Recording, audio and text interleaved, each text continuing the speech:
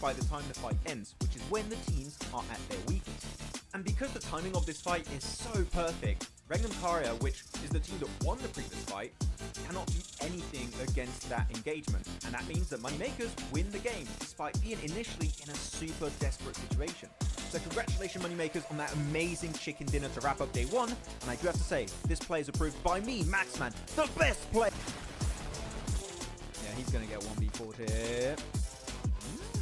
No faith. He doesn't have a DBS, man. That's the thing. The DBS is the clutch.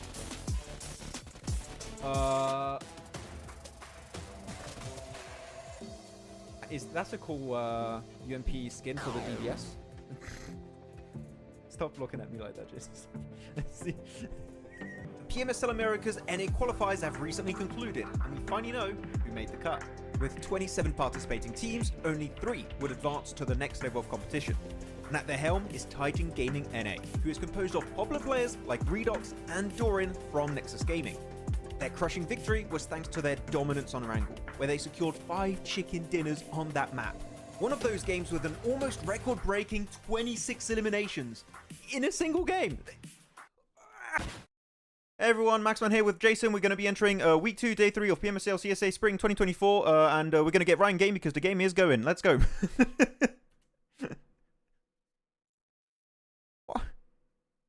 Best intro ever. Kind of intro I've come to expect. No, we had some little tech issues here on pushing the stream out, but it is fixed. We're good. Please tell us. Thumbs up in the chat if everything's working. But we're right into our first game, then Sanok. And it's towards Barn, which is very interesting. And also, our map feed doesn't work, so I don't know what's going on exactly. But Everest has got 5 elims. That I do know. And IHC was eliminated first.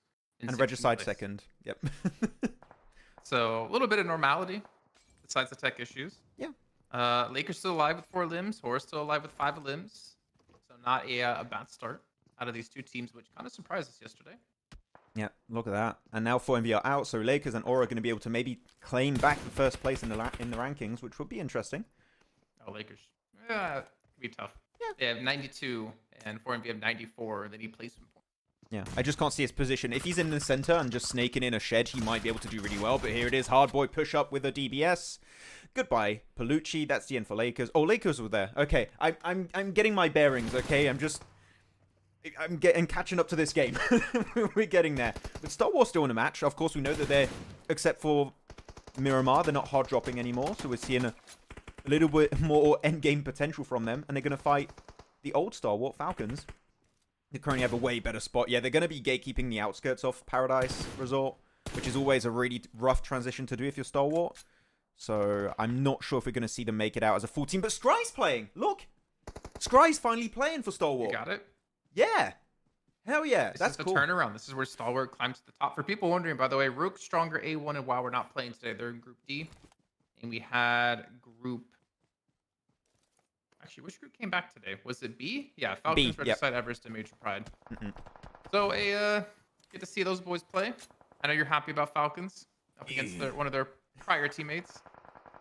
I'm really stoked about them being able to play. Though we did lose then Top and Icy earlier. Not sure how that happened. But they still have 7 eliminations, which, you know, that's a big win. You like to see them get a bunch of eliminations in these matches. Though the next transition is going to be tough because they do have to cross the road.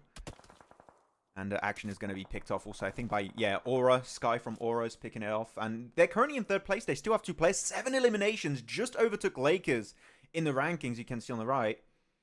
So, man, it's still going. The race to overtake 4MV in the rankings is happening in the very first game. We could be getting there maybe with Aura. And that was our question for today.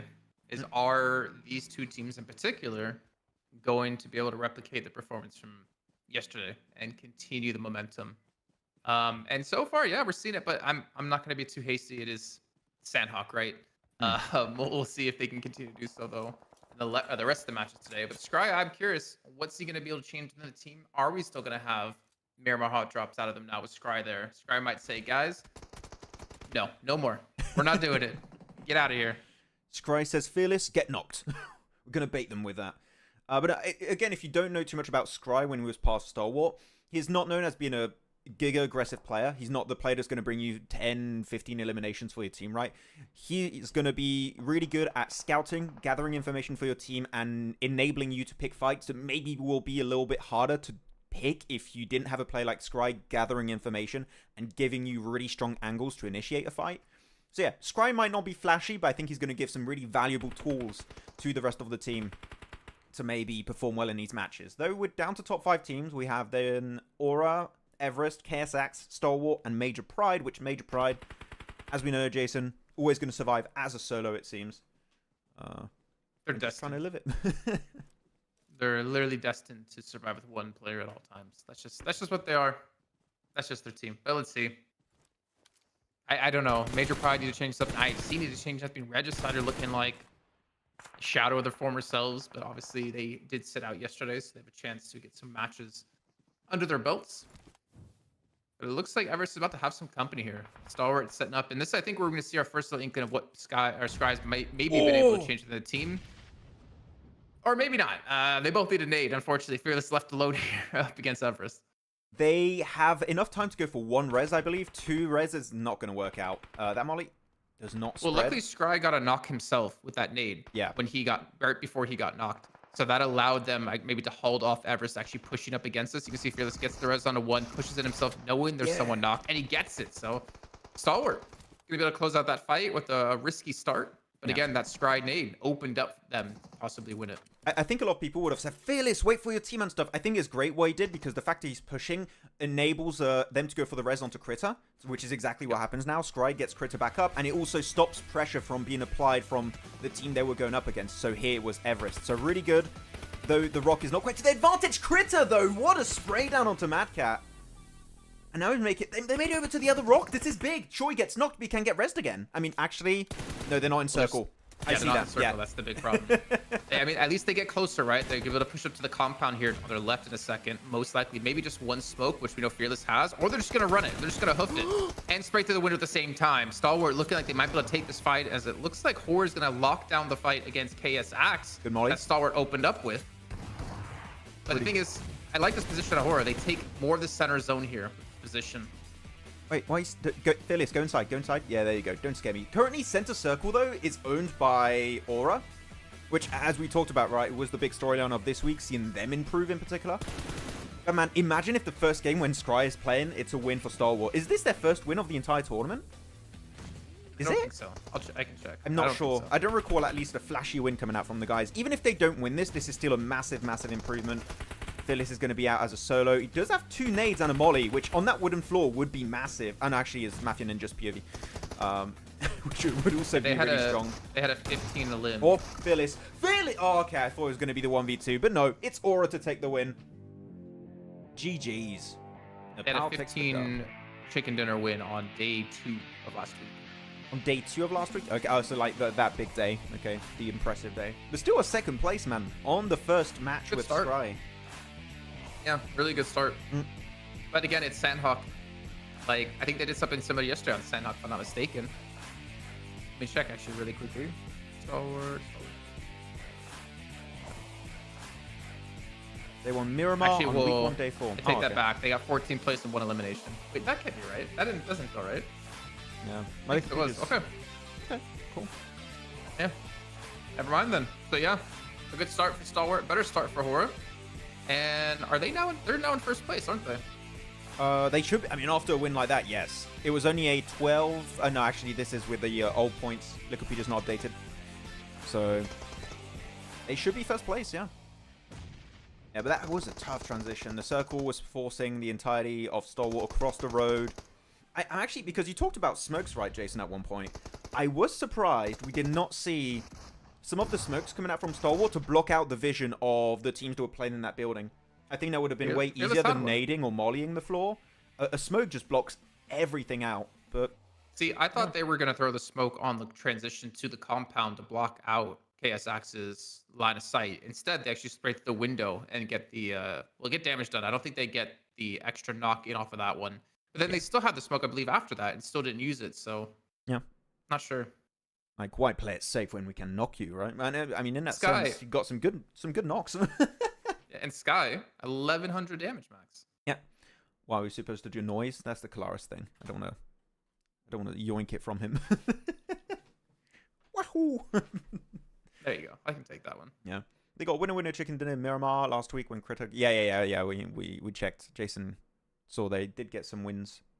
The unfortunate part is we kind of missed with all the tech problems at the beginning, like where everyone went, what happened in the very early game. We kind of joined at the very end there. But at least we joined in. At least we made it in time. Yeah, we're in. We're good. We Gucci. Wait, everything's connected on my side for the chat. Yeah, we're good. Okay, we got everything connected. But yeah, again, apologies for the slight little tech issues, but we're here now. We're covering the rest of the day. We're good to go, and I need to put the music back on. Man, I'm lost now. What do I do? That's okay. Ooh, thought my mic stopped working. No. You're good. You're good. Yeah, tech problems are always annoying. But it is. Still got some replays. Let's see what happened. Let's see what happened in these replays. Okay, so we did have the 52 IHG fight, and as you said, IHG did get eliminated, and they didn't get a single elimination off the back of that.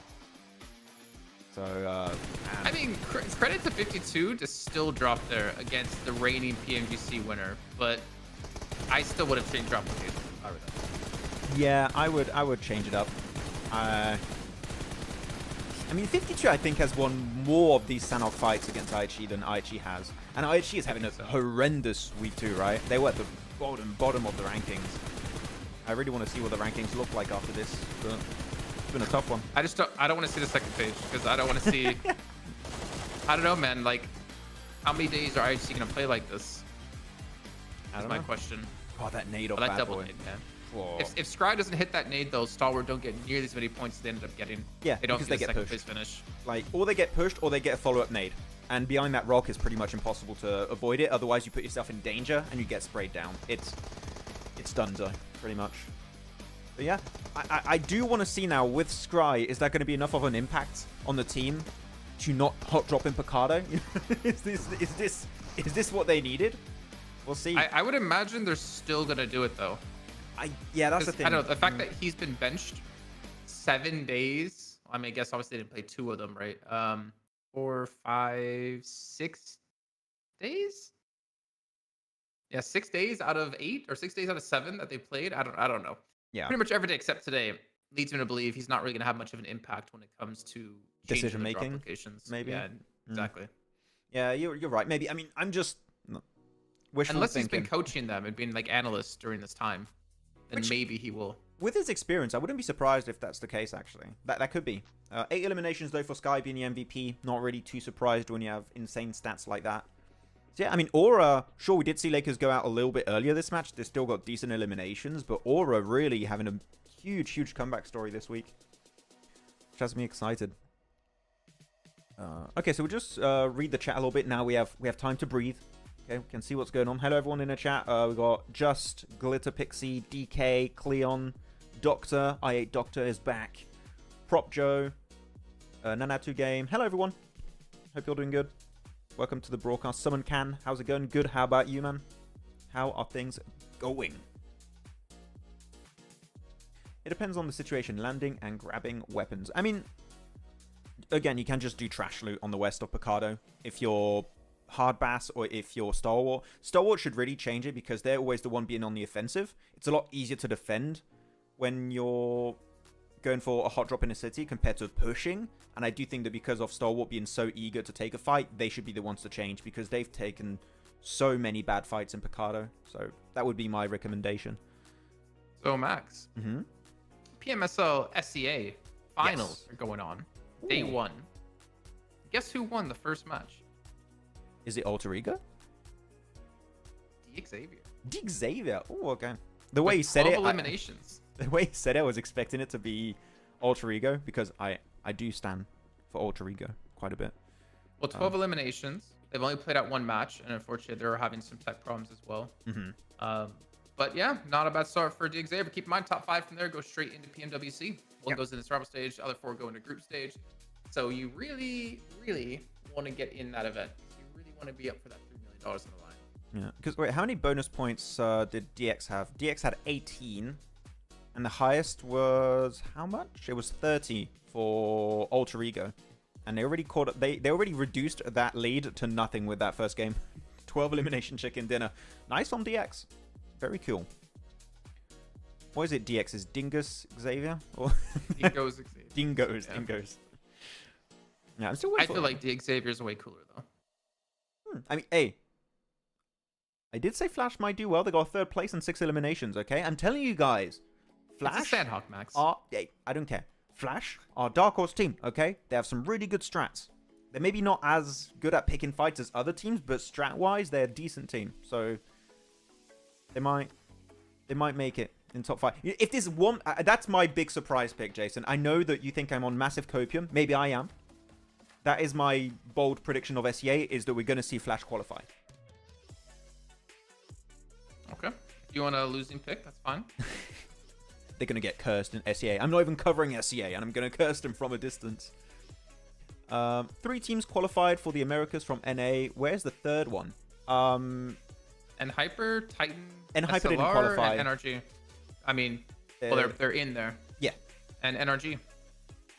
NRG picked up... Who was it? Taco Lovers? NRG picked up? Fate, J7, Spec, Mellas, and Telly. I think that was Taco Lovers. Hola, Maxman. Hello, Mr. Arsalan Abid Khan. Hello. Mad Balls were on fire yesterday. Yeah, Mad Ball. I got a little thing ready. If Mad Balls get a win today, I got something ready for Mad Balls. So we'll see if it happens. They were Nemesis before? Were they? I don't know. I'm looking. I see the North American qualifier. Point rankings, by the way, on board. So we've got 23 points here coming in for Aura. Stalwart's got 13. Everest 10. No, Also, they were Nemesis. They were Nemesis? Okay. They were Nemesis, yeah. I remember. Taco Lovers. 24K, Pika Rise, Baby Tang. I don't actually know what happened to them because they're not playing. Maybe I guess Energy got the spot because they couldn't travel or something. Maybe something happened on that front. I remember something about that. I wasn't looking into it too much. Leroy, Varel, Maxman, did you talk to Stalwart owner? Because Scry is back. I did not. I've been talking to their social media page, their Instagram page. Pretty. Not in the best way, but I've been talking to Stalwart a little bit. But I've been sent on the broadcast since day one that they need to bring Scry on the team. I think it's a mistake to not bring in a player as valuable as Scry and that has as Max much is just experience being as modest. him. Yeah. Max is secretly the coach for the team, and he's like, am. I've had enough. I'm putting Scry in. All these stakeholders in Stalwart can shush. Yeah. Let him cook. Let Scry cook. He's cooking. Over in Americas, by the way, we got Inco in first place. Ooh. Team Liquid in second. Alpha 7 in third. I think the big one for me is Hyper in fourth, beating out Furia, Death Wolves, Team Queso, and then you have the NA teams in 15th, 16th, and 10th for NRG. But it was a bonus day, because remember they have bonus days over there. It was a bonus day for Group A. Yeah. And Inco was in Group A. So big day. I mean, that makes sense, right? It'll even out at the end of each week. In the middle of the week, the rankings are always going to look weird until the last day. Yeah, the fact that Team Liquid and Alpha 7 are in second, third place, only like 12 or 21 points behind, and Inco had double points. Oh, they didn't have double points, the other teams? No, only Inco had double points. Oh, that's a statement. It's like, you get double points, we don't care. But the thing is, for Inco, they had a second place with 9 eliminations, a second place with 11 eliminations, a first place with 8 eliminations, a 12th place with 6 eliminations, and an 8th place with 1 elimination. So they were a lot lower than this on the leaderboard for sure. Yeah. And Hyper and Furia, they're in 4th and 5th place, but they're also Group A. So you would expect getting double points if you're a team that really wants to contest. Like, you really got to go big on that day, and I would expect them to have been a little bit higher. But yeah, it's one of those days you want to get a back-to-back chicken dinner, and you'll do well. Actually, what do you guys think of the America's format point system? I personally don't hate it. I want to see how it works out this entire season and see if I like it. I think it's a bit early, but I think entertainment value-wise, it's fun. I really enjoy like the kind of storylines it can build. So please tell us what you think. When will the game start? It should be. Let me check the timer. It makes it really hard to predict things when you're in the last day of the event, because the Group D has points on the last day, and it's like you can't feasibly give a proper prediction, because if you're in Group D, which like Alpha 7 are, you know, they could be in like 8th place and still come out and win because of double points. Yeah. So it's really hard to like make predictions there. Yeah, it is hard to make predictions. I just find it fun as a format. I just think it's a real fun format to look into instead of the more serious battle royale format we typically have. I think that the fun value is definitely there. Do you guys think Maxman looks like Steve Jobs? Are they relative? Maybe. I didn't inherit anything. Hold on. I wish I had access to production, actually. No. I would put so many things on air. Like a picture of Steve Jobs. Everyone says I look like Chris Pratt for some reason also. Do I look like Chris Pratt, guys? Look at Are they all blind? Yeah. I don't know. That was something I was told all the time I look like Chris Pratt. I don't see you it. and Steve Jobs have a similar hairline. True. I mean, didn't he go bald at one point? This type of bonus points just ruins the fun out of the game. The point system should be the same all over the world. Okay, that's fair. That's fair criticism. I think that you want to try and keep an homogenous point system over the entire world with all the regions. I get that. I definitely understand I think the format should be the same. Yes. Around the world, for sure. I don't think it should be tested in an actual PMSL, right? Maybe in a smaller event and see if it's successful or not, then try it there. It's just so weird for me to have teams qualify to an event through different ways, like through different formats. I definitely agree with that. I agree. Our game should be starting very soon, by the way, in the next minute or two. Just so you guys are aware. Kaplan username looks like Japan. I misread it as Japan first time. Okay. Hello, Japan. Wait, what? Jason Japan. What? Like your Insta tag is J Kaplan. They read it as Japan, I guess. Yeah, man. I don't know. If any of you work at Instagram, help me out, man. The person who has J Kaplan hasn't used the account in years, and they're from South Africa. Because there's a phone number linked to the account. I didn't make it. Rip. He's gonna ask for a ton of money to give you that tag if you ever get in touch with him. I've messaged them and they don't respond. Rip. I mean, Maxman was taken too, and that's why I had to put the 30. Otherwise, no. So did J Kaplan 30? Yeah, I think you should. And just update it every time you get older. Increase.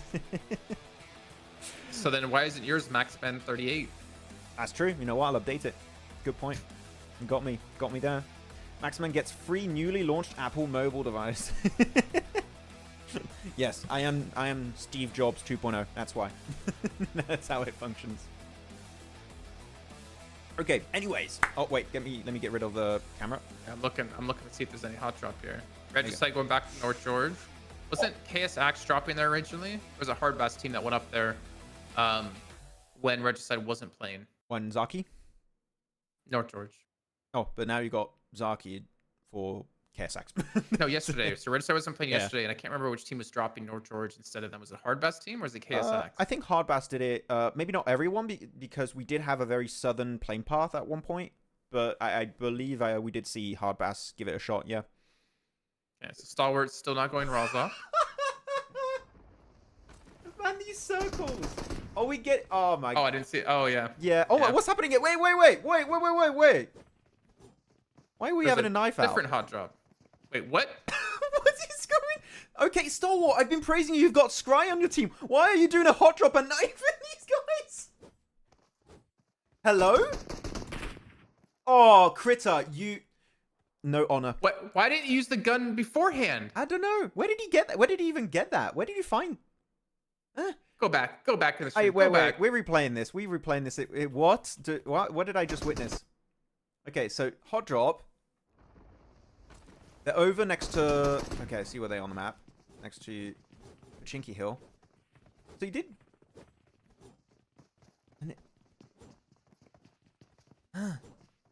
What am I?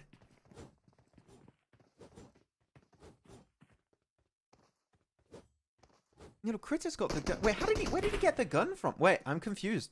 Wait, wait, sorry, we're replaying this. So someone was shooting it, and I think he got knocked. No, I thought Critter had it. Okay, maybe Palucci had it, and then Critter went to go loot it.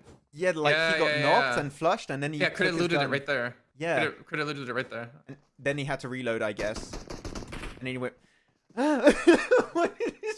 This is the weirdest start of a game I've ever seen. Look at them on camera one more time. Just watch them on camera really quickly. One more their reaction. time? You don't have to see the whole fight. You don't have to see the whole fight. Okay, just the reaction. Right. Was it Lemons like, what the hell?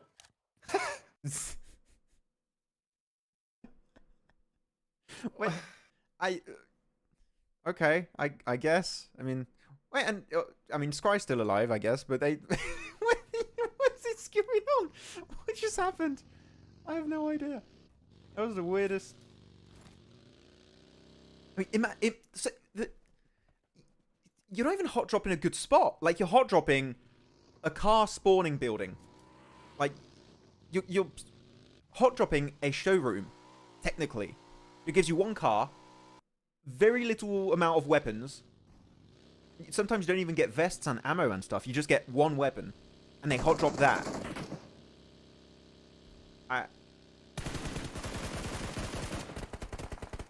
I don't know what to say, to be honest. This is the first time I'm like... I am genuinely confused. Okay. Nice. Do you guys know what happened in chat? Please help us. I don't know. I am perplexed. Yeah, I mean the plane path.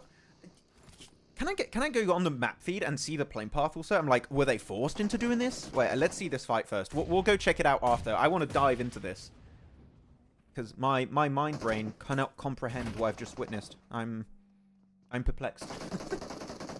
Okay, you got Regicide. They did a very quick rotation from Northern George, then right into KSX. I mean, actually, yeah, they left Northern George, went higher north to gatekeep Zaki rotation from KSX. This is weird too. Nade. Yeah, very good nade. But this is also a really weird fight. Why are we having a fight they here? Went into Zarki to fight KSX. Like, what? What? The guy with the gun got knocked early. Yeah. And then he got looted. You don't have enough guns for the entire team. It's so not weird to have... Why would Regicide drop North George just to go into Zarki to fight KSX when the zone is military? It's like, who cares about... I swear... Oh, are we gonna... That was close. If that second shot connected, that would have been Vaz out, possibly. Noki even knocked himself. I don't know if you saw that. He knocked himself with the nade. This is the weirdest start. He got a nade a limb earlier. He got a knock and a limb with it earlier, so I can let that one go. What is that? Okay, they popped the boat. What is that skin on his QBZ? That's a cool skin. Awesome. And his backpack. Look at look at those skins. Okay.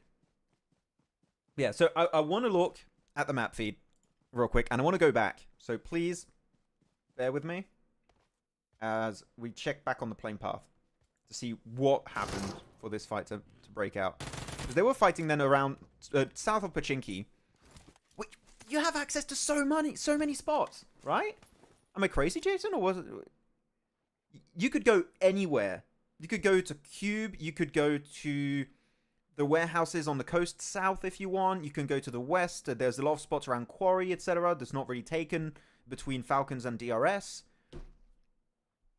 But you hot drop a single building that spawns one single gun. Oh. Uh-oh. That was 4 seconds there. Did you stream up? I think you sped up your map stream there. Yeah, a little bit. For a second. I was like, wait, my map stream's way behind that right now. I had to double check. Oopsie. I don't know, man. I don't know. Maybe that's just the start of what today might be for Stalwart.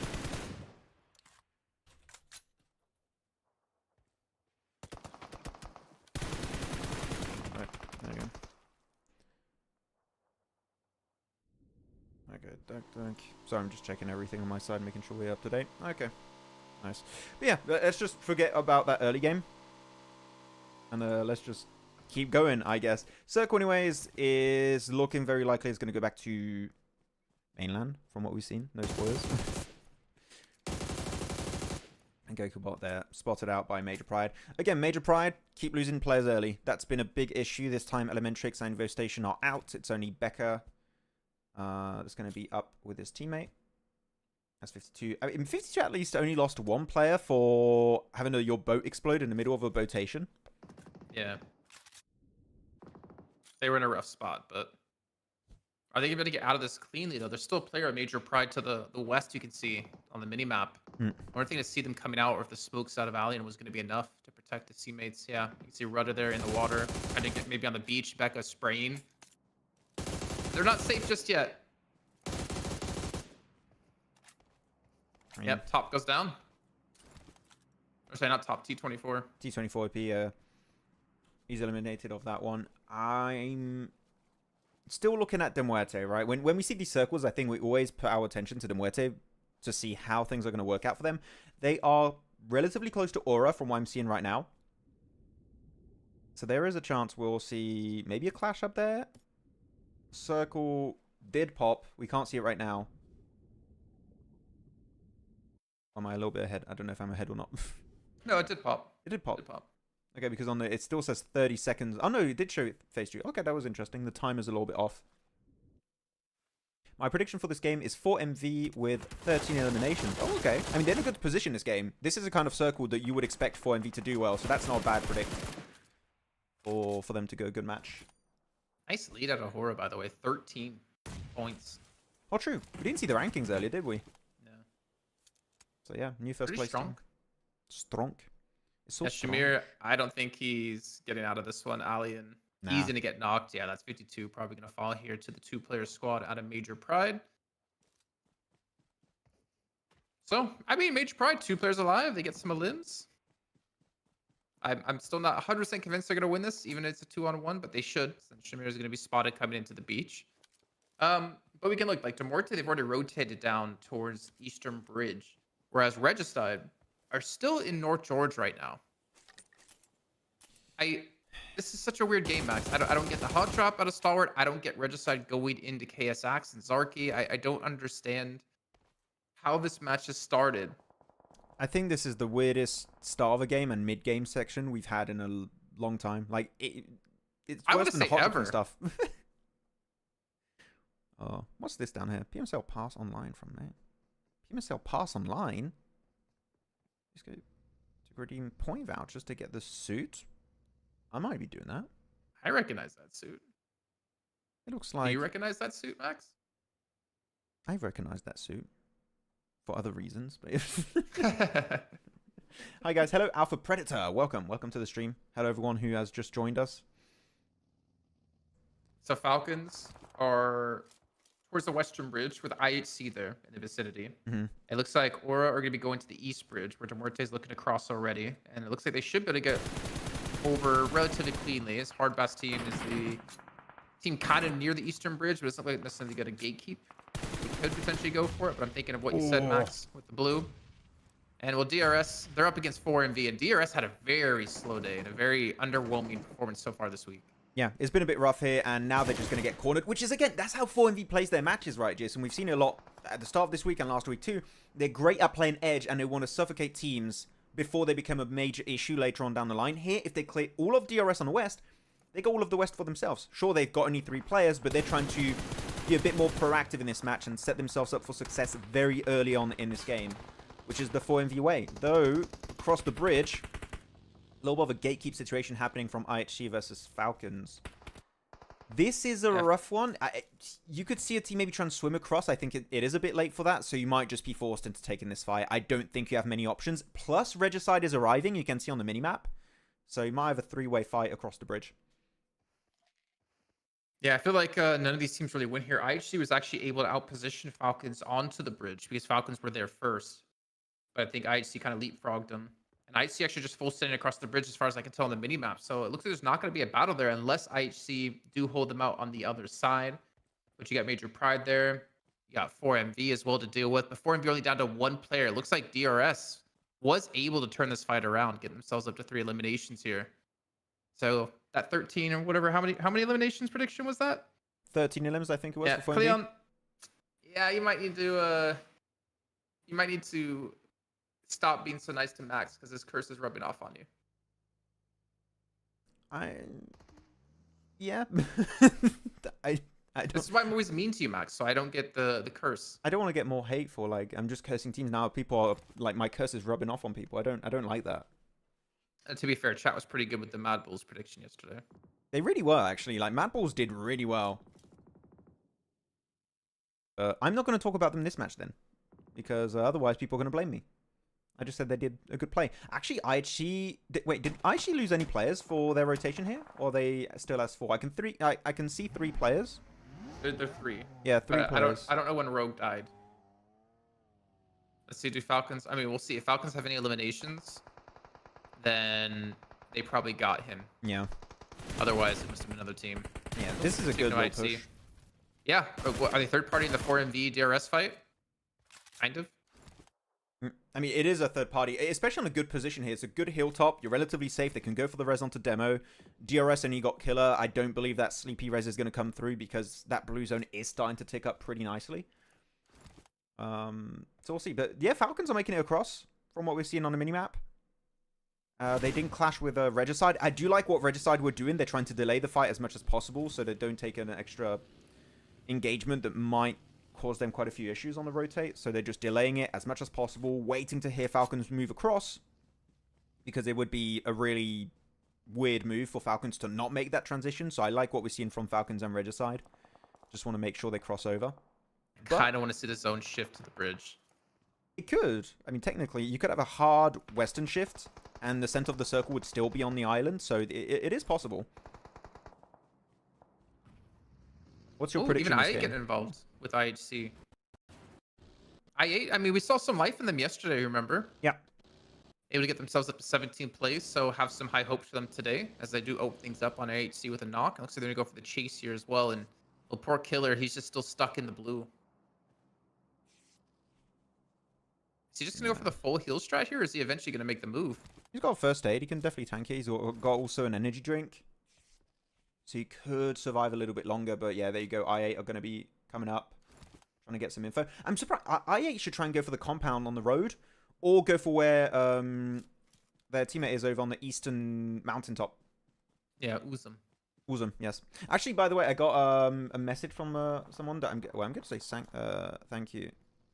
I got a message, but there wasn't an audio message. Yeah, from Hamad. Thank you very much. Told me how to say it. Appreciate it. Did you get a voice message? Yeah, wasn't. I have to accept. You did? Yes. What? I got it. I didn't get a voice message. I got a voice message. So thank you very much. On the assistance. Now I know how to say his name. Very cool. So, oh man, the East is going to be clustered with teams. You got, who is that? Everest. You got Mad Balls. You got Aura. Also, I do like what Hardbass are doing, trying to avoid a lot of those altercations, trying to go the passive approach. But what about De Muerte? Actually, yeah, De Muerte got there. Wait a second. How did they get there? Was that Eastern a botation Bridge? or Eastern Bridge? No, Eastern Bridge. Eastern Bridge. Okay. But they're quite split. It is a bit dangerous, but I don't think they expect to win this game. Which, well, speaking of danger, oh, Regicide might be in danger. I saw devious shot onto top to knock him. And Falcons do have 2 players on the backside of the bridge to help them out, so I think it's Regicide. They can't really peek on the main part of the bridge. the nade no. You do have like a vehicle or 2 to hold behind. Incoming nade. Oh. Great nade. Oh, back to oh. The one-on-one trade. I mean, Vaz is going to get the res onto Noki, so they're going to have an advantage initially. I don't think they can go for the res onto action. They still have 2 players for them, but this is too much of a commitment. You might as well just try and survive as 2 players. Go for the circle. Because here, Roshan is going to get rezzed up too. Things aren't going to look good. Though in the circle, in the picture-in-picture, outside the circle, actually, you got a fight of Aura versus Hardbass now. And it does seem like we're seeing Hardbass losing a few of the players, but winning the fight versus Aura. As Aura now down to... I can't quite see in the elimination feed, but it's not going too well for the 2 teams. Wait, Nazed? Not going well for Regicide. I mean, they're just ticking away in blue. It's 2 easy knocks. Guess just delay this as long as possible. And there's no meds left for Vaz. Just down to blue.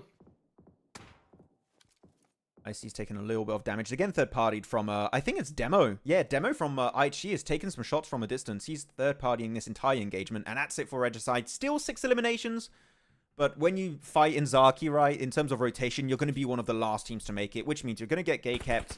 I don't expect a good game from teams dropping up there.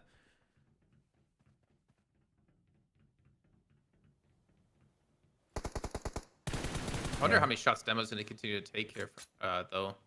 I mean, he's been solo for a while. I don't know what his ammo count looks like. Killer made it in, by the way. Just to bring our attention there really quickly because we were talking about how low on meds he was.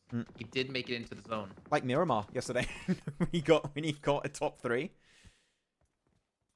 Actually, no, he got top 2. Even better. That's a big shift, though, for a lot of these teams in the south. Demorte, I8 gonna have to make a move. Major Pride, looking like maybe one of their better games. The only compound in the zone. This is very... We can hear, by the way, some stuff in your background. I think. No, this mountain in the middle is really strong, but of course the main issue is that you're just going to be spotted from multiple angles. If you, I don't know, let's say Everest, and you go center, Mad Bulls have an angle on you on the east. Major Pride have an angle on you on northwest, and southwest. Sorry, you're going to be having I8 and Demuerte, whoever wins that fight. So you cannot play center circle right now. It is a dead spot. You need to make sure you eliminate teams on your location before making that transition. We are seeing IQ from I8 going though. Well, Icy's already there. Yeah, it might be a little bit early. I think it's very risky, but you can transcend it. It's like, who was fighting against Aura on the east side? Was it Hardbass team? You said earlier? Yeah, I think it was. So both teams come out with just one player left alive. And then Mad Bulls are still there on the east side with 3 players left. I think Mad Bulls. Mad Bulls are I8. I think it's kind of a cop-out. I mean, Mad Bulls are going to fight Everest right now, so I'm not quite sure how that fight's going to work out. I mean, look at that. Fleek is just getting picked away. Aura gets the opening knock. Wait, actually, Sky was just surviving as a solo for so long, and he just went for the backstab play. That's impressive. Have to confirm as well. Extra point. Yeah, that's going to help out Everest, actually. They still have 3 players, Elios, Hardboy, and Fragger. Zerich is like, okay, we're not going to win this. Let's just send it to the middle, find a dip, survive until the late game, while Dimwete are trying the same. But, okay, that's an impossible rotation from what I'm seeing. There are too many angles set up by IA, and it seems like the leapfrog kind of worked out. That's it for Foopsman, and Dimwete out in 9th, and IA's starting to rack in some eliminations, but man, Zerich! He's solo, but he's still like trying to pop off this match. I mean, he's been popping off, I think, this entire event. Even posting a clip with us in it. Yeah, very nice. I think he took that from someone that posted it and just yoinked it so. and posted it on Insta. Can even tag us. Yeah. I swear we've had so many of those edits of people just making our face, like the troll face meme. Oh, I mean, that's just my normal face. They're not really editing much. They just removed the filter. It's like, oh no, put it back on. Put it back on. IA should step up their game. IA did step up their game at the end of yesterday. So we mentioned it as the big storyline for today. Also, we want to see a continuation of that, possibly, for them, Aura, Lakers, possibly. And look, Aura again. 4MV are out, Lakers are out, Mad Bulls, Demuerte are out. So this is an opportunity for them to lengthen their lead once more. Maybe not by much because they only have 1 player, but the potential is there. I mean, there's like 4 teams, including them, down to 1 player. So you can easily shoot up the rankings quite a bit here if you could just somehow stay alive. It could be an opportunity. Because I'm looking at his position, actually. I think he's on a shed, right?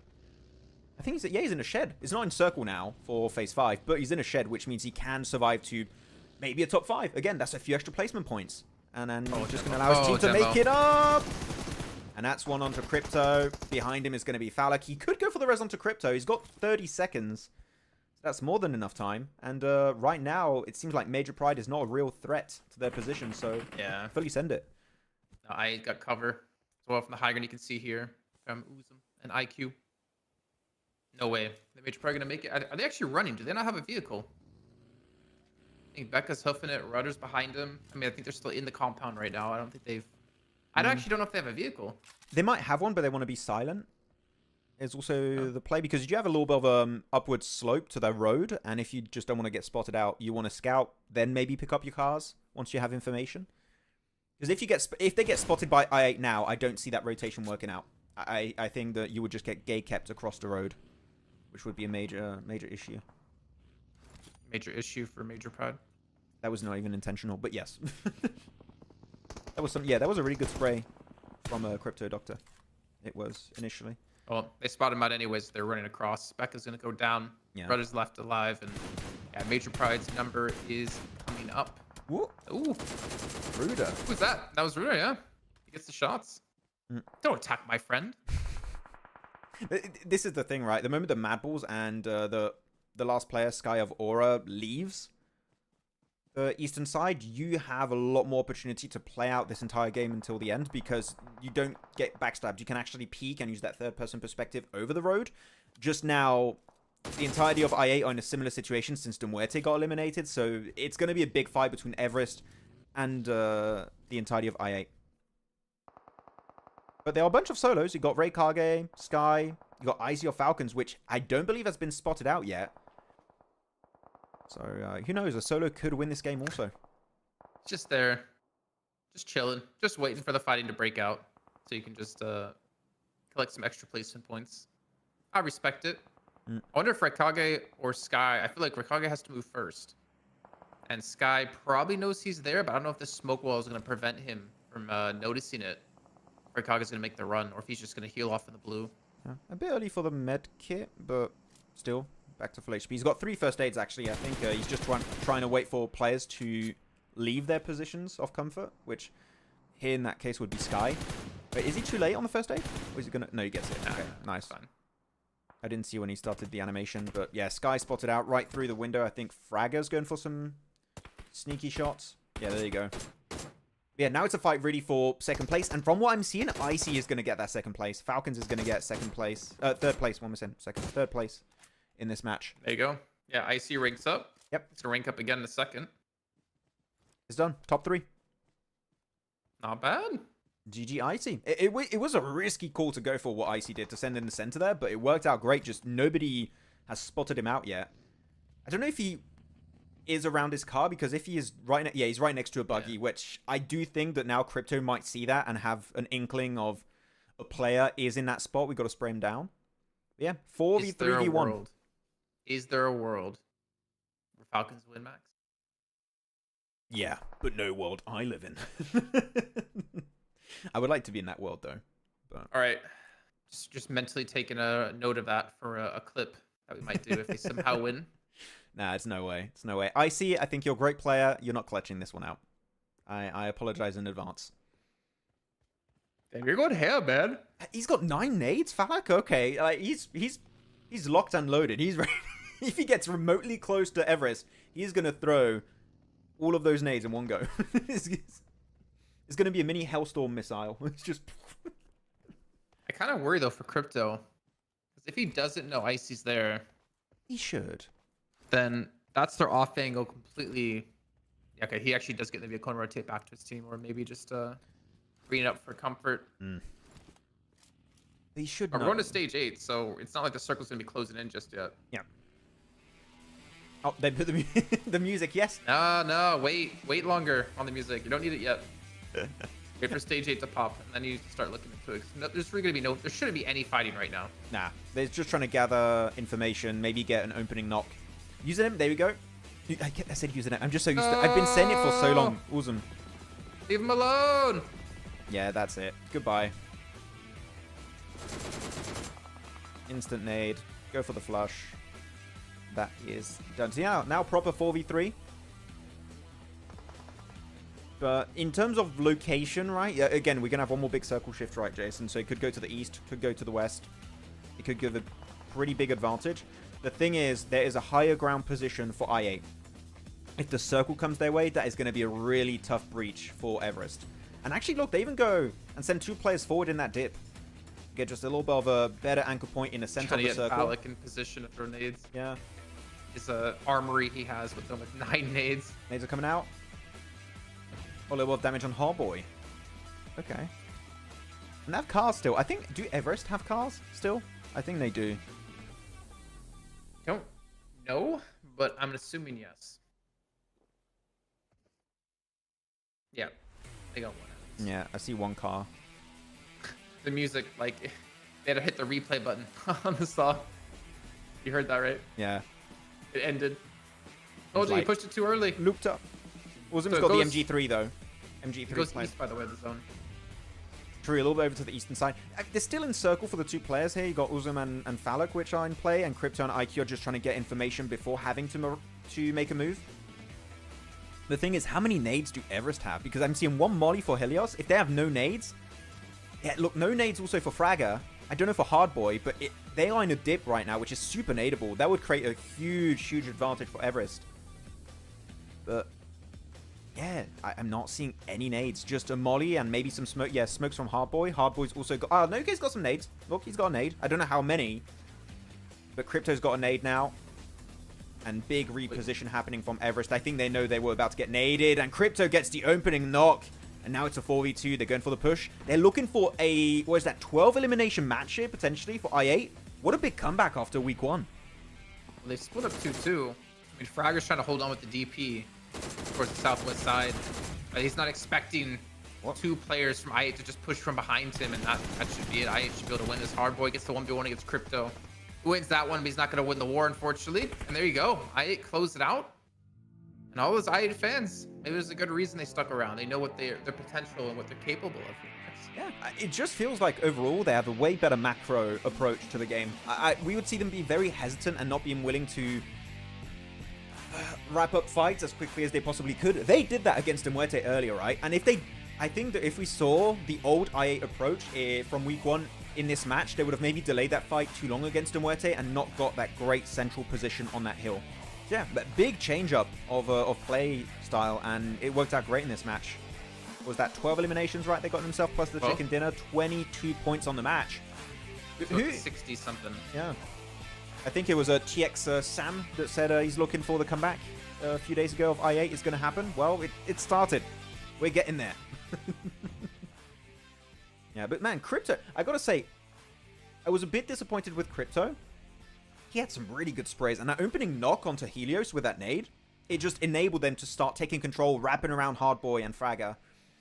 Like, there was some good spray down from Hardboy and Fragger, but yeah, you just get overwhelmed because they have that strong 2-2 split. And then they have 2 strong angles around Hardboy. Even though he does get Crypto, he's getting shot from the back. Nice win coming out from I8. Yeah, that was as close as can be to textbook play. I don't see other ways you play that for I8. They get a little bit lucky because Everest don't have nades. I feel like if Everest have nades, it's a little bit up in the air as to who wins it. It's very rough because you are playing a dip. But at the end, I8, dominant performance, straight up going for the 2-2 split and just obliterate all of Everest. GG's. Don't let the ending make you forget, Max, about how that match started. Yeah, I wanna forget about... Just saying. I want to forget about the knife fight. Just please forget about it. I want to see all the memes that will come out of that. We might have to make one too. We'll see. Maybe there's meme potential there.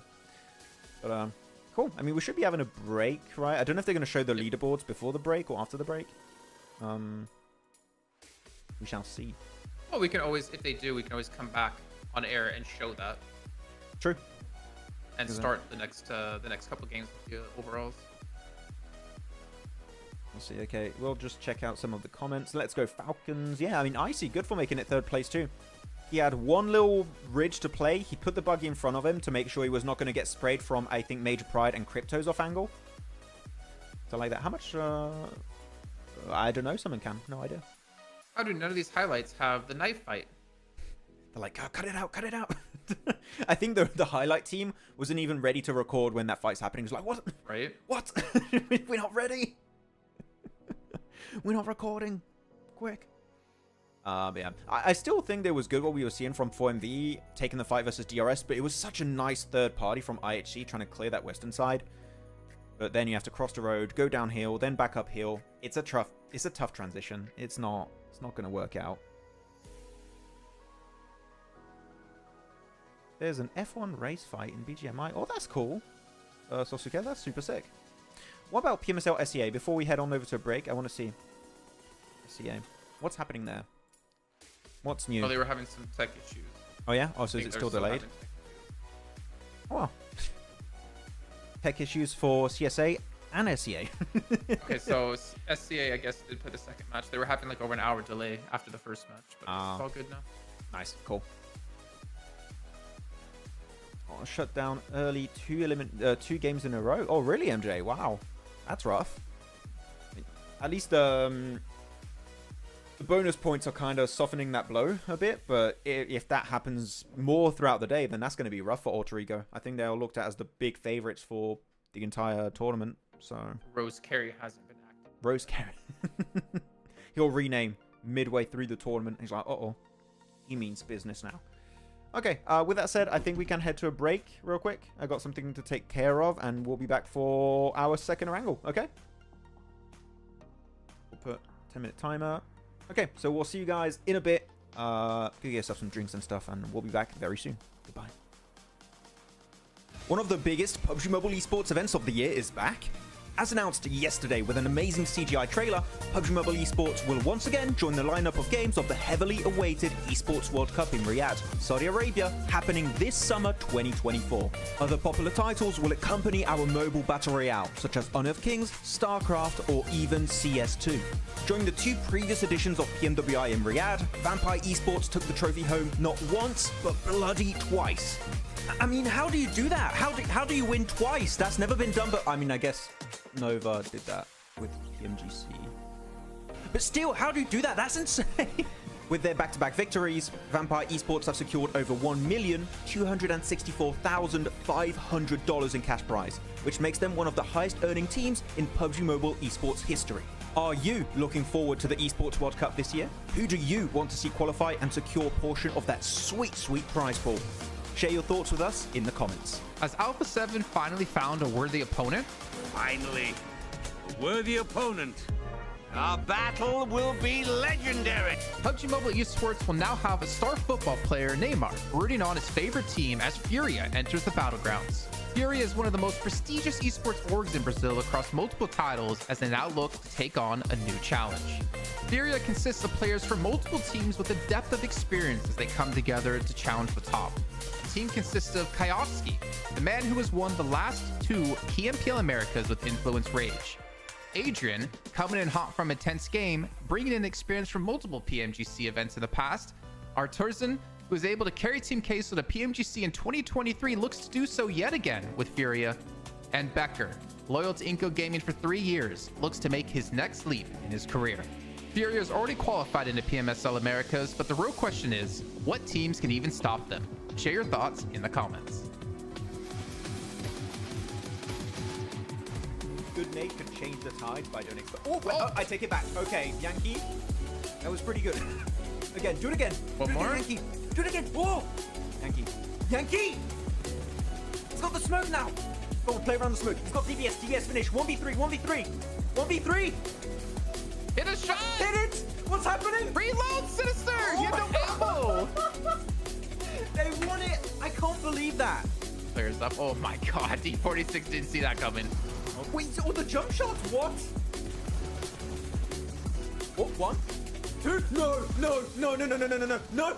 There's no way! 52 wins it! You must be joking! You have to apologize. You have to apologize, son. Gyonti. No, DBS close range. Oh my god. Moneymakers just pulled off the best play in PMSL EMEA so far because it's only been a day, but it's really good. Just check it out. So let's paint a picture real quick, okay? Moneymakers are in this warehouse, edge of circle, and this spot clearly is not going to give them a win. Maybe a 3rd place at best. In the circle, you have 3D Max and Regnum Caravra, which are about to initiate a fight for the win, which means they aren't quite focused on Moneymakers at that point in time, which is exactly what they want. The instant the fight breaks out, that's when Moneymakers decide to make a push into the circle, and they are ready to engage by the time the fight ends, which is when the teams are at their weakest. And because the timing of this fight is so perfect, Regnum Caria, which is the team that won the previous fight, cannot do anything against that engagement. And that means that Moneymakers win the game, despite being initially in a super desperate situation. So congratulations, Moneymakers, on that amazing chicken dinner to wrap up day 1. And I do have to say, this play is approved by me, Maxman, the best play. Yeah, he's going to get 1v4 here. No faith. He doesn't have a DBS, man. That's the thing. The DBS is the what?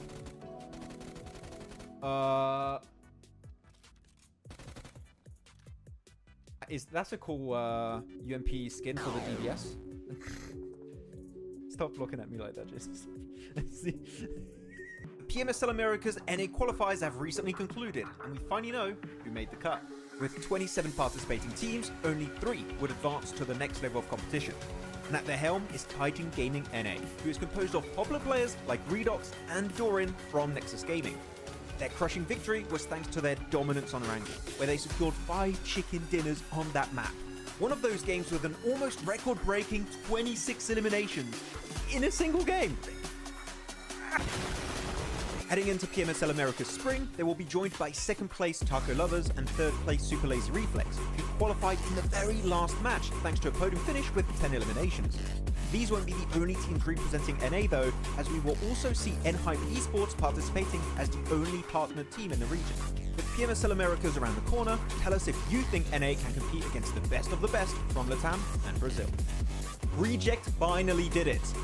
During PMGO 2024, Team Reject from Japan finally secured not only their first international trophy, but also the first for their home region, by beating global superstars like Alpha 7, Nova Esports, and many, many more. They are currently one of the oldest orgs to join PUBG Mobile Esports, back in late 2018 where they were known as Reject Scarlets, with some of their old players who still remain to this day, such as Sara and Duello. Before PMGO though, the highest rank the entire region of Japan has ever reached at a global event was back at PMWI East 2021, where Reject finished 9th. And on top of that, Regio Seal took home the MVP trophy, which is also a first for the team and the region as a whole. That's a double achievement in one event, by the way, so pretty good. So tell us in the comments, do you think Japan can repeat this success in future big events like PMWI or PMGC? One of the biggest roster changes in PUBG Mobile Esports history just happened. So this team has a very special place in my heart because they've been my favorite team for about 2.5 years now. The previous Stalwart Esports roster, composed of esports veterans such as Top, Action, Nuzed, and Icy, have just been acquired by the biggest org in the Middle East, FALCONS Esports, who are sure to be able to provide everything the roster will need to play to the best of their capabilities. After a bunch of very close calls in the past global events, such as PMWI and PMGC, FALCONS Esports have everything they need to conquer the battlegrounds heading into 2024. Do you think, just like me, the #1 Stalwarts fan... okay, Falcons... My bad, we'll have to get used to that one. Anyways, do you think the squad can finally bring home the PMGC trophy in 2024? Tell us what you think in the comments. I think we just witnessed one of the most anticlimactic fights in PUBG Mobile Esports. Just check it out. Over the wall, hangs around the side of the building, just playing with the members of Nexus.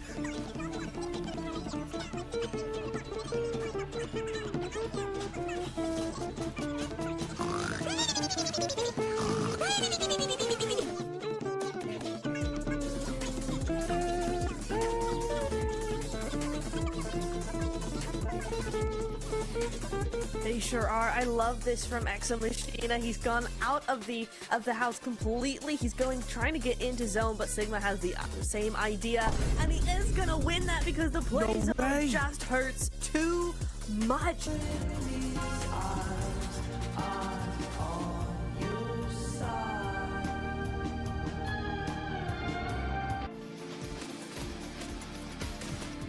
Don't go solo, man. If you get knocked, I swear. Don't get knocked. Good. Okay. DK, what are you doing here in this match? Come on, Refus. Redeem it. Redeem it, Refus. Redeem it. Oh, he got... Wait, Refus, he got 2? 1v1. He has 3 nades. He has 3 nades, but he's behind a crate. It's gonna be so... Whoa! Oh, he got it! OMB! The redemption arc begins! Right side, come on. Oh, UG, okay. UG's got a great angle here. Got good neighbor? Maybe? Oh! This is a very important fight. Oh, that nade. Oh, yeah, oh my god! Either. Oh, I didn't see it. It looked away. Doc just threw the nade through that window at the top and it just went perfectly right on top of Madballs. That was amazing, Doc. Oh, no. Oh, he's going to destroy him. Nice oh my god, D46. That was perfect. Hello, everyone, and welcome to Too Lazy Didn't Watch for PMSL CSA Spring. Max and I are here to give you a quick knowledge blast of what went down in the spring season, and of course, get you ready for the summer season kicking off on May 8th. Looking at one of the top contenders of spring, Ultrigo were playing at their peak, especially during the league stage where they qualified with ease. That was in large portion thanks to Rosemary and his dominating presence on the battlegrounds. This enabled him to win 3 out of 4 MVP awards as he went full-on gear second in the finals, eclipsing the entire lobby. Unfortunately, they fell short as they secured second place, but they then put on full display that this team has what it takes to secure a future PMSL title. My only hope for the future is to see the team stick together a little bit more in their games, which will then result in them getting way more chicken dinners in the long run. All eyes were back on BTR as the Twins have rejoined the roster after 207 days. Their league play all boiled down to one word: inconsistent. Whether it was their results or the roster they were fielding, BTR wasn't able to dominate the lobby. Flash forward to the finals, BTR was still one of the few teams to consistently swap around their starting roster.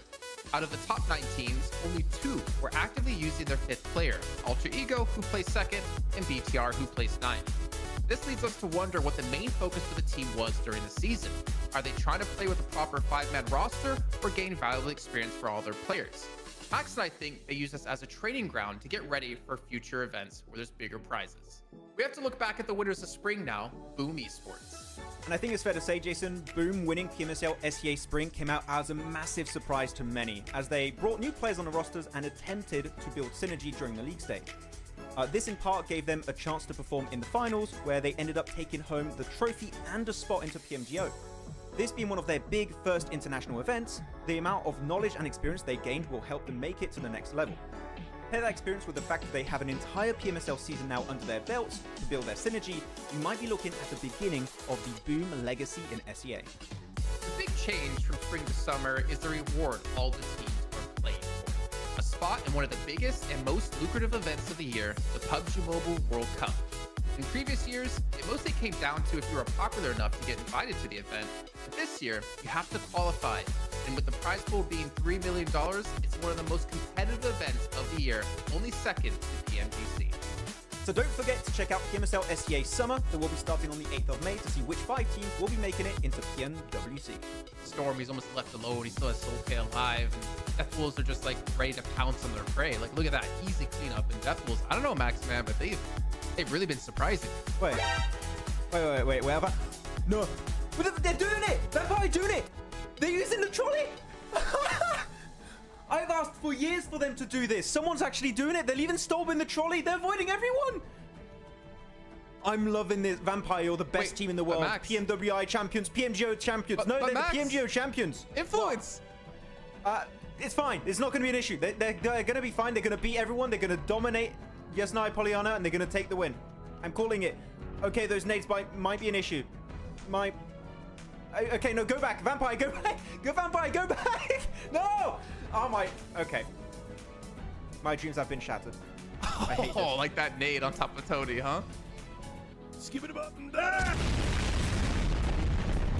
Hands down, Jason Rosemary for sure. Max is gonna be happy. MVP title.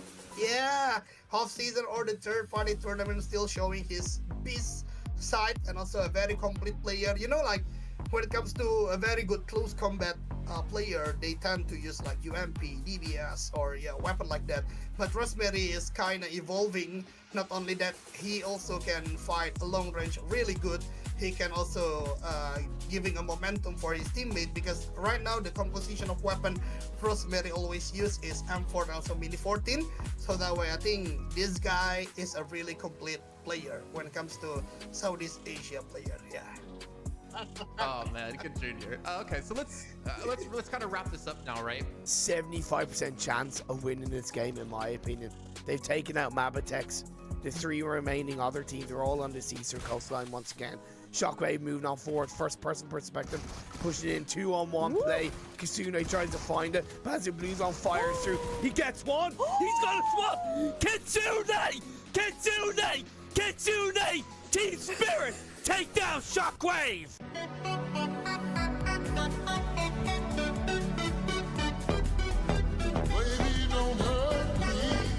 A new org is ready to make a splash in PUBG Mobile Esports. Brazil has always remained one of the biggest regions in PUBG Mobile Esports, and the shift from PMPL to PMSL has caught the attention of major orgs around the world. Alongside super teams such as Alpha 7 Esports or even Influence Rage, Team Liquid have made their entrance into the scene as a partnered organization for PMSL Americas. TL have acquired the second best performing Brazilian team at PMGC 2023, Loops Esports, as they now look to drown out the competition. The roster is comprised of Ayala, Cardozan, Chief, and Mythic. They had the best performance in the group stage of PMGC with the highest points earned out of any group. This was quite a feat considering they had world-destroying teams like Alpha 7 and Stalwart Esports to compete against. After such a performance, Team Liquid are sure to be thirsty heading into the 2024 season. How do you think they will fare up against their Brazilian counterparts? Share your predictions with us in the comments. Did the next PUBG Mobile Esports Super Team just get announced? Team Spirit, popular esports team known mostly for the presence in Dota 2 and CS2, have made their PUBG Mobile debut, and with that have released details of a killer lineup that will shock the world. This team will include 3 players previously from Major Pride. Effect, the rising star from EU who took the competitive scene by storm. Nomi, an incredible fragger always ready for conflict on the battlegrounds. And Naomi, the backbone of the squad able to set up his teammates for success. And of course, fragging power is important, but they will need brains to make this all work. And we are back, ladies and gents. Thank you so much for waiting. We are ready for our third match of the day. Erangel number 2. Are we going to have a knife start again? Hopefully not. But it's me and Jason back at it again. I forgot to go get my knife actually from the kitchen, so I'd be more prepared for the start of this game potentially. Yeah, I don't know, man. Hot drops. Are we gonna continue to see them happen? We had quite a few this time. We had again Regicide doing that weird rotate into Zarky to fight KSX when he didn't need to. Very odd first Erangel of the day. Yeah. I mean, which one was weirder? The Regicide fight or the knife fight? Hmm? I think the Regicide fight. Really? I mean, the knife fight's already pretty weird, but like to go out of your way like that to go fight a team and then rotate in, I think that's weirder in my book. You're wrong. I disagree. No. Come on, a knife fight on one building that spawns a car. It's a little bit weird. By a little bit weird, but I mean, think it's very weird. I think it's weirder to go out of your to rotate away from the zone that was military island to go pick a fight in Zarky. It's like pretty much the same plane as well. Yeah, pretty similar. Are we gonna see the fight in Southern Pachinki? Tell us, guys, what do you think was weirder? I'm gonna laugh. Yeah, I want the opinion of the chat because I disagree with you, so I want other people to back me up. What was weirder? The previous fight? Regicide versus KSX Nizaki, or the knife fight we had in the early games south of Pachinki on that one building with Lakers versus Stalwart? What was weirder? Tell us. Also, we've got a few comments of people in the chat we're going to cover, I think, while we're waiting for the drops to come through.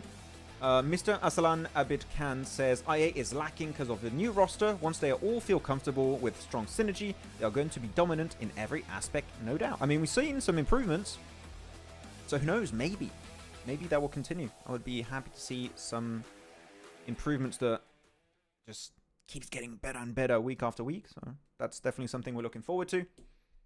I'm looking at the map. Are we seeing anything weird? We are seeing someone below Stalwart on the minimap, so that has piqued my interest. But Lakers aren't there. We've got a very Primorsk / very Pierce-centric circle on Phase 1. Okay. This is to be another pretty interesting game. In terms of rotations, the early game is going to be fun to watch. So, if we're not going to have the hot drop of the knife fight, are we going to see Regicide rotate out of their way again to Zarky fight KSX? They were successful last time. I don't think they lost a single player. They might. I mean, does this have an influence based on the rankings? Like, is this based on something happening there? Like, is KSX above Regicide or something? Okay, first of all, for Entertainer's comment, I just don't have enough practice because they got the devices just 2 days before the main tournament, or their in-game leader got device just before 1 day of week 1. Okay, what? Orbit spray. Okay, you easily have time to get the device ahead of time, and the device has nothing to do with bad rotations or bad calls. What? I would have to disagree on one point there. It's not easy to get this device ahead of time. Because oh wait, we're seeing some handgun. What are we seeing again here? We just seen some people with handguns just taking eliminations. What's going on? But the device came out very recently, so if you wanted to get the device, you needed to have I think, some kind of contacts. I think Team Spirit did that for EMEA, so it was a bit But then harder.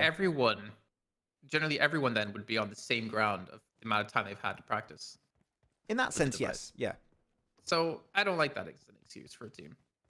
I know. I mean, I don't think it's a right excuse, right? I definitely get that. I think you should have a good game plan that doesn't rely on what device you're playing on, but just I wanted to give extra context for the device of this season. It just came out, I believe, before the season began. Yeah. Max, can I please ask, you do not pick 4MV today. You can pick them all matches tomorrow, but not today. Okay, you know what, Francesco? I shall abide by your request. I will not pick 4MV a single time. Can I talk about 4MV when they do cool stuff, can, or not? You said it's the Infinix GT20 Pro, right? Yeah. Released April 26th, over a month ago. In the video of Team Spirit, he said it wasn't out yet. I was watching it. Kitsune was talking about it. Oh, okay. Interesting. I was just basing myself on Team Spirit. Fight breaking out between Stalwart and 52. And Scry's still playing. That's a good sign. And Scry gets 3 eliminations. Get this man a main spot on the roster, please. Oh, yeah. 3 elims. He's popping off. He's doing good. I mean, they're still losing players early, so their odds of a chicken dinner down the drain, pretty much. It's not going to be happening. We might see an icy play in equivalence, where they just send a player center and try and survive off the back of that. They're looking at... Wait, sorry. I want to take it to the map view real quick. I did push it 5 minutes back. If it goes back to live, it's a YouTube issue. It didn't happen. Very cool. Look at where Regicide are. Regicide went to Zaki, and KSX left early. Then to make sure they didn't get caught off guard by Regicide after that happened in game 1. Interesting. I don't know. And you maybe got a fight of Lakers versus IA also on the Western Bridge. So we got some interesting early altercations happening. I think that confirms that Regicide rotating to Zarky was much weirder than the knife fight for sure. No. Knife fight was weird. No. No. I disagree. No. Knife fight was weird. 4 players on 1 building for 1 gun. It was an SKS too. Like, come on, that's wacky. 4 players was 8 players. Okay, Team Lakers. Oh, I love having a cough button. Team Lakers didn't get gay kept actually by I8. I8 just left, so I like that, being respectful in the early stage. They went for eastern side of Ferry Pier and also Longwood, where Major Pride are going, so we might have a few clashes happening over there. This could be, actually, I'm looking at this game. This could be a really good match for DRS based on where the circle is, unless it goes to Sanok. That could just be an absolute hell for all the teams. But they have access to Primorsk. That's where they dropped, and that means they've got a few options when it comes to mid-game rotations, if the circle's not too bad for DRS. So keep an eye out for DRS. They could be in a decent position. Looks like a lot of teams are banking the fact that it stays mainland, though. 4MV are looking across the bridge. Seen here up against Lakers. Whoa. Reef is already getting knocked out of the car. What a spray, though. That was pretty good. Yeah. And that means for 4MV, are they going to continue to try to get across this bridge? Or are they going to just chill and wait now? I mean, it seems like most teams are banking the fact it's going military. The only team left, on mainland, the only teams left there are Falcons, who dropped Novo, and 4MV, who dropped military. Yeah, the Falcons don't really care, right? They're just going to go for the eastern rotation on the bridge. I don't think... Or maybe a rotation if they have a boat in Novo. I don't think you want to cross on the western bridge here because, I mean, look at what's happening right now. You've got all these teams. Oh, Bellucci, though? Okay, he's fine. He makes it out. Nice little pre-fire from Doc in the smoke. Yeah, that was... I still have to say it again. That was a really clean spray from Bellucci. I could not do that. I could. Could you, though? I could. Okay. We'll do it. We'll record it and make a content piece out of it. Can Jason do exactly what Bellucci did this match? We have too many content pieces to release already this month. Yeah. So I don't think we have time to edit that. Still really like the one you made of Top. That was that was good. I feel like I should have had a comparison. I should have started off with him starting to yawn or whatever or chill, and then it cuts to his teammates trying to clutch 2v4, and then it cuts back to him yawning. Cuts back to them winning the 2v4. Cuts back to him Yeah. asleep. There's so much you can do when you have to edit really quickly, Yeah, especially when you're doing a watch party. that's the thing. PMPL updates. Do a stream and do the videos at the same time. Okay, we'll see. We'll see where it goes. I think they have way more people than we have. Yeah, yeah. Isn't PMPL updates run by just one person? I don't know. I don't think so. No, I don't know. Multiple people. I don't know. I have no idea. See, Joshua in chat. Jason could. Jason, See? what the hell? Joshua, you have not played boy with Josh. Jason. No. My boy Josh. Yeah. One of the Jason, best players I've ever played with. Jason, no. You play with Jason, and if Niptura's there, then Niptura just doesn't even res him because he's just that bad. No, we just don't want to bring him back in the game. We just want to keep him knocked and just have him give us information and shot calls. That's it. This has been fun. Goodbye. Okay, Circle centers up on Ferry Pier Beach. I need a timeout. Someone calling real quick. Hold on. Uh-oh. Time out someone? Who?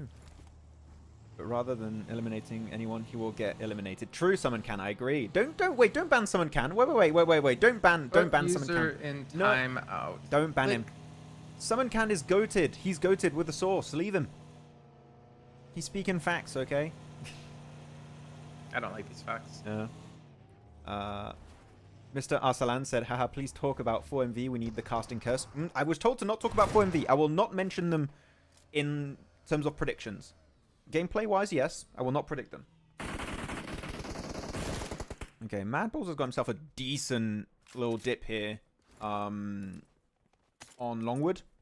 It's a good position. It's just if a team gets close, it's very nadeable. So you just got to make sure you zone teams away if the circle keeps centering up on this spot.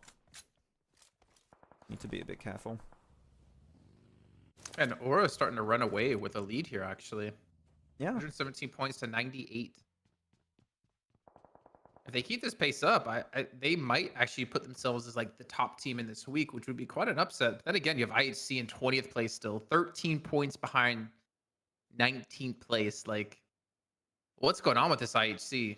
I have no words. I8, by the way, did move up quite a few rankings. 10th place now. Yep. Actually, they can easily jump to 8 with just a couple of limbs.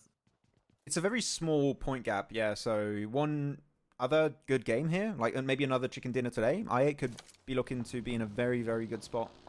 I'm happy with that. I'm happy to see the improvement from the team. And as said by someone in the chat earlier, right, it seems like they're still trying to build that synergy and confidence. Would like to see some changes like that, though. A little bit of an early engagement between Demuerte and a few teams around them. There was Aura there. There's also Regicide, so I don't know if they can go for the res. It's in a bit of a tricky spot. It doesn't seem like Regicide want to fully commit to it right now, at least. Or maybe they will.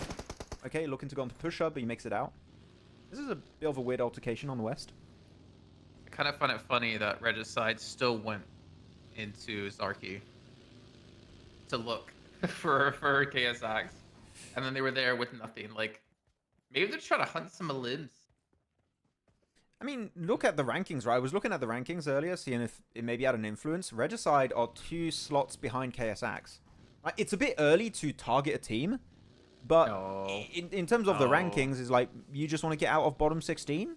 I mean, KSX kind of makes sense, but again, I think it's too early. It's weird. No. I'm just imagining maybe what they're thinking.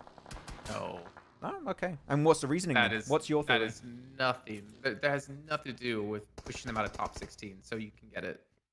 There should be no... Like, it's top 16 overall. It's not top 16 in the week. Yeah. And you get like the same... And you only get like a couple point difference going up the leaderboards like that in bonus points. I don't agree with that strat, but I'm just trying to, like, what's the thought process? No. Maybe that's it? I don't know. I mean, what's your theory? I just think they're easier limbs. Do you think so? Oh, I don't maybe. think it has anything to do with the rankings. I don't think that... I mean, they won the previous fight, right? But we've seen so many times KSX win on the hot drop in Fairy Pier versus IA. I don't think they're that easy a team. It just worked out because of that big surprise factor. I don't think it's going to happen twice in a row now. Now KSX are ready for that fight. They're going to come in fully prepared if that fight happens again in the future. Well, no.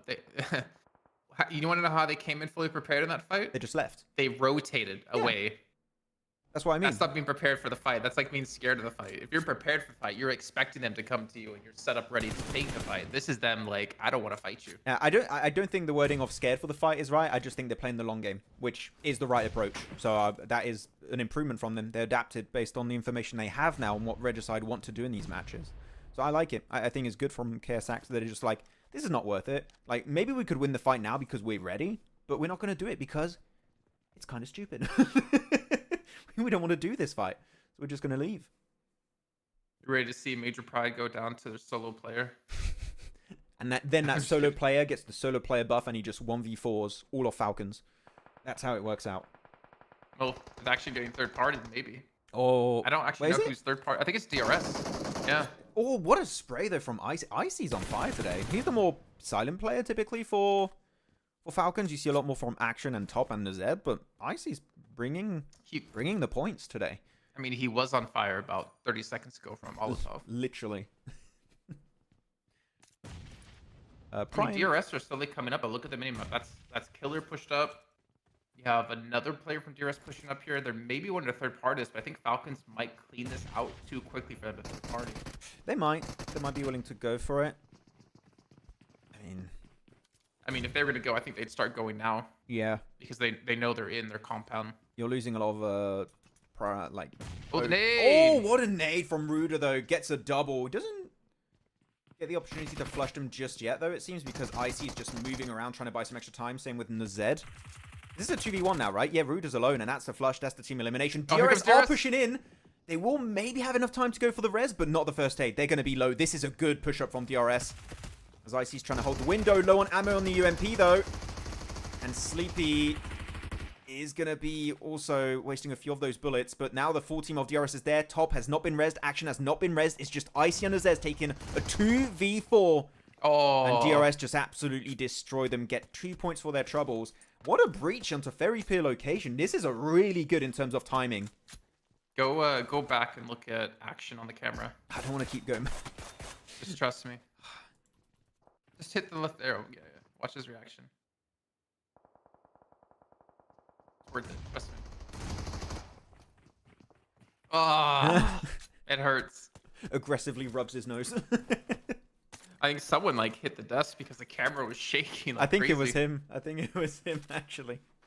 Okay, the circle did center up somewhat towards the road between Quarry, Longwood, and Ferry Pier. So this is going to be, it's going to be very circle lock based if it goes north on the road or south of the road. So it's going to be quite hard to predict and make some early rotational calls for these guys.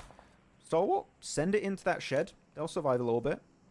Who do you think has the best position in the zone that we have right now? Mad Bulls. Mad Bulls? Yes. Because Mad Bulls, I mean, I can show the minimap if you guys want. I think we can do a little bit of analysis. It seems like things have calmed down a little bit right now. Mad Bulls are playing Longwood, which I keep saying is a great scouting spot, and it's relatively safe, especially if you have cars to rotate later on down the line. And the thing is, right, all the teams adjacent are fighting each other. You got a big pack northwest.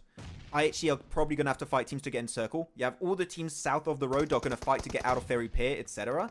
Mad Bulls are chilling. They're away from all of those fights. And they should have a lot of great opportunities to rotate based on where Phase 5 goes. So I'm pretty excited for Mad Bulls. What do you think? Who's your team? I don't know. I just kind of like where DRS are at the moment. By taking that compound, they took it cleanly. They had two teams to loot from as well, so you know they're not going to be a shortage of utility or a shortage of like ammunition or meds. Yep. But I don't know about like later on if the zone shifts. They don't really have. I mean, they do have like a decent amount of competition on the coast, but like those should almost be free limbs for them. Yeah, I'm mostly looking at DRS. Sure, they're going to get normally a bunch of free limbs on maybe IHC in particular. I'm looking at them. It's just if the circle does not go their way, right? And I've taken this into account also for Mad Bulls. I don't feel like DRS will do as clean a rotation as what I can expect from Mad Bulls in that location. I feel like Mad Bulls have a lot more information, a good high ground position, so they can maybe take some early shots before rotating. Though Regicide is going to be taking their own fight versus Hard Bass. It's 1 now down to 2, it seems. And Baz, it's time to clutch it out. But, wait, on 1? How the hell does he not get knocked on that one, but Oro wants to go for the third party? And they start to send in. I think we're going to see another third party from KSX on the hilltop. I think we're going to see all of the teams crash this compound, Jason. This is going to get wacky. Oh, Oh. Okay, so Aura clean it up, but they still have another team here. There's another team crashing? No way. Mad Bulls are coming? Mad Bulls are coming. Oh, I wouldn't call this a real third party. I think they just want to gatekeep teams that are going to leave. It's kind of a soft third party. I don't think they're going to fully commit to it. Wait, and Aura have 2 knocked? Yeah. Everest, Hardbass, Aura, all in the same position. KS Axe near here to potentially come in as well. Hardbass getting some clean nades, though. Going to try and get another one. Can he flush it? I'm not sure. Stolen away by Bad Boy with a DBS, and then the knock follow-up does connect. And this is a messy fight. But there you go. Another third party. That's what I was hoping to see, is we're going to be seeing KS Axe. Why are they sending only Face out, though? This is you don't want to lose Face. Sal here. And another good nade. That's it for Aura. First place team eliminated. 4MV alive. Lakers alive. Mad Bulls alive here. We could see a new first place team depending on how it goes, but they're going to need a ton of elims for that to happen. Like, Mad Cat's nowhere with his team. I mean, luckily there's not really many players left in this like little compound. There's still nades going on the south side. I think those are being thrown in from Mad Bulls, I want to guess, because Mad Bulls are actually fighting a team. I think it's Everest that they're fighting down there. And Everest are kind of split. Okay, everyone in the chat, tell us how many nades have been used in this fight. Give a rough estimate. I'm saying 30 nades. Make it us maybe a bit too much, but I think it might be 30 by the end of the fight. D46 takes a little bit of damage. It's not a third party from DRS. No, DRS are currently fighting IHC in the compound south because the circle did not go their way. It went on the road. So DRS are going to have to move. Another great nade here. That's going to be Fragger to connect it. How many elims do Everest have? They've got 6 eliminations. Damn. A lot of them through nades, but Not now much Mad more than Bulls. this. Yeah. Mad Bulls get involved. And Mad Bulls have all 4 players alive and healthy. Yep. So even if KSX take this compound, they're still going to run into Mad Bulls, as you said, just kind of gatekeep anyone leaving this position. But Hard Boy's looking for the angle. It's perfect. It's a bit risky. Yeah, go on, sorry. No, I was saying it's a bit risky.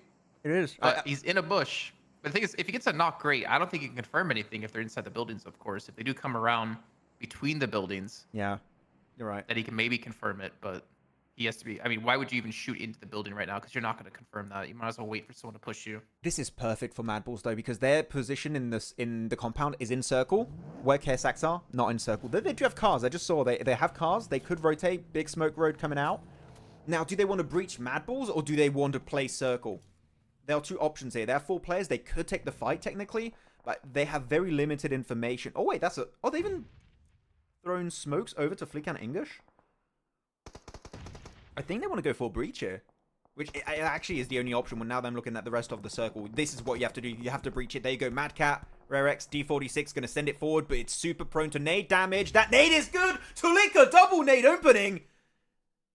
Oh, that is perfect, though. And English with a follow-up third knock, and that's it, man. KSX get destroyed. It was a good breach. It was a good game plan, but those nades just made it impossible to continue the push. Wait, but Hard Boy's still here. So he's actually going to be... Okay, he's one more team to go out before he ranks up points. And Tulika. He needs one more team to go out still to rank up. Yeah.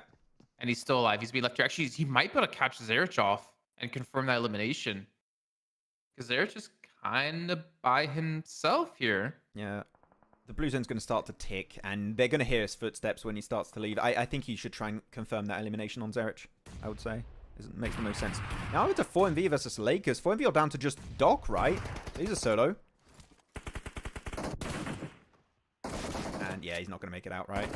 Yeah, that's it. Goodbye. 4MV eliminated 7th place, and now Lakers take over 2nd spot above 4MV. Hardboy's still alive. We were Still. just were before. He was able to move in. Zarich was able to rotate out. Fleeke's still there. And it looks like the DRS IHC fight has really not come to a conclusion. DRS not losing one. I think IHC did lose one. But DRS is forced to leave the compound, as you mentioned before. And now Fearless, pretty much by himself here, trying to do God's work with the DBS. They lost Scry. They still got 5 elims, making it into top 6. Not any further, though. That's going to be IHC picking up their 4th elimination of the game. They're not in circle, though. They might have enough time to get the double res. But DRS are just taking so many shots. And now DRS are just going to play for the circle. They lost a player, I believe. Oh no, actually they still have one. I thought I saw one, but they did get the res a little bit earlier in the match. Is Hardboy going to backstab Flique? I think he might. Fleek is just... Are Mad Balls just scared of a solo remaining in that compound? Or is it serving them as an angle onto DRS? I'm not sure what they're really doing with that. But as an angle, it's pretty strong. So I wouldn't put it against them. It's just, as you said, Hardboy, he's going to start moving eventually and make his footsteps heard by Fleek. And I think Fleek heard it maybe now. He's not looking at it. He's like Okay, turning he took around shots. sometimes. He took shots. Yeah, there you He go. took shots, I think, and he missed. He's just in staircases, so I think he's trying to wrap around Hardboy, or just leave. It's not worth it, really. He's in a car. He's trying to bait out Hardboy, I think, with a car, making it think he's leaving. And he gets it. Elimination number 7. Nice. Flick is first elim of the game. Mad Bulls can actually overtake 4MV here if they win. They would be exactly at 98 with 4MV. Yeah. And it really goes to show, man, Longwood is such a good spot. I talked about it earlier. It's such a good high ground position. You got some nice rock entries to work behind. You can hide cars relatively easily. And take multiple angles if you have the numbers to do so. Yeah, really. You got some answers about the nades, by the way. Yeah. After 840-ish, 23. 23. I wouldn't be surprised if it was 40, actually. You had, what was that, 5 teams in that compound at the end? Total? I think it was 5. Hardbass, Mad Bulls, Everest, KSX, Aura. Aura, yep. Mad Bulls have been cooking, not gonna lie. Yeah. They've been mad cooking. They sent 2 players across the road, though. I don't know if you think it might be a bit too big a split, Jason. I think it might be. I would regroup a bit more. I thought that was sneaky first, or not sneaky, sleepy for a second. Hitting those long range mini shots. No.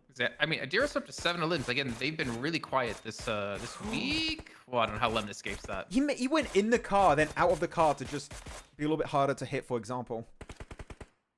Good little spray. Are they going to be able to get the res on the Mad Balls player up there? I don't know which player it was. Was it Flique? I'm not sure. I think they're going to be able to get the res. They get a great circle again.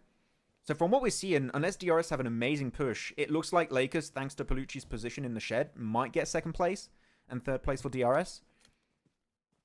But they do have 4 players, so they could take that fight head on, technically. I don't know. This is hard to predict. Who do you think is going to be top 3, top 2, top 1? I don't know, man. I'm feeling bad for DRS here. With the zone shifting so far away. I mean, Mad Bulls are just looking at their angle as well. Killer's trying to get a forward position, which he's going to be able to. But again, they're on the low ground compared to Mad Bulls. And they've got Lakers on the south on pretty much equal footing. So I kind of want to say Mad Bulls here, to be honest. Yeah. But Lakers have shown some quite surprising play these last couple days. Good nade onto Killer, maybe. Doesn't do any damage. What's going on? Yeah, Zerich has gone angle in the circle itself. DRS. At least have 1 player in the circle, but it's a very nadeable spot again. Yeah, 5 nades for Flique. They could easily nade that spot if they really want to. They have a ton of smokes also, and they have a bunch of nades of their own, which right now the only spots that are playable for Mad Balls are trees. So, I think very nadeable also. for DRS, the one upside they have is with Lakers to their south. Lakers are kind of indirectly covering them from Mad Bulls. Or no? Are they? I feel like, yeah, they have some angles. So it makes it harder for Mad Bulls to push into DRS here because of leaving themselves susceptible to Lakers on the south. I don't think you want to be pushing them if you're Mad Bulls, though. You just wait for them to be pushed by the blue zone, and then you nade their spot behind the ridge. Unless you have cars, which they do have cars. Where are they going? I'm not sure. Oh, they're just going for the same dip. Okay. I mean, right now, if you're Mad Bulls, I would just let them fight and pick up the pieces at the end. If you really want to confirm that win, that is the best strat. Well, DRS are just eliminating Lakers at the moment. Only 1 player left alive for Lakers. That's unfortunate. If these nades don't work out, I mean, they still have some more. Where's that circle going to go, though? Yeah. Circle number 8. Over to the east again, southeast. So a big portion of the high ground of the road is taken out for Mad Balls. And Palucci is very close. He could sneak into 2nd place here. And based on how this fight goes, maybe a good 3rd party. And if the timing's right, maybe a win for Palucci. Again, we're just really pulling at straws here, but there is potential here based on how this fight wraps up between DRS and Mad Balls. We could see a clean third party from Palucci. But do they know Palucci's there? I think they do. They should. They should. Is that Sleepy with the MG3? I didn't see it. Was it? I think I saw it. There we go. The sprays begin. I mean, currently, DRS, there's nowhere else in this circle they can go. They have to breach this fight onto Mad Balls. They have to fully send it.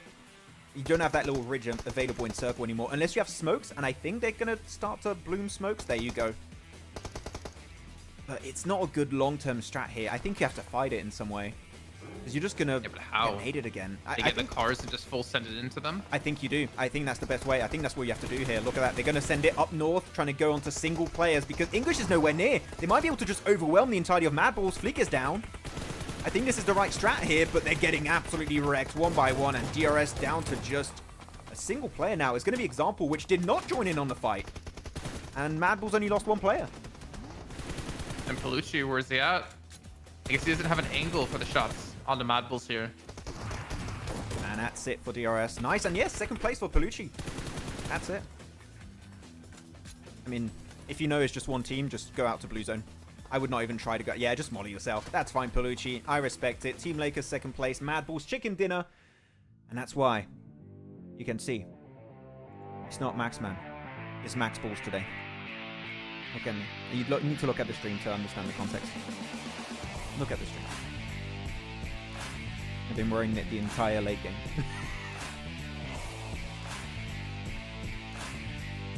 I'm jealous. You're jealous of my hat? A little bit. Yeah, I know. Thanks to my sister for getting me this. This is the first time I've ever used it. I had to use it Was for this, the was right this one game. who was at the door? No, I had this for like a year.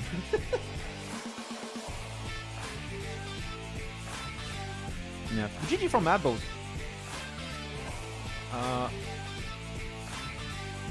don't know what to No, what to say? There's nothing to say. feel It's with, just some cosplay. with what I'm seeing and the smile you're making. How about Bullman? Oh, that might be better. You need to say it properly though. Yeah. Yeah, I still think this was the right strat for DRS though. We got a few highlights that I want to look at. I think that the best strat for them is to just fully send it onto Mad Balls. I am surprised they didn't send Example with them though, Jason. I don't know what you think. I think keeping him behind was just a waste of manpower. I think if the sightlines were different, then it would be okay. Because he's kind of covering them. Like when Mad Bulls start to peek and take shots at DRS pushing in, he could potentially give like an off angle to use. But I don't think he really had an angle from there. I think they misjudged maybe what he could actually give them from a different point of view. Yeah. And the reason why I think you maybe send Example forward is they realized very clearly that Mad Balls were doing a 2-2 split in that finish. So you have 4 players. If you just send it all together and overwhelm them and you create a man advantage in the first few seconds of that fight, which they almost did. They got that first knock very, very quickly onto Mad Balls. I thought they could kind of create a kind of, what would you call it? Because I don't know. Exponential, no, an exponential oppressive feeling on the team. I don't know. Just kind of steamroll that entire fight off the back of that. Easier way to say it. Yeah, there you go. I had a sentence in French, but I was like trying to translate it to English, and it didn't work out in my head. No, but I think that was the right strat from them. Tell us what you guys think in the chat. We'll try and answer a few comments based on what's happened. Mongolia, wake up. Yeah, Mongolia's not been super present because 4MV did not get quite a good game. We had a good presence from Lakers here, which, again, closing the gap towards the top of the rankings, doing really, really good. They could have won without losing a player, but they're too cautious, too passive. Which team? You talking about Mad Balls? I'm surprised Mad Balls weren't getting as many successful nades on DRS as I expected, because they had a ton of nades in a very nadeable They didn't have the kind distance. of dip. I think They weren't close enough. At least the nades we saw, they were too short. I didn't see the nades go super high up in the air. I was just seeing them go very low. So I think they were in range, and they were just throwing them weird. I think. That's just at the end when Palucci put down some more smokes as DRS were pushing into Yeah. Mad Bulls. Like, he tried to survive, and he's like, oh, well, seems like the other team got eliminated. Back behind the shed, just molly myself. And you Deny a see point. English coming too in Yeah. the buggy. Like, no, you won't get away. We want that Give me extra that point. How many eliminations did they get? I didn't even catch the elimination count for Mad Balls. Don't know. Didn't see. Yeah, I didn't see. Okay, Nathan, calm down. Calm down. I know I look absolutely fantastic with my ox hat, but chill out, okay? Get in line. I thought you were gonna secretly be like, Message me on Instagram. It's maybe DRS's position that caused them, although it's the only position they can play. Yeah, that's the thing. DRS didn't have many options when it came to playable locations this match. I do think they should have pushed it maybe even before that last circle. I think you push it the circle before because it's so nadeable. They got lucky. They lived as long as they did, in my opinion. I thought Mad Bulls would just nade the hell out of that spot. Didn't quite work out. But I do think an earlier push maybe would have given them more breathing space. Also to use the cars to rotate. Here they were kind of locked in doing very quick turns, which makes them pretty easy to eliminate in the car.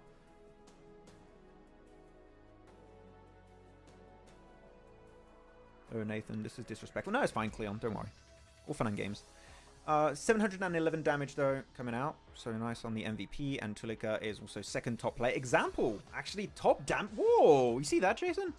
Almost just 1400. doubling the damage output of Tulika here in second place. What? I mean, DRS were fighting. I mean, they crashed onto FALCONS, you remember? Yeah. And beat them. And then they were fighting against IHC for a while, but there was no way for them to confirm it as elimination. So I'd imagine it was just mostly, let's just do damage. Mm-hmm. Just wound them a bit outside. Yeah, that makes sense. I like it. Why Jason stay so serious like he's hosting PMPL EU? Because I'm being a bit weird, a bit wacky today, so he has to be serious. I'm a very serious guy. Or is he editing? Are you editing, Jason, right now? No. Okay. Yeah, 21 points then. 11 eliminations here for Mad Balls. I'll put it full screen so you guys can see. There you go. Yeah, 21 points for Mad Balls. Before this game, what I really wish Liquipedia was up to date. Oh, it's up to date now. I just refreshed and it's up to date. From what I've seen. I refreshed it like literally 30 seconds ago and it was not. Oh yeah, round 13, so they only got the first game of the day. But yeah, before the previous match, so after game 17, no, not 17, what am I saying, 13, they were in 5th place with 76 points. So that is a very impactful match for them. Okay, Nathan, calm down. Nathan, chill out. Please slide into your DMs. No, I will block him after. That is block worthy. Do you want to steal your kids? I don't know. Yeah, hey, whoever told me to not talk about 4MV, I didn't talk about them, okay? They are causing their own demise. Did you think about them? I did. Ah, was that it? I can't even think about them? Is that the role? Is that how it works? Got some bad news for you, Max. You just can't even think about a team or you're going to curse them. God damn it! I don't like that. Yeah. Okay, so for the next game, let's see how long it's going to take to start. It seems like about 4 minutes we're going to get in game, guys. So we'll stick around for 4 minutes. Unless you need a break, Jason. Oh, it's fine. Okay, yeah. About 4 minutes. Chilling, just waiting. And match should begin. 2,222 damage, though, for Mad Balls. Lakers got just over 1,000. It's a clean number. Yeah. But really, when you're looking at Mad Balls here, Jason, of course, I think the late game was really well played from them. That engagement in the compound northwest and not overstepping their welcome, clearly just waiting on the outskirts, throwing a few nades to kind of throw a spanner in the works, make it a bit more complicated for the teams to come out of that fight unwounded. And even then, KSX had 4 players and breached, and they just got wrecked by some of those initial nades. So those were 2 really clean moments for Mad Balls in my eyes. I'm actually thinking, how many limbs did they get in that fight? Play? Because they got at least 1, right? They got Hard Boy. But that's all I can think of. I don't know if did they That's the only one I can think that they actually got. I think the focus was not on eliminations, mostly clearing space, right? But of course, if you can get eliminations off the back of that too, then it's really valuable. But I don't think they got that many, as some people might expect. Yeah, looking at the leaderboards though, first place is still going to be Aura. They've been up there for, what is that, 2 matches now in first place? So they remain up there. Lakers jump up above 4MV. 4MV drop down 2 spots, and Mad Bulls overtake third place. So they're now on the podium with that win. In terms of win, like, it is very heavily towards the top. You got 1 chicken dinner, of course, for Aura, but then 2 chicken dinners. Those are the only teams getting those wins, it seems, so far. Yeah, it's a. I mean, I think there's a lot. It's a lot of. What's the term I'm looking for? It's like really close in the middle here and the bottom. Well, maybe not the bottom, but it's very close in the middle for a lot of these teams, and we can see some big jumps out of quite a few of them. But there's not really a big sponge at the top, I guess. Like 4th place and above are like the sponge at the moment, because that's where all the chicken dinners are mostly focused. Yes, placement point wise, at least, yes, for sure. Yeah, because elim wise, otherwise it's somewhat close. Like, sure, you do have that big drop off of 78 from Aura, then you got 65, 62, 66, a little bit of a drop off there, then 55, 45, 50. So they're kind of close, but the placement points are somewhat sponged up. The fact is, for me, Max, is Aura have 31 points outside of their chicken dinner placements and 78 elims. Yeah. Lakers have 12 points. Mad Bulls have 10 points. 4MV have 13 points. Like, that's actually crazy at how consistent Aura's been able to place at the top and still be at the top with eliminations alone. Yeah, for sure. It's been really good for them. Ever since that Yasnaya Pollyanna drop stopped happening since week 1, right, Jason? It's been a big change up in terms of consistency for Aura. They just keep reaching the late game, getting a few eliminations off the back of that, of course, because the later the game you make it, the more elims you're going to get typically. So yeah, I'm really, really happy with Aura and Lakers. We're seeing I8 also improving a little bit, which is good. And then second page, Everest, big jump up also. It's still such a small point gap for all of these middling teams. Of course, you do have a drop off when you get to Major Pride, Regicide, IHC. But outside of that, it is close. Like, even KSX, 1 good game, boom, jump up. They could be at the top of the second page. So I am excited to see what's going to be happening on that front. Man, IHC. Hey, what's going on there? I don't know. This is not great to see. A little bit sad. It's yeah. It's not good. It's rough. It looks like we're actually heading into game. Is that right? Yes, I just went into it. We're ready for the game. My map feed just like hiccuped, I guess. Okay. I was not even in game yet. I had to take the Ox hat off. It is getting too hot under that. We'll put it back on if we get another Mad Bulls That's the good luck charm for Mad Bulls. Why are you taking it off? Do you hate Mad Bulls? No, I love Mad Bulls, but it's too hot. Okay, let me get rid of our cameras real quick. MJ says an SCA Alter Ego is choking early again. Dropped from 1st to 6th place in just half a day, and they had the most bonus points. That is rough for Alter Ego. Don't like hearing that. Want to boost other teams to PMGC? I mean, that's not how. Well, PMGC is at the end of the year, first of all. PMWC, you mean? Yeah, that would make more sense. It's a $3 million event. You're going to tell me they're going to let other teams go to the $3 million event? No, come on. What? That's pocket money. It's a Jason's half day rate right there.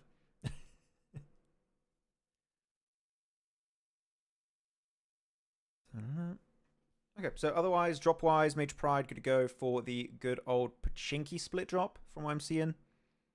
52 down there. So this is not great if you're a team that likes to drop in Military Island. This is not good, so we have to see the options. Falcons went for their typical secondary drop, which is Gatka split. Stalwart, though, went for a very northern eastern drop here, north of Stolberg, going for Kameshki. They have some decent rotation pathing. They can go for. They can go around Kameshki, Lipovka, Milta Power, and enter that way onto the east. So there's potential there for Stalwart. And also we don't have an early fight for them, which is very good, though. Wait, there's a solo player from Lakers against a full squad in God Compound. Well, at least a 3-man squad of KSX in God Compound. So Tresley is going to be in a 1v3. He's got a shotgun, so it could somewhat work out, but it is not looking too good, Jason. I mean, if they push up to him, he very easily could get this. We've seen how many times. Like, it comes down to the utility they're going to have to dislodge him from the upper staircase. Mad Cat's regrouped. All of KSX are going to be kind of looks like, even with the person in the vehicle, yeah, they're making sure to not throw this whatsoever. And he's going to get rushed when he's trying to heal. He loses position, and he's going to lose his life, Max. F in the chat. For Lakers. Feels bad, man. Yeah, I mean, yeah, I do think God Compound is good. Maybe not worth hot dropping, though. I would not recommend it. So, yeah, Lakers, just regroup. You lost a player. Unfortunate. It happens. Just regroup, loot up, play the circle, and avoid skirmishes if you can. I think this is going to be one of the most silent starts of a game we've had in Erangel in a long time, though. Like, this is going to be very, very laid back. Yeah, no knife fight, unfortunately. Yeah, because A1's not playing right, so we're not seeing even the Yasnaya Polyana hot drop. Even though they're not fighting anymore in Yasnaya, they're just not even there right, currently. So, well, interesting that KSX gave up on Zarky now. I mean, I guess the plane path wasn't horrible for it. it was decent for it. They could have dropped there if they really wanted. But I guess they stopped. Maybe like tired of Regicide going towards them. I wonder if Regicide are going to go up to Zarky again. But I want to guess they're not after not seeing them last time. Yeah. I mean, when they dropped from the plane, I think they also saw no one was up there. So like, okay, it would be a waste of time. Let's not go there. I mean, I'm interested about the fact that KSX won to kind of push onto Lakers. I don't think it's super worth it, but it seems like they want eliminations. You guys should try to predict the Zone 2. I mean, that's impossible to predict. I think we'd be doing too many prediction games ish if we tried to predict the winning team, all that stuff. It's true. But You have to pick exactly where the zone finishes exactly and the winning team. Okay, let's check circle. Okay, let's play it. There's not much happening, so we might as well do something with that. Okay, looking at circle. Where do you guys think this game is going to end? Tell us. I'm predicting and 4MD. You're picking the winning team and the location? Okay. Yep. I'm not going to predict a winning team because I don't want no trouble. I'm going to pick the circle finish, though. I say it's going to finish on... I say it's going to finish in Garden. And if you guys don't know, Garden is the small like grouping of compounds to the east of Rozhok. Well, not compounds, of buildings. On the east of Rozhok. That's south of a bridge. That would be my prediction. So Garden on the east of Rozhok finish. So it would be really good for Mad Bulls, technically. So Garden and Mad Bulls. No, I'm not picking Mad Bulls, though. No, I mean, you just said good for them. It would be good for them, but I didn't say they would win. They could... If it ends up going there, it could be decent. Rozhok for Chingur. Okay. To him. Who's him? Smart? I don't know. Give us school apartments. Finish? Oh. Those are good. We haven't had it in a long time, right, Jason? We haven't got any this tournament, at least. No. No. A lot of people are saying Rozhok. Like Rozhok, Garden, school apartment, around that area. Stalwart to win it? Stalwart. I mean, if there's any time you want to see them win is when they have Scry on the team. So, why not? At least it's not a cop-out guess, right? He could just say like Aura or Lakers or Mad Bulls or something, like a team that's already at the top. But he chooses a team in 16th place, so gotta respect it. Oh my god, Fragger's got the Spy Family car! He's got the Spy Family Dacia, yes! You don't know that, do you? I don't watch Yeah, it's an anime. Spy Family. I know it's an anime. I just don't watch it. Yeah. It's a cool car. Got Anya on it. Thank you. Feed's a little bit laggy today. Ooh. What's happening? Why is it doing this? It's your internet. No, my internet is perfect, Jason. I don't appreciate the disrespect on my internet. It's great. My computer's had enough. No. For the last week and a half. It's like, I'm tired. My PC and internet are good boys, Jason. Okay? They're doing their job. Are they as good as Oliver, though? Debatable. Yeah, I don't know. Oliver is actually a piece of crap, because do you know what this is? What? What's that? You know what this is? Wait, is this your wedding? This was the box that had the ring that I proposed to my fiance in. And he ate it? And he destroyed it. He got up somewhere and destroyed it. I'm putting you full screen for a second. Not much is happening. Wait, show that again. It's pretty wrecked. He chewed on it.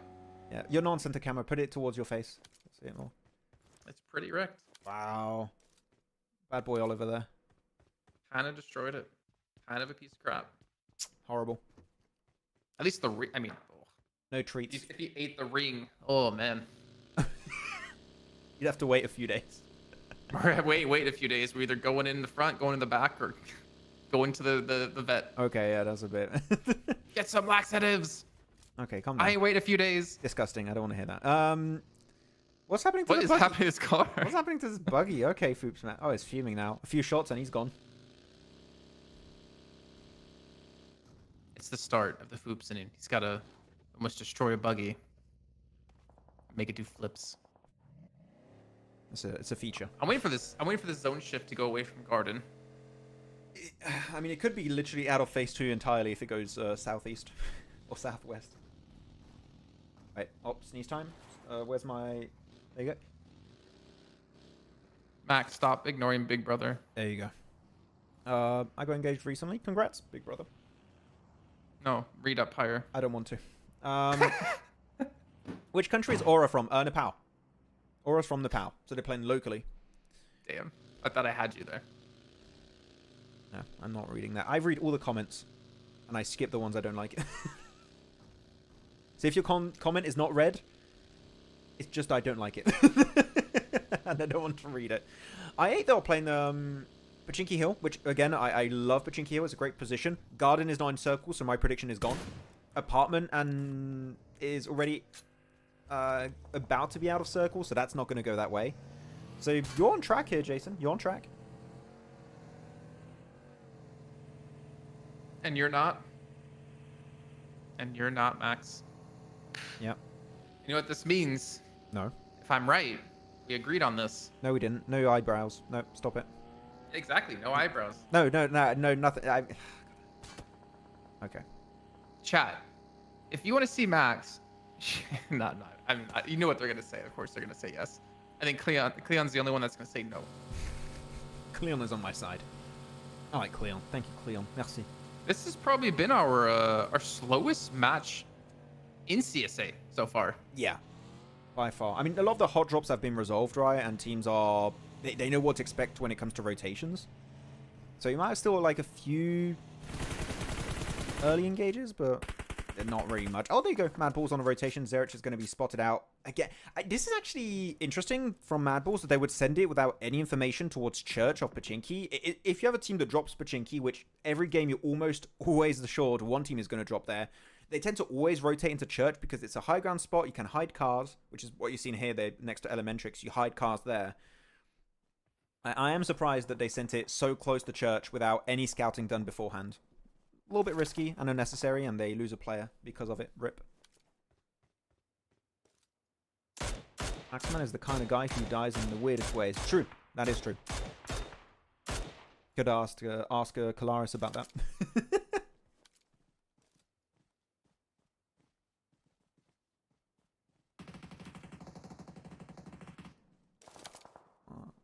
I'm just going to go for some sprays now. We're waiting for the next circle pop to happen eventually because everyone else is in circle. Regicide is in circle now. Lakers are going to be in circle. Star Wars just entered the circle very recently, like 30 seconds ago. So we are not going to take any big casualties here. Like, we're going to remain as 16 teams for a little bit.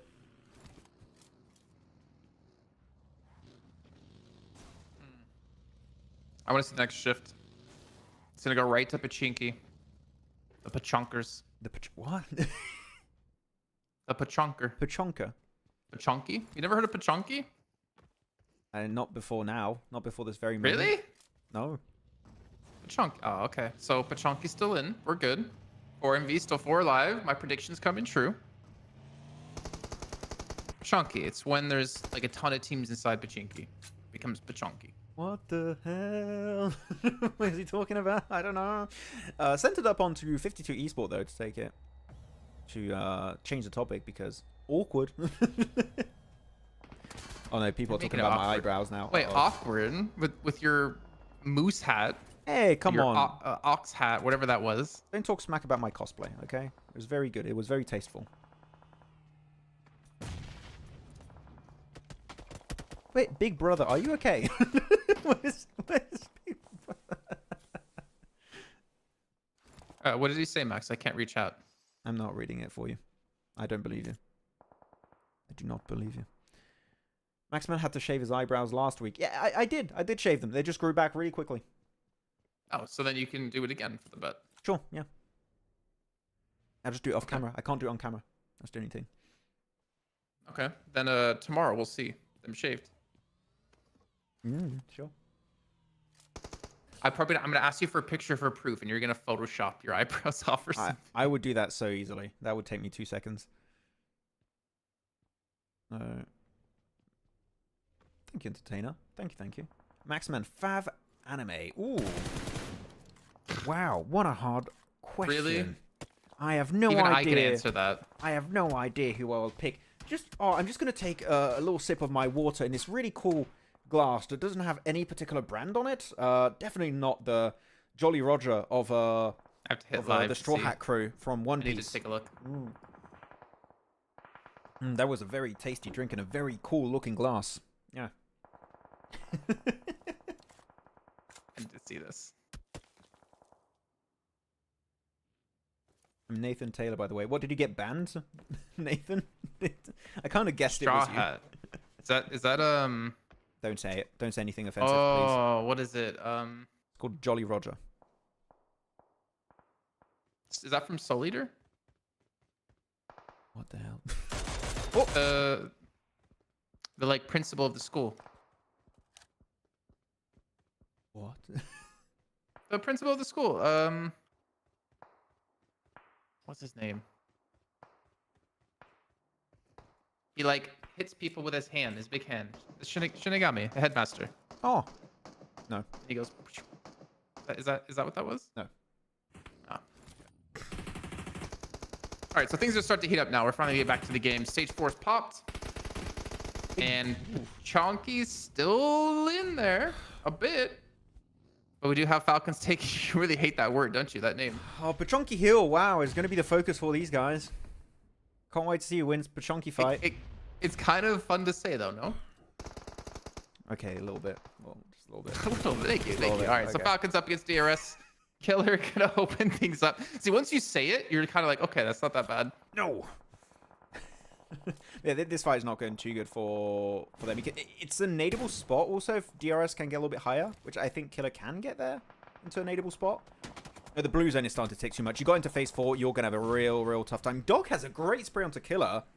It's just example, so that's not going to work out.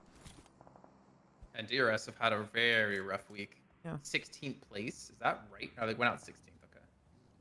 But DRS is in. Okay, I mean, they're in like 6th place. It's not that bad, but it's not as good as they did last week. 4MV. Yeah, get Doc up. Pinky. It's all lining up, man. All the stars are lining. Chonkers. Hey, for See, you kind of like it. I'm telling you. You like made fun of it, but you said it more times now than I think I've said. Yeah, let me focus on the game. No, 4MV currently have a decent spot. I don't know if they can get the res on Doc, though.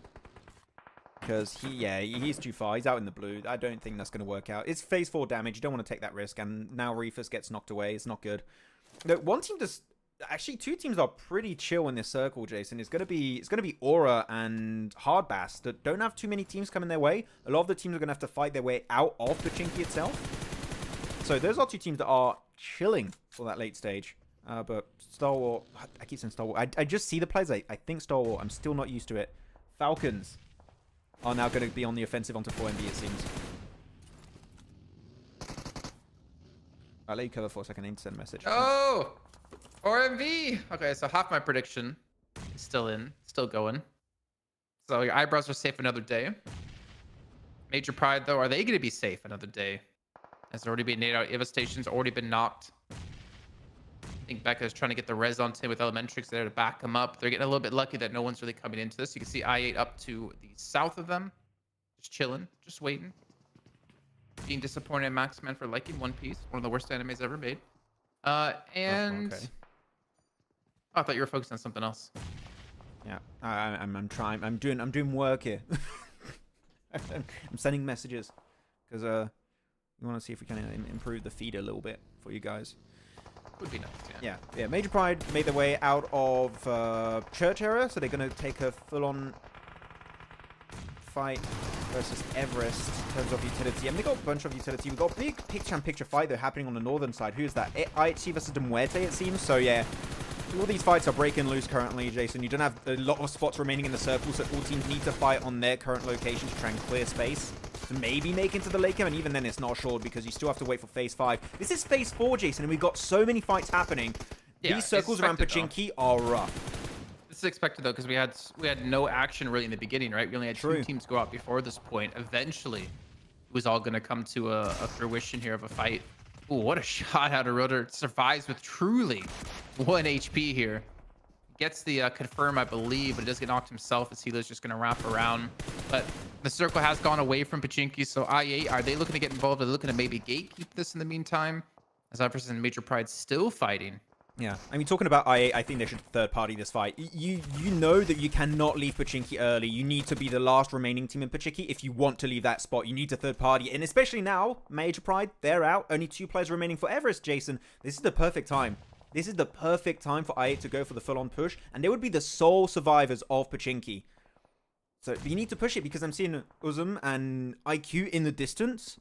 Not quite interested, it seems. So I feel like they now lost that opportunity to third party. Helios and Hardboy, sure, only have 2 players, but it's still 2 players, right? It's not going to be that easy to push if you want to close that distance. And it seems like I8 are just not interested anymore, and they want to play passive, which I would have liked to see a push here. I think a push would have been really good for I8. Oh, Everest looking like they're going to get away from it. I agree. They probably could have third-party that one pretty quickly and cleaned out their entire backside, but now they're going to have to wonder what's going to be happening there.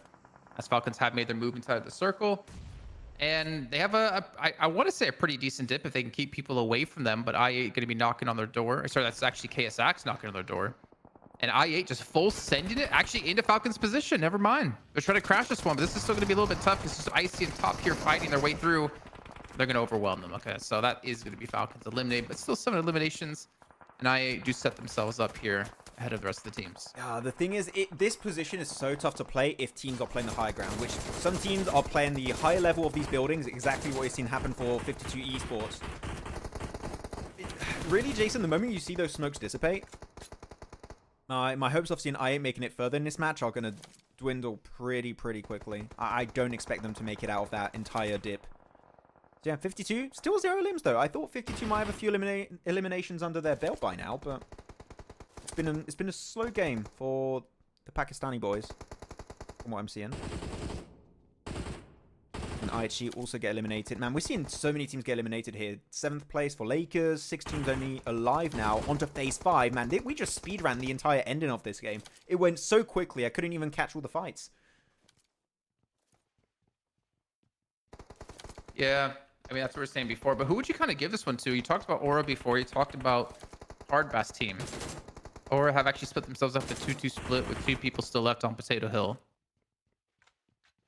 All right. And the 52 again, just tucked away inside of the zone. 0 eliminations for this team. But you can see Madball's off to their side. Yeah, if I had to pick a team, then Aura. It would have to be on this yeah. circle. Yeah. I mean, they have 6 limbs already, 4 players left alive. Like, this lead is really going to build up here. Mm. It was kind of predictable, right? I think I called it about 2 circles ago. The fact that they don't have any teams around them as a major threat gives them a lot of space to just breathe, chill for the next circles, and make some very educated rotations based on information that they've gathered before. And they just also have 4 players alive, which is very important in these finishes.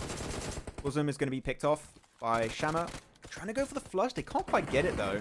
I think I might be able to survive as 4, but now they only have 30 seconds before the blue zone starts to come in. And I don't think their cars are still functioning.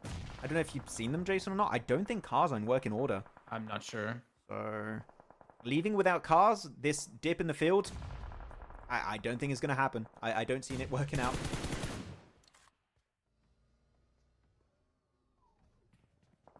Definitely going to see some. I mean, Hardbass, are they going to push into Aura? They're already kind of setting themselves up to potentially go for it towards like the center of the zone. Malik is being left alone on Potato Hill to give that overwatch position, but he's going to have to move, and he's probably going to have to be one of the first people to actually move as the blue zone closes in here. Mm. He's definitely the farthest away from the zone. And Mad Bulls, they might get caught in the transition here by 52, but then again, 52 might get caught in the transition by I8. I8 Doctor, if you mean by IHG is chilling that they're eliminated, yes, they are indeed chilling. They're chilling real good this match. Yeah, so I did think I saw a play of I8 in a car for like a split second on the minimap. So I think that there is still They should. maybe rotational possibilities for them. Well, because they crashed into Falcons who already had vehicles there with their Yeah. own vehicles. So they should have working cars there. I just don't know how healthy they're really going to be. Exactly, because a few nades did come out from 52, and that's kind of what I'm getting at. I think it will be a bit tough for them to actually make that pivot if they don't have a lot of cars. Well, like one car rotation also would not be enough. They would need at least 2. We'll see. I mean, a small portion of that dip is still in play, right? So they can play it out, maybe outlive 52, because 52 have to leave, Mad Bulls have to leave. So this is actually really good for I8. This kind of turned the tides. This circle is really good for I8. Way better than I initially expected. Wow. There we go. This is definitely going to come to a conclusion momentarily between Mad Bulls and 52. And well, Talika's able to open things up with first. Goku goes down as well. I think that's actually, yeah, to I8, to Falcon actually catch him off guard. And this was kind of expected, in my opinion, that I8 were just going to clean up the end of this fight no matter what, because position they already had in the zone. They don't have to move too much. I mean, they're technically still partly in the zone. But we do see Aura and Hardbass looking to... Okay, they're actually driving away. I thought they were looking to crash into this for a second. Wait, who got those points? Crypto. It's Crypto. He got 1. Did he get 2? No, only 1. 52 then also are fighting versus Mad Bulls currently. So big third-party potential here.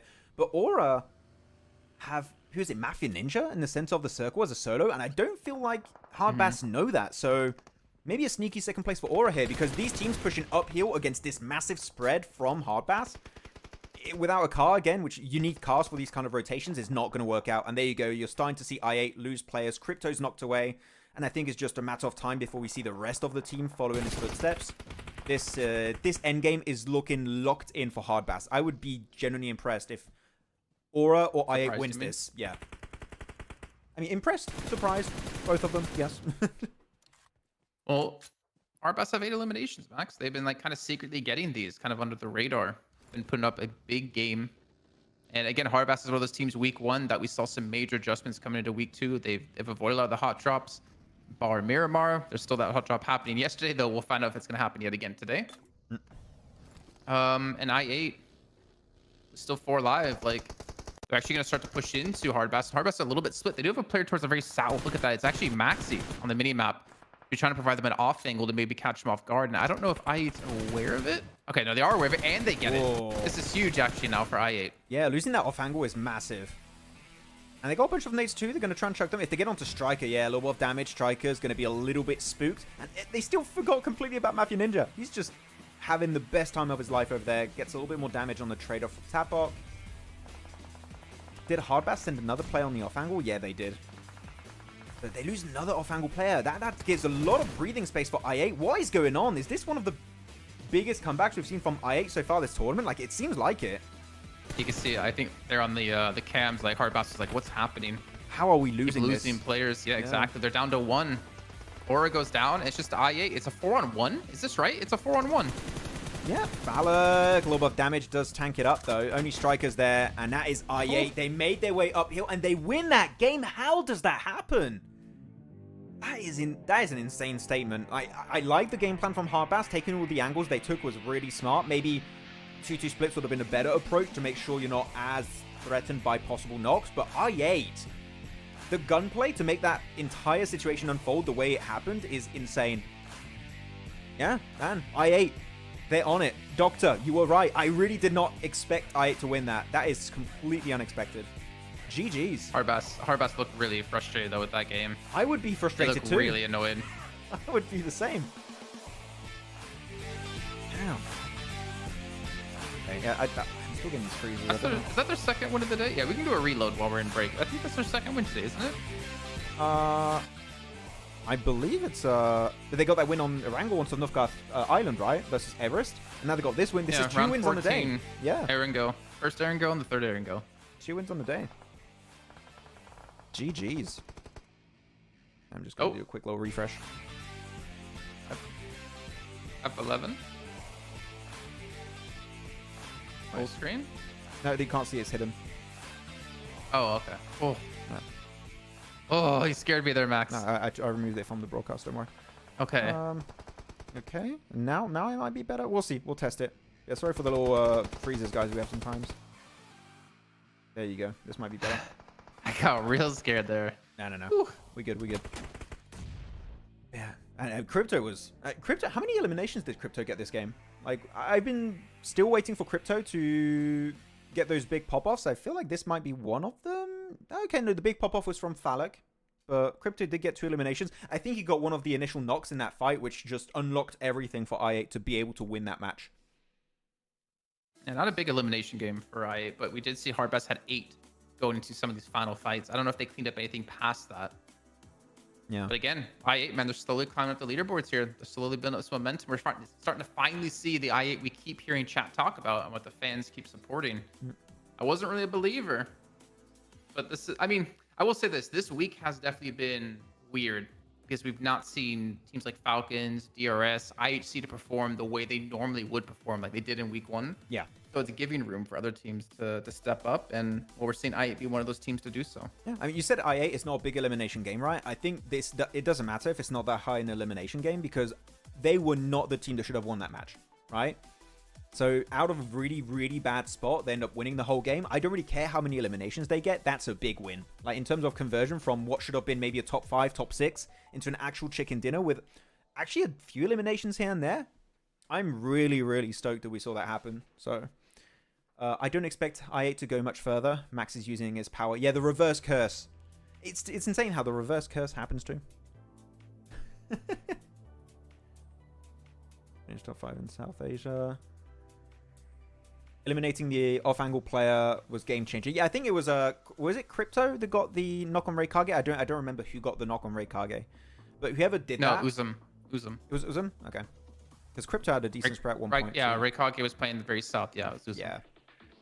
But still, yeah, those opening knocks were super clean. And then they even send Falcon on the angle to make sure that the trees can't be fully used to their full potential by Hardbass. So, yeah, this is... Sure, we did have that Erangel finish right earlier, Jason. I would say in terms of display of really strong strategy to wrap up a game, this is the best we've seen from i8 gameplay-wise this entire tournament. Okay, bold statement. Wasn't got the first one? I'm not going to contest it. I think. I mean, you're saying not going to contest it. Do you agree or disagree? Neither. I'm just going to silently walk away. Okay, well, I'm the analyst, so I'm telling you guys that was the best gameplay-wise we have seen from this team. The Erangel of earlier was good, but this is so much better. Yeah. Uzum on Maxi, yeah. And Falak is MVP, of course, he had 5 elims. I'm not too surprised by that. 567. Really good damage to elimination ratio. The conversion rate super high on that. Yeah. I do feel... Okay, like now we're talking a lot about gameplay, right, Jason? And we'll head into a break relatively soon. Do you feel like we are seeing i8 be more confident? I feel like they are a lot more confident in week 1. Then they're building more synergy. They're just confident taking fights now. They're not scared and don't delay fights, which we saw a lot of that happening in week 1. There's a big change of mindset, I think, that's going on. I feel like I'm going to give a very cop-out answer. Go for it. I think it's a combination of like them playing better and being more confident, but also the teams who, like your 4MBs, your Falcons, your DRS, your IHCs, just not performing as well as they did in one. Yeah. Now, whether that's them not performing well or other teams getting better, I think it's a little bit of both. But I think the fact that we're seeing a lot of those teams not really hit the same stride they did last week is kind of allowing i8 to perform this much better. But I'm not denying they're looking more confident for sure. I guess you just have to wait until maybe next week or wait till later on in this week to see if we do see some life out of IHC and Falcons. Like, I don't know. And DRS, like, DRS didn't even make the front page here. True. Actually, yeah, they didn't.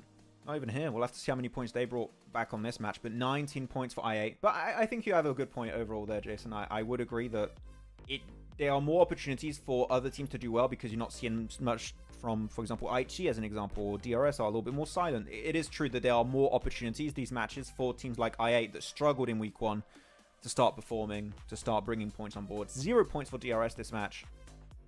And IHC only 3. 4MV 2 points. So, whew, not a good look. Are we going to see the rankings before the break, though? I'm not sure. We'll have to see. Blade is on rest. Yeah, Blade isn't on the team anymore. Blade is gone. Ghost is gone. It's pretty much i8 2.0. Cool. Game 4 is not done, but Ultrigo ready to be shut down early again, despite having 6 eliminations. Really? That's it. I gotta look at SCA. I gotta see what's happening over there with the finals. I want to check SEA too before we head to break. Show me. Oh, we're going to leaderboards? No comparison. Okay. I'll put it full screen for you guys who maybe want to see it.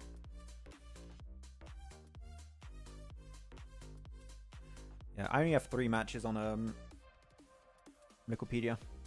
Wow, Xavier, a first, a third, and a fourth. Woo. Really good from UDO Alliance. Hey, a lot of people were rating UDO Alliance, I think, yesterday when we were talking about SEA expectations for the finals. And there we go, leaderboards up. Let's check it out. So let me pause that. And yeah, so first place, Aura, still up there. And you said it, I think, before this match, right? Aura started building a little bit of a lead, so they have that cushion that even if they have one bad game, they should be fine. But they reached, what was it, top 3? Thanks to Mafia Ninja. So they're still bringing points on board when Lakers aren't doing well, when Mad Bulls aren't doing well, when 4MV aren't doing well. They are looking super comfy in that first place. And again, with only 1 chicken dinner, a 20-point lead. I mean, there's a 20-point gap between first and second, but there's also a 20-point gap between fourth and fifth. Like, pretty insane what they've been able to do. But like, look how close 5th to 10th is. Like 6 points. You can, and considering like how many bonus points you would get for those 6 points, or the 6 placings, like that's extra 6 bonus points. Like that's crazy actually to think about if it continues to stay this kind of grouped up and condensed. Yeah, it just one good game. We said it at the start today, and we're going to have to keep repeating it today too. One single good game from those middling teams could push them up towards a position where they could compete with your 4MVs, Mad Bulls, etc. at the top. But it's insane. You said it earlier too, right? How Aura are consistent even outside of their chicken dinners. Yep. Ever since that hot drop in Yasnaya has stopped, they've been already pretty proficient on Miramar from the start, but now they're also getting points on Erangel.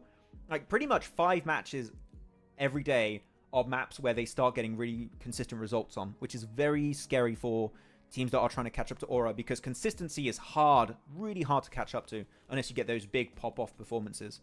How many matches are Aura on?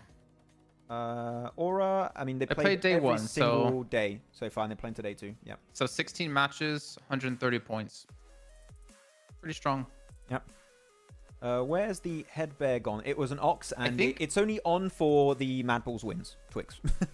I think, by the way, Mad Bulls being 3rd place is kind of nutty, considering they have 6 less games played than every team around them. Actually, not every team. Rook. Oh, yeah, okay. They have 6 less matches in the 3rd place for Mad Bulls. Like, that actually, I think is even more impressive right now than Aura. That's true. It is definitely showing potential for the end of this week when they play their extra matches. They could close that gap even more. Yeah, second page, though, we did see 52 jump up a little bit. They had a very nice central position. I did think, though, we were maybe going to see way more eliminations coming out from them, because looking at 52 elimination-wise, they're doing decent. This last game, I think it was a bit low.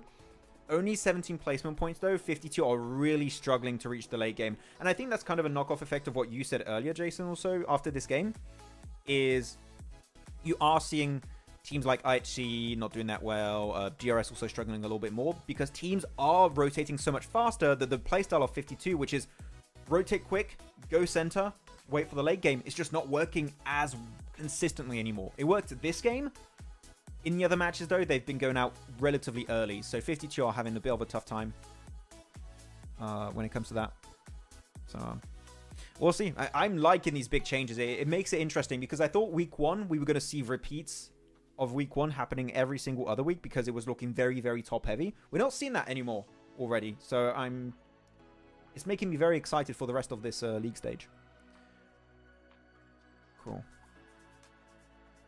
Are you ready to head to a break? I'm ready. Only like 7 minutes. Yeah, I was just looking if there's any big comments, but I'm not seeing anything. Okay, with that said, guys, we'll be heading to a break. Let me prepare the timer.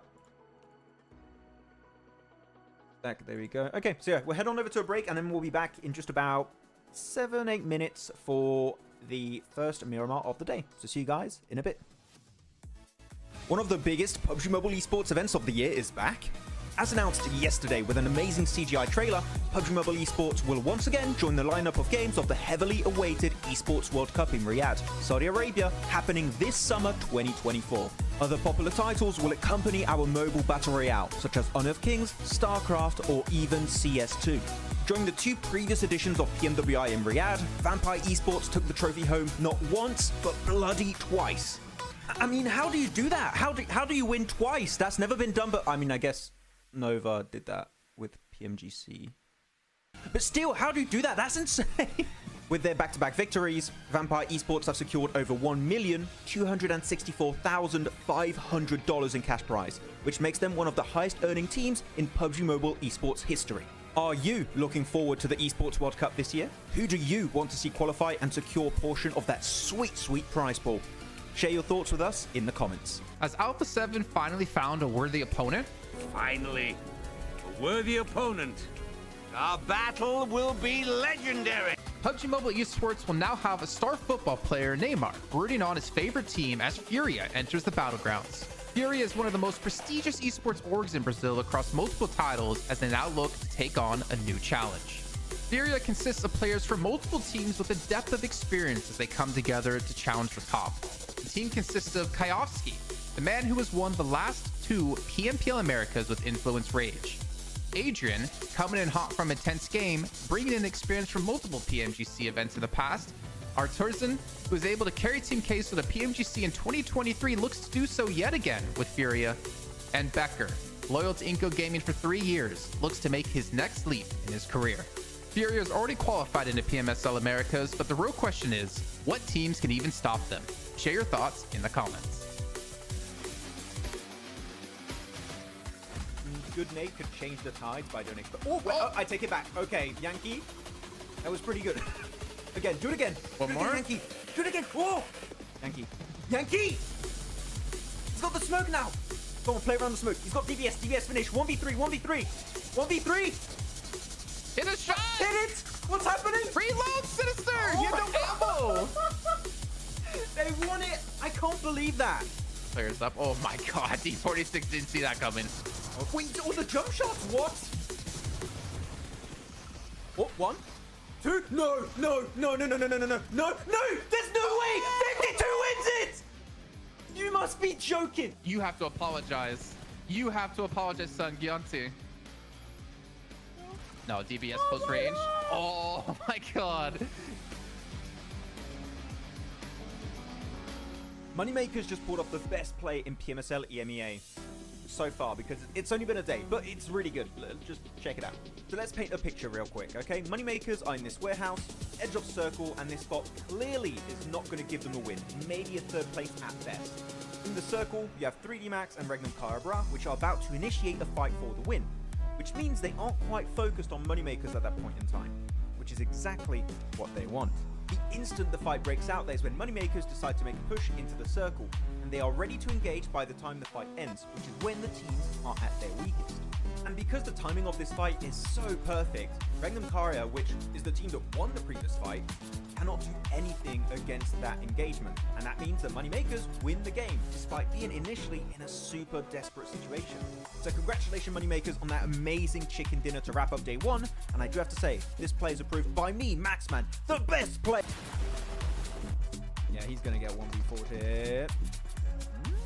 No faith. He doesn't have a DBS, man. That's the thing. The DBS is the what?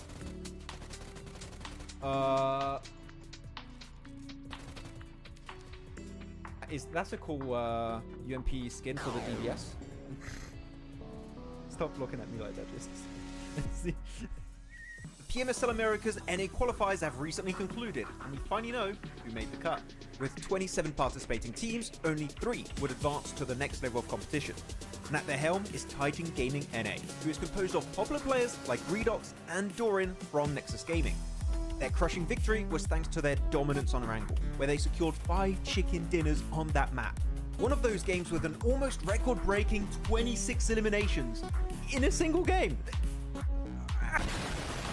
Heading into PMSL America's spring, they will be joined by 2nd place Taco Lovers and 3rd place Super Lazy Reflex, who qualified in the very last match thanks to a podium finish with 10 eliminations.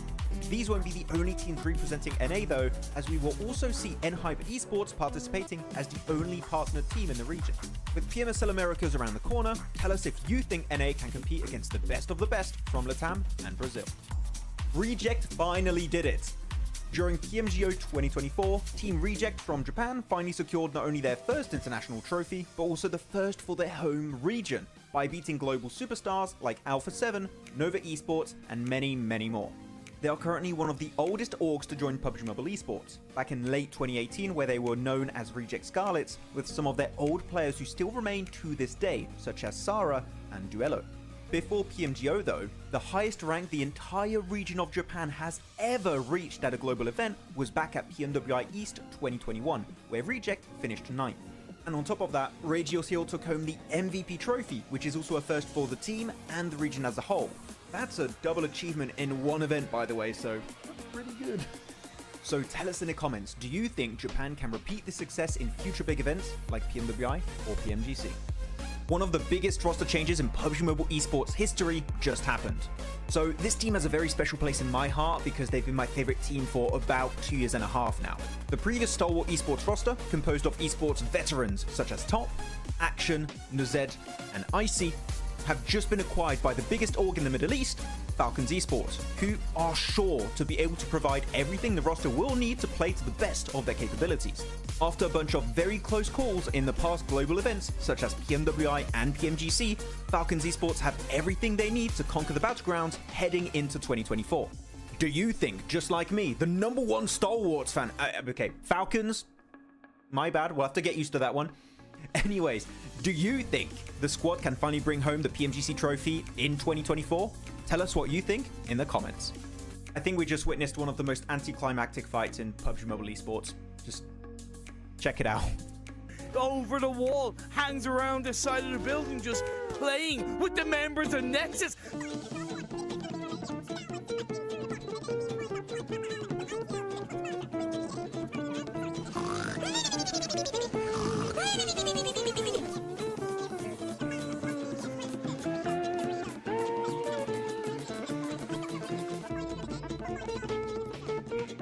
They sure are. I love this from Machina. He's gone out of the house completely. He's trying to get into zone, but Sigma has the same idea, and he is gonna win that because the play just hurts too much.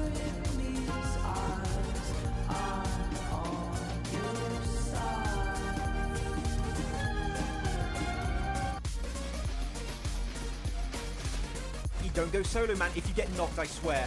Don't get knocked. Good. Okay. DK, what are you doing here in this match? Come on, Reefus. Redeem it. Redeem it, Refus. Redeem it. Oh, he got... Wait, Refus, he got 2? 1v1. He has 3 nades. He has 3 nades, but he's behind a crate. It's gonna be so... Whoa!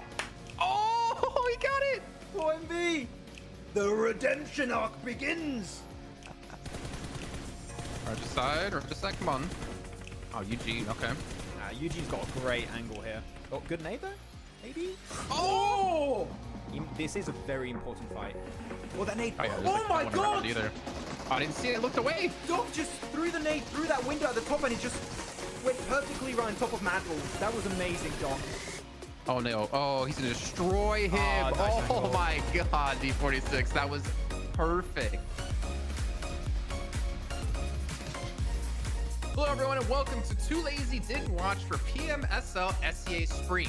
Max and I are here to give you a quick knowledge blast of what went down in the spring season, and of course, get you ready for the summer season kicking off on May 8th. Looking at one of the top contenders of spring, Ultrigo were playing at their peak, especially during the league stage where they qualified with ease. That was in large portion thanks to Rosemary and his dominating presence on the battleground. This enabled him to win 3 out of 4 MVP awards as he went full-on gear second in the finals, eclipsing the entire lobby. Unfortunately, they fell short as they secured 2nd place, but they then put on full display that this team has what it takes to secure a future PMSL title. My only hope for the future is to see the team stick together a little bit more in their games, which will then result in them getting way more chicken dinners in the long run. All eyes were back on BTR as the Twins have rejoined the roster after 207 days. Their league play all boiled down to one word: inconsistent. Whether it was their results or the roster they were fielding, BTR was able to dominate the lobby. Flash forward to the finals, BTR was still one of the few teams to consistently swap around their starting roster. Out of the top 9 teams, only 2 were actively using their 5th player, Alter Ego, who placed 2nd, and BTR, who placed 9th. This leads us to wonder what the main focus for the team was during the season. Are they trying to play with a proper 5-man roster or gain valuable experience for all their players? Max and I think they use this as a training ground to get ready for future events where there's bigger prizes. We have to look back at the winners of spring now, Boom Esports. And I think it's fair to say, Jason, Boom winning PMSL CSA Spring came out as a massive surprise to many, as they brought new players on the rosters and attempted to build synergy during the league stage. This in part gave them... Oh, it doesn't matter, they couldn't hear you when you said that. Say it again. No, I don't just sign them up. I didn't say anything. Okay, we're gonna game. So we're back in the game. We got our first Miramar of the day, and we're gonna find out if Scry is gonna lead his team to victory up against Hardbass team in Picado. Oh no. I hope not. Hopefully it doesn't happen again. I have hope that Scry is playing. Maybe something will change. So please, Scry. Please, Scry. Make your team not drop in Picado. The fight Wish we had a camera is over still their happening. shoulder. I wish you had a camera over their shoulders right now to see like where they're looking What to are they drop. doing? I mean, they dropped. Please go for the trash loot to the west of Picado. It's just as good. You won't get eliminated early. It's a good play. Please. What's happening down here? Okay, yeah, that's what I was gonna say. Cobreria, you still have the fight. Aura of Lakers. Sky picked up someone from Lakers and then knifed him. It's a strap. She did the Niptura. I didn't see her knife me. Maybe she did. No, she wanted. You can't do it. Okay, but now it's Rock actually in a decent little angle through that window. Does get an opening knock. Followed up with a second knock. He's only got 11 bullets now. He's got to reload. And have your teammates follow up. Don't push too early. There you go. Now you might get flushed away. Now it's time for Sky to clutch it up with Malik. Little Molly coming out, trying to buy some extra time. Yeah, just close the door. Why not? Close it on Rock, who was knocked there. You need to be careful, though. They don't want to lose anyone. Oh, clean there you Sky. Go.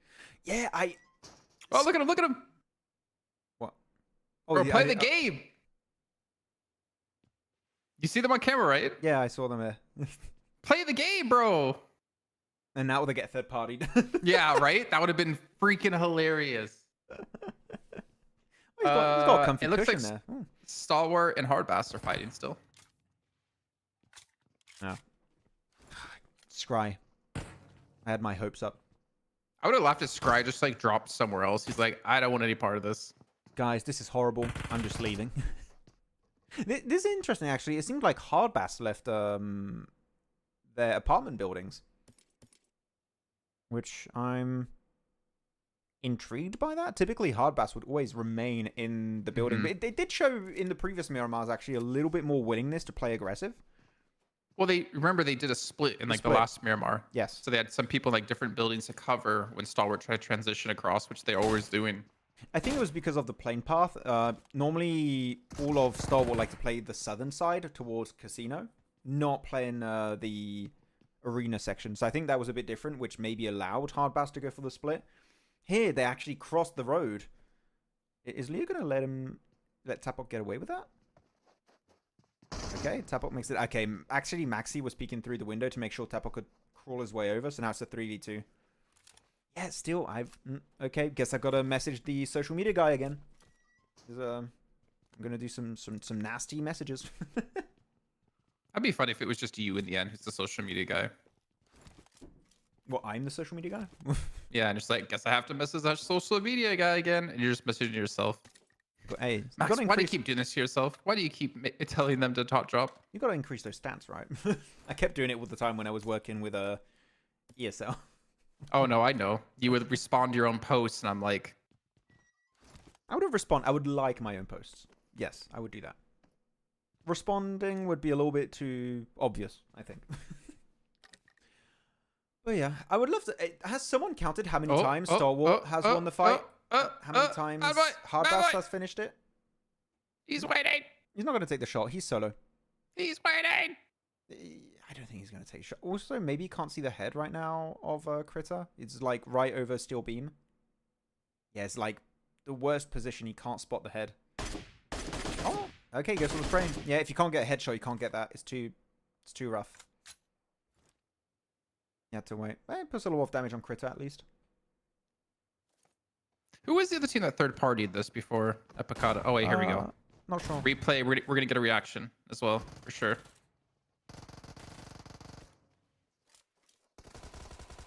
Yeah, finished by Sky. Oh, we didn't get to see it. There we go. What's up now, Swedes? Woo! You know, they were just screaming in direction of Lakers. Lakers must be just in front of them. I think the funny thing is that I don't think Lakers can understand that. They're like, what are these guys saying? What? What are these? Yeah, I mean, they're speaking Nepalese. Nepali? There we go. Wow, what is it Nepalese? They're like, oh, I think Lake- they just where said are we're very Lakers cool from, people. actually? Actually, I actually don't know where Lakers are from. Lakers, from what I'm seeing, they have a Ukrainian flag. So they're part of the Okay, yeah. CIS side of things. Yeah, so I don't think they understand each other. Hmm. They're like, wow, they're saying nice things that we tried well and we did a Yeah. good job. And we'll see you next match. I said that as a meme, but like they definitely know it's not intended to be nice. We should. I feel like we should do a DM. dub. We should do a dub over that. Or something. If you want to do, you could make it. If you want to do it, you could make it very nice, or No, it'd be very nice. yeah. You guys put up a good effort. We'll see you next time when you drop here. I love you guys. We respect you and we love you. Okay, man. I do feel bad for the Observer team that they have to keep looking at Picardo. They know every single room of Picardo. Like, man, I spent so much time here. It's been 3 days. I haven't left Picardo. Been here. Lakers are from Kazakhstan. I'm seeing a Ukrainian flag. After I don't know exactly, it might be a little bit off. Liquipedia doesn't have like 100% accurate info in terms of locations. Lakers from Kazakhstan? No. No. No. No. Definitely not. Okay. Otherwise, in terms of positions, we did see. I do like the typical drop we see from 52 on this map, which is they do I think it's a 2-2 split we see on Power Grid. So 2 players towards Power Grid or west of Power Grid, 2 players north of the road of Power Grid. And it's very central. They haven't regrouped yet. Alian is pretty far over to the east of El Pozo on that big hilltop. I would like to see him regroup eventually because teams are starting to get pretty damn close. I'm starting to think Dumorte needs to change their drop locations on almost every map. It's not. They take very safe drops. At least on They Erangel. take very and, out of the Miramar. way. Where'd they go to? Amunda? Or Amada? Torre Almada. Amada? Yeah. I think they went to there. Yeah, Amada. But like, I mean, I get it, but I don't like it anymore, actually. Yeah. I think they've reached the late game so rarely now, and it's Exactly. mostly based off of the off of their drop. It just makes it so tough because it's not even just. It's a long rotation, right? Which in itself can delay you a little bit, and it can be a little bit tougher to enter circle based on where it goes after that. It's just, you have no information on where you're going. Like, you can see right now, Dumorte, no information on where teams are. They might be thinking, oh, there might be a team in San Martin, or maybe a team northwest of San Martin. We don't know. We don't know. We have no idea, because you have so little time to scout, and because you haven't had time to scout, you can't do an optimal play. Your decision-making is just subpar with the lack of information, so it's very unfortunate. I do agree with that point, Jason. I think we need to see a big change. I don't care if it's a secondary drop. I don't care if it's a completely new drop. Something needs to be changed, because right now their average, I'm sure their survival time is super low. I'd love to see that stat, actually. I mean, I just want to see like their average distance traveled in a match compared to every other team, because I feel like they are. Highest. I mean, well, if they got early, then it doesn't really count towards it. But they're constantly having to travel from the outside, and I mean, you're just not really gonna get into any sort of nice point spread because of it. Oh, Tapok saw that, I think. Oh, no, actually, Reikage came in from behind. Gets the knock. Now it's only Krito alive. He does get a knock, but can't confirm it. That's it. End for Stalwart. I would love to know they're what waving Spy goodbye. thinks.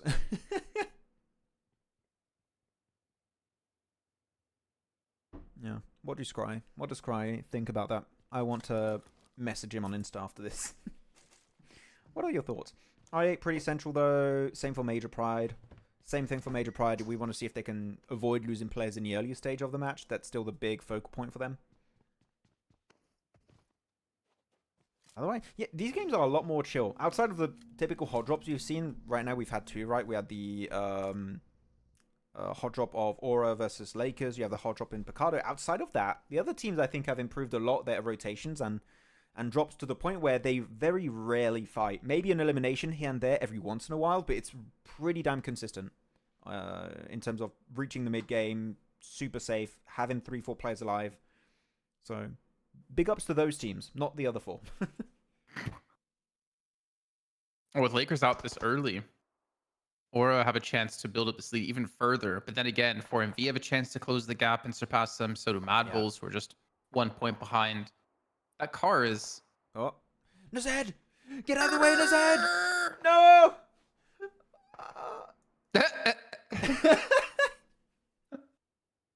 The slowest car accident you've ever seen.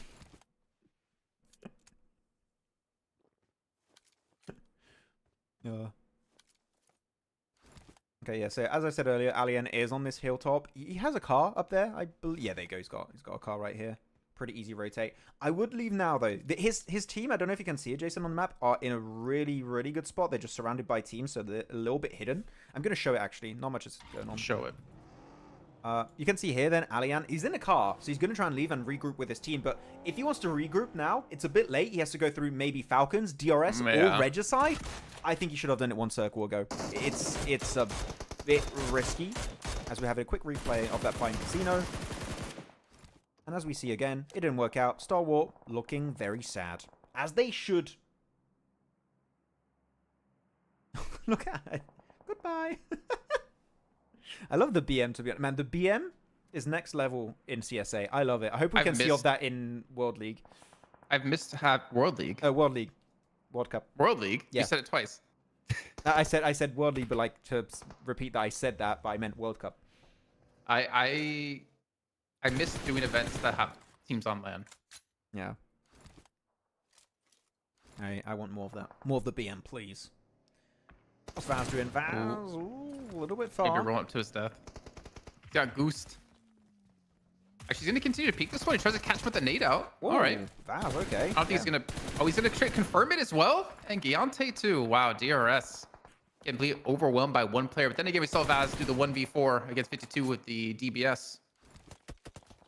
Yeah. I mean, you might as well just confirm it. You have the opportunity. You're not really getting third party at the exact moment. Why not? By the way, while this fight's happening, Alien was able to make it around. You can see in the minimap, he's just wide wrapping around Regicide. He doesn't want any of that heat. He's just going to avoid it, regroup with his team. Could be looking like a good game for 52 now. They got 4 players, a little bit of a spread. Nice position in the circle. I dig it. I don't dig Example's position, though, which is very nadeable. But that nade was not meant for Example, so he's fine. Okay, that nade is for Example, though. There you go. Ghost gets it. Knocks him down. Gonna go for the confirm. DRS. It sucks for DRS because they had a good entry point here. They just got pincered between Regicide and Falcons. And in those kind of dips that are, again, super nadeable, you're not making it out. So, rip DRS. Not quite the game they were looking for. And still, man, the downfall of DRS slowly continues. Again, you said earlier, right, Jason, in the middle of the pack, it's a very small point gap.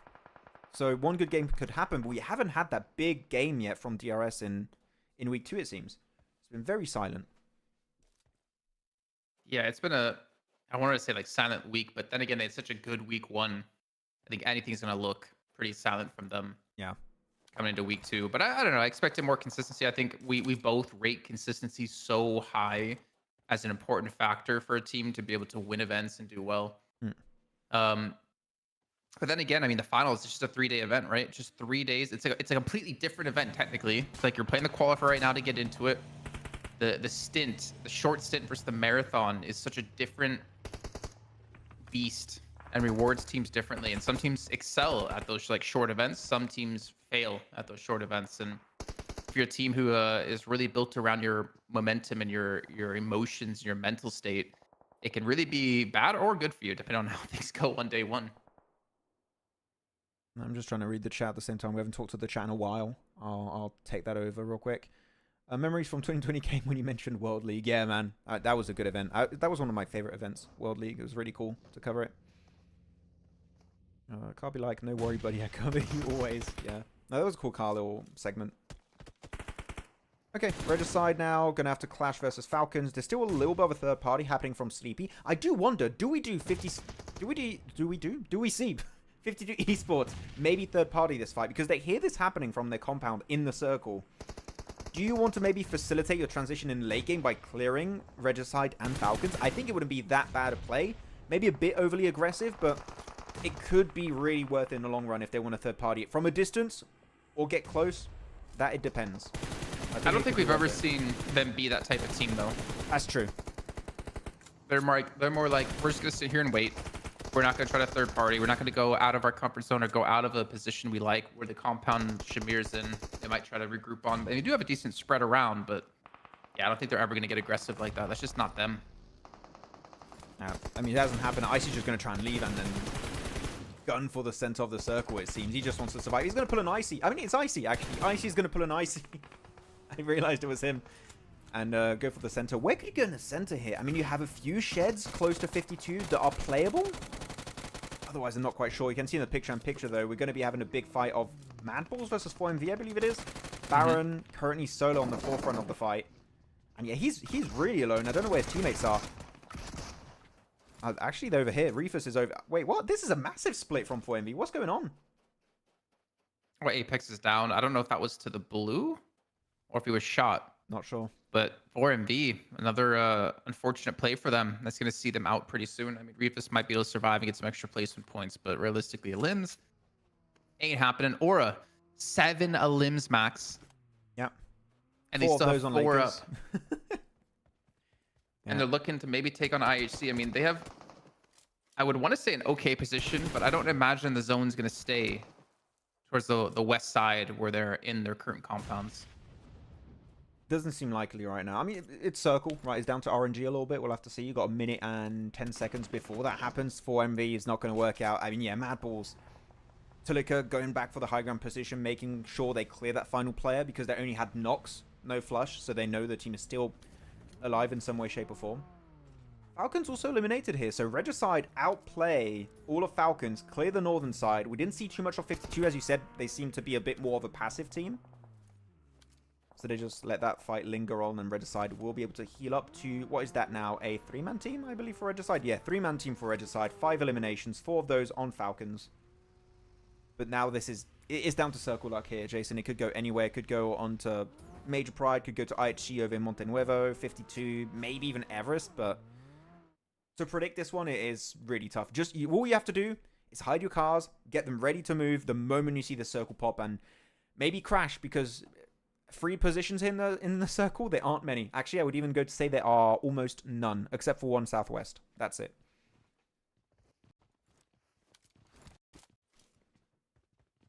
I see going for the recall. There are no recalls in this mode. And that's for the casual game mode.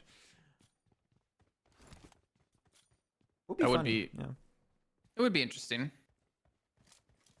I wonder if teams would like specifically route that way to defend it against other teams so they can't use it. I mean, what you could do, right, is you drop around a recall point and send a player out to scout. And if he gets picked off, you just res him, right? The thing is, after you give a point pretty consistently. How would the points work? Would the team lose that point, or would they maintain that elimination point? They keep and there would be more points per game. Yeah, more points per game. You would confirm that because you flushed him, right? Technically. So I think you should keep the point. It'll be interesting to see. If you get the elim again on him, you get like triple the points. What? How triple the points? I don't know. Oh my god, there's a spider on my screen. Where the hell did that come from? Oh, okay. Demo, sorry, and he's shooting the screen too. Nice. Yeah, IHC, a little bit of a gatekeep hand versus Aura on this spot. I'm gonna take a second and get it outside. Sure. Actually.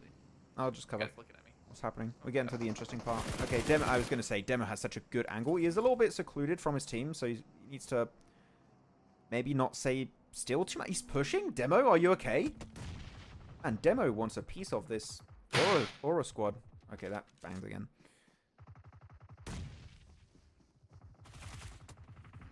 Okay, yeah, Demo, gotta wait for your team. Nice to see Zyol join up on the party here. Gotta overwhelm them. Demo gets knocked away. Zyol now is solo again. This is going to be a one-on-one of Mafia Ninja versus Zyol. And we're not seeing the rest of IHG join. Luckily enough, Zyol is able to win it. Yeah, I'm sorry. I opened the door in the window so I could run and get the spider out, and it slammed when I was getting paper. Yeah, but no, we did see then IHG regroup a little bit. They almost lost, to be honest, versus Aura. I don't know if you caught that. That was a bit risky from IHG, but now they cleared the West. We're good on that front. They can still play this game out. And Demo actually being knocked in the car, he can get rezzed after, though. That's fine. It's a better way to do it. I want to turn off my camera. I don't want people to see my face while I do this. You can turn it off. It's fine. Fast.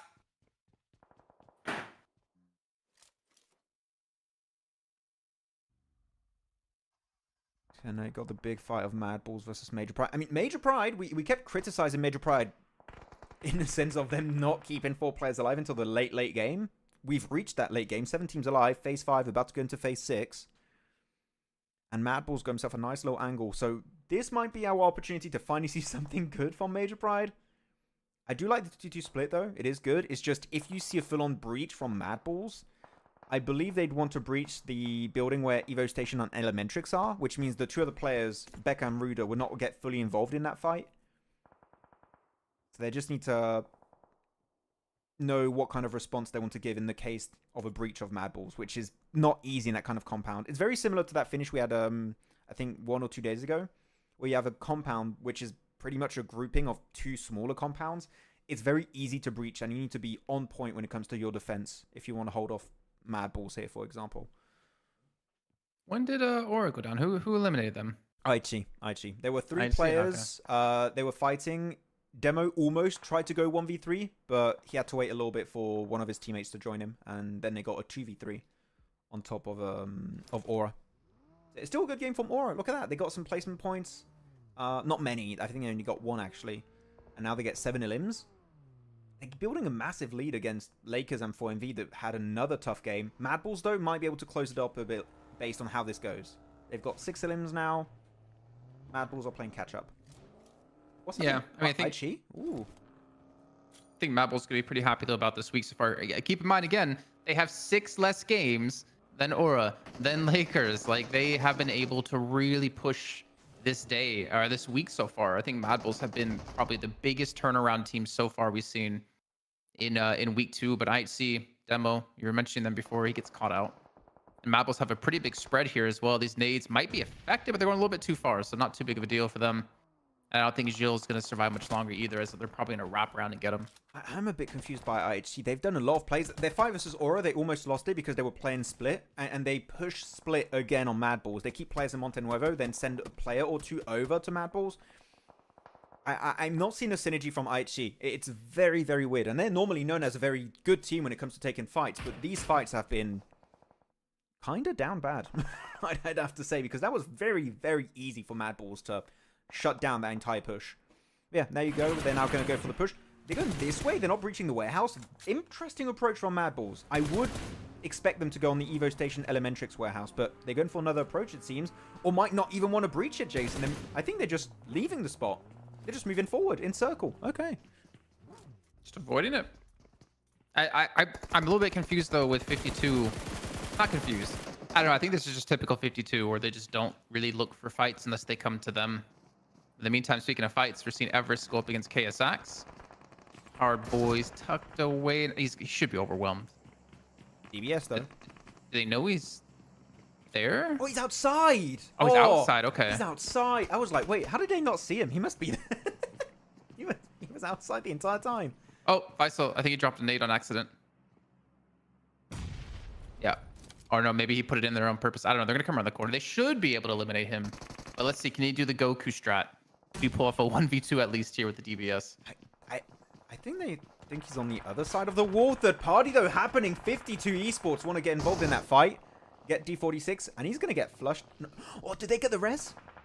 But now Fragger's here too, man. This is horrible timing for KSX. 52 go for the third party, and now Fragger's there to assist. Hardboy's going to fight too with his DBS, but Faisal is going to get the 2-piece. No, doesn't quite work out.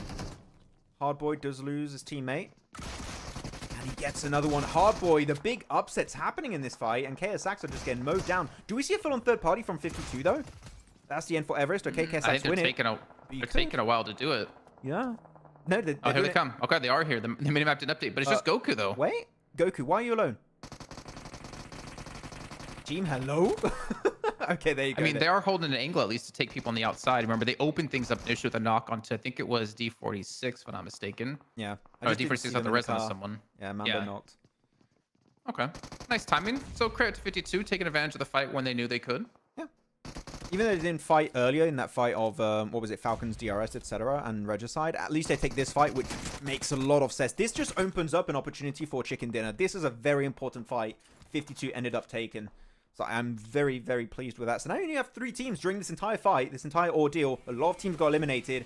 Mad Balls, Major Pride, 52 Esports. And currently, when I'm looking at this, 52 are looking in a really good spot because they don't have to move compared to Major Pride, which do have to leave their compound, and Zerich and Flique have to also move in the circle. Chulika's already there, though. So it's kind of up in the air, but Major Pride aren't looking too good at this exact moment. Where do you go? Where do you go if you're 52 though? Where do you go? Where do you go? I don't know. Where do you go if you're 52? I'm not sure. If the next circle is not to their advantage, what's a playable spot for them? I mean, it's either Mad Bulls winning or 52 winning, I feel like, right now.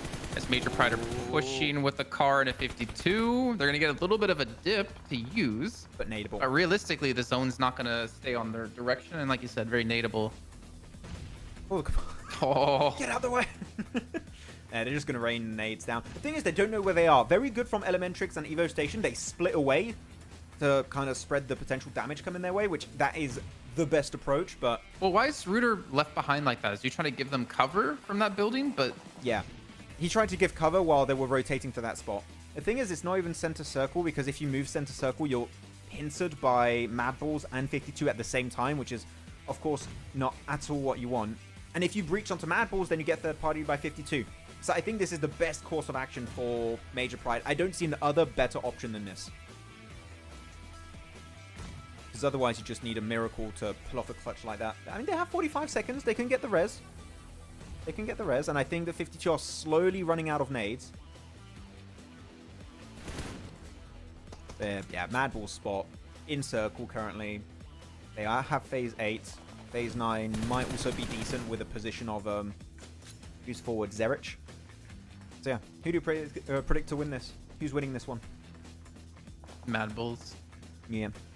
I mean, A52, or not A52, A52 Esports, they're already down a player. Major Pride, they just, I mean, they're completely split up. There's no way. It's just, and Mad Bulls just been looking too good, honestly. True. New first place team? Question mark? I don't think so, but they're still pretty far behind. I think this is going to put them really close, though. Yeah, another good If they game win. in the last match. They could maybe be first place. So, and Mad Bull's doing some heavy lifting in this match. Shamer trying to go for the off angle. There is a playable hay bale in the circle if he wants, but... Or did he stop at a ridge? I'm not quite... Okay, yeah, it's a little bit of a slope. That's not too bad. Smoke's kind of working out for them, too. It kind of prevents Mad Wolves from taking shots as they transition with their vehicles. Yeah, but the issue, they didn't clear Major Pride, so that is Yeah. another off angle that could cause issues. They can't play those rocks and trees fully because of that off angle. It makes it a little bit harder for them to really be as oppressive as they would really like in this match. I wonder if Major Pride can actually put in some work here, because they're still in the zone. And we're going to the... I mean, they're going to be pushed over the road first, actually, so maybe not. Yeah. He's going to be phase 9. Yeah, exactly. So he's going to center up. Nice knocks, though. Alian, can he get the first aid? Not too sure. Shamer is doing some nice damage, though, onto Major Pride. And they, oh, wait, they get the flush right away?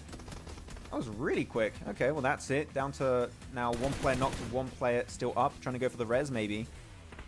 But yeah, Mad Bulls are just too dominant in this position. They have some utility still, I believe, that they can throw forward if they want onto 52. And the angles are so strong also. Yeah, this is looking like a Mad Bulls win through and through. English has got the MG3. He's just going to go blasting at the end. Oh, what? It's like last bullet. Let's leave the station down. Yep, just Elementrix. Everyone's just falling except Mad Bulls. No one's getting shot at from them. No one's getting knocked. You can see 3 players down on the opposing teams. And this is looking like the close. They're going to get 15 plus eliminations on this win. They almost nade their teammates. Okay, little bit of miscommunication. Oh, wait. Major Pride gets second Pride place. gets second. Yeah. I mean, nice. They outlived 52. GG's, but Mad Bulls take the win. And how many elims is that at the end? I think it's 15-16. 15-16 elims, I think. Yeah, they go 15. 2,400 damage on the match. Really good in terms of execution. And I was a little bit doubtful, to be honest, Jason. I thought that they had to breach the warehouse of Major Pride a little bit early in the match, but they just didn't did it. They just didn't do it. They just didn't did it. They just didn't did it. I can't speak to that. I don't know what's going on. They just played for the dip and tried to wait for the circle and get more information and play the circle. So very clean execution from Mad Bulls. I'm really enjoying this second week of play. And again, 6 matches left than every other team around them. True. I mean, the only team is Rook, had 6 matches less, 12. And then Falcons, who were like down 7th. This is a real standout performance out of Mad Bulls this week. It really is. They have 4 chicken dinners on the week already, and they played 11 matches. That should be match 11, yeah.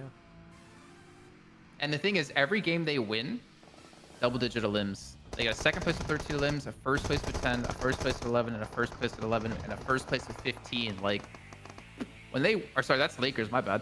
Mad Bulls, second place with 13, first place with 10, first place with 11, first place. Oh no, I did read it right, my bad. And this is with them 15, like constantly pulling up double-digit wins.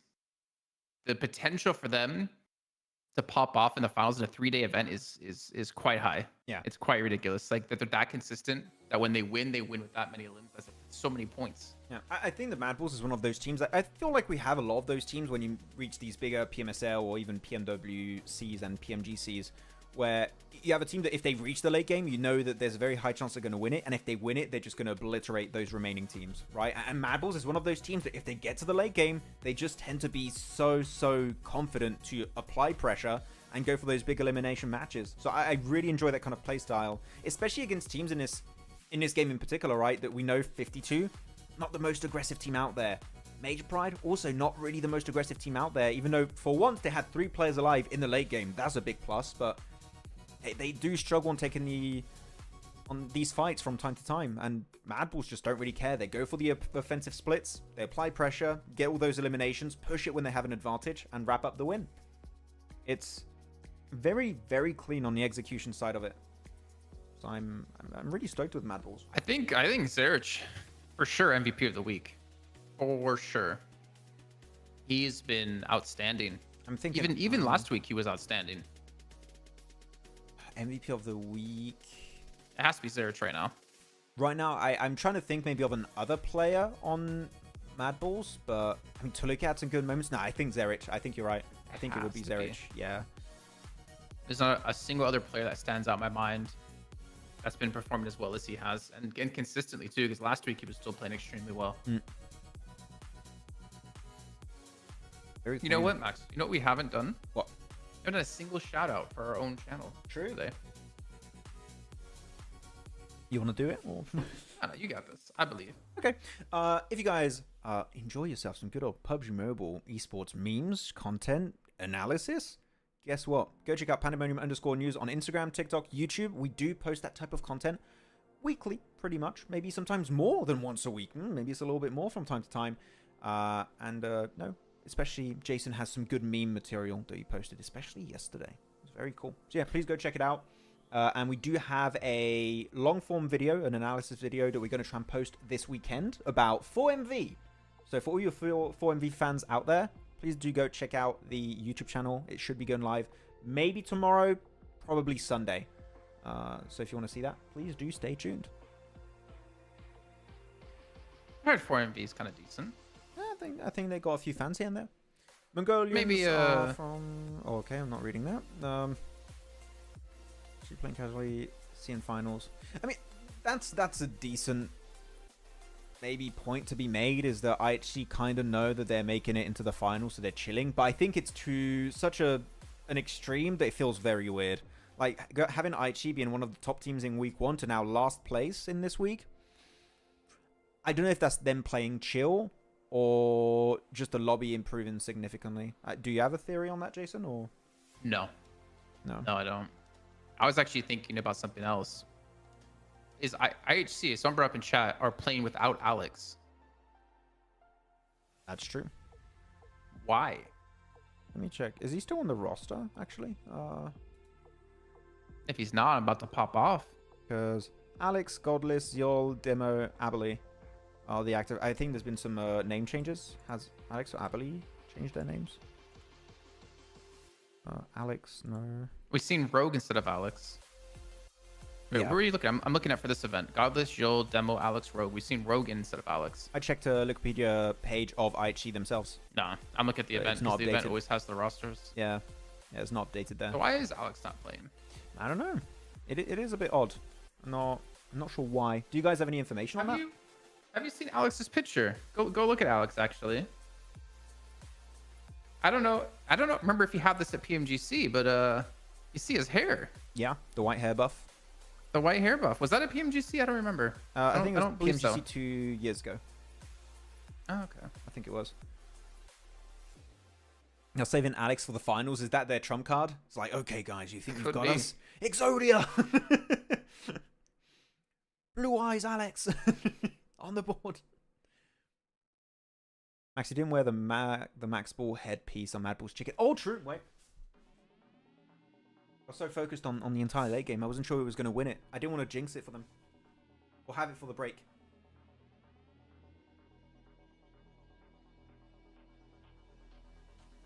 There you go. You happy now? You happy, Doctor? Is this cool? Is this what you wanted? Are you not entertained? Is Falcons qualified? Qualified for what? For finals? Likely? For PMWC? We don't know. We'll have to see. But yeah, we've got the match rankings. Let me put it full screen as we also wait for the leaderboards. Yeah, 25 points for Mad Balls on this one with the 15 LMs. I'm happy. I'm impressed. I know we were a little bit harsh on them, like that major pride, but I'm happy to see that they've been successful this week. Honestly, I have nothing bad to really say about them. They've been looking really good. They deserve it. Like, I remember they were doing so good back in, well, EMEA previously was EU, right? So I was always really happy with this team and how they're doing. Though I'm also glad to see a third party that was super clean in terms of execution from 52, right? On the Everest fight. They did have a little bit of a moment where I was thinking Goku was maybe a little bit overly aggressive, but you said it right during that fight, Jason. They were clearing the angles on the west of it. So Yeah, they were locking down the angle, looking for an opportunity. But I almost want to feel like when they got that knock from range they had, and it was Hard Boy that was just chilling there. Like, I'm surprised they didn't commit on that knock.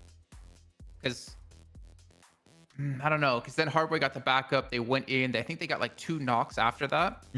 So maybe that was like a better time to strike. I don't know. I want to see like more proactiveness out of the team. Maybe I want to see more confidence. Maybe because I know we used confidence earlier to talk about I8. Yeah. But I feel like we're seeing a little bit of unwillingness. I mean, maybe I'm just wrong in how I'm looking at this, but some unwillingness out of 52 to like make the decision. Okay, let's send it. They're being a little bit more or too indecisive, maybe.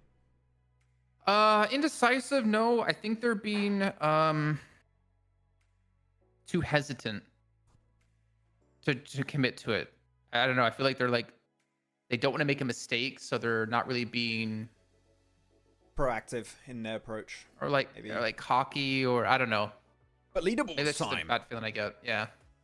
Yeah, and Aura's still in first place, but man, that gap has closed so much now. It's only 3-point difference, and Mad Balls, if they tie, they win the tiebreaker by quite a lot. They got 4 chicken dinners compared to 1 of Aura, so they would win that tiebreaker every day of the week. So Mad Balls are just popping off here. But I do have to criticize Mad Bulls. Well, not criticize, but I did talk about like Hora. It's so impressive for them to get so many placed points outside of their chicken dinners. But I don't know if this is being critical because Mad Bulls have just been that dominant. They've only played out 11 matches and they've won 4 of them. That's almost 50% of them. Not almost 50%. It's almost a 35. Or a fourth. Wait, they'll play 12 matches. So a third. Yeah, wow. You beat my math today. almost a third of the games they've won. So I feel like because of that ratio, I can't judge them in that way of being like, oh, they only have 13 points outside of their 4 wins, you know? Yeah. I can't be critical about Mad Balls right now. It's just they are just popping off. They didn't have the first day. As you said, they were not playing day 1. They played day 2 and now day 3. 11 matches played. That ratio is above the 10-point average you would want, right? Over 11 matches, they're actually way above that. They're kind of at an 11, 12-point average. More of a 12-point average, to be honest, for Mad Balls, which is very, very solid. And when you look at their breakdown of eliminations and placement points, they are at about that golden ratio that we've seen has been a lot more relevant in recent tournaments. Before it used to be a 50-50 split. I think I did remain on that kind of rule for a while, but eliminations are a lot more impactful, and Mad Balls are just popping off there, though only 13 points outside of their chicken dinners, right? But again, they only played 11 matches, so even that's not that bad. Yeah, good stuff. Lakers did drop off a little bit because of that hot drop in the northern side of the map with Aura. IA also did jump up a little bit. But that's it pretty much for our page. I actually seen Hardbass in the top 5 is... I would have not believed you if you told me that after week 1. So good on Hardbass. Also jumping up in the rankings a bit. I just imagine if they weren't fighting Stalwart and Picado. I know, right? What would their ranking actually be up to now? Maybe similar to Aura. Because Aura don't have that issue anymore. They don't have the hot drop. I mean, that's what I'm saying, maybe. Because we had that hot drop happening with Aura. They stopped the hot drop. They're first place team, right? It goes to show you could see something maybe similar. I mean, maybe not to that extent because it was an Erangel change, which is a lot more impactful for Aura. But it would help them be maybe, I don't know, top 3. Who knows? But yeah, second page, though, 52 jumped up a little bit. 75 points, just shy of making on the first page. And otherwise, we're not seeing too much movement here. It's kind of slowed down. Okay, Ninja. Yeah. No? Don't get it? Oh, okay, yeah. Ninja? Okay, yeah. Then like New Year's. Yeah. That's enough movement. Yeah. There's enough movement, guys. Please. Read my comment yesterday. Lakers first. Or Esports. That's why they were shouting anger. I mean, of course, there's a lot of passion. I'll give you that much. They are very passionate over there. Okay, cool. We'll just go back to live. And slowly wait. I'm going to get rid of the hat again because it's too hot. Okay. Chat. I know we didn't do a lot of questions today. So we're going to do a question right now. Who do you all think is going to win the final match of the day? Who's going to take this dub? Okay. Again, quick reminder on who is not playing today. As I try and just go to the groups. So A, B, C... Okay, so today, don't forget, Rook, Stronger, A1, and WoW aren't playing.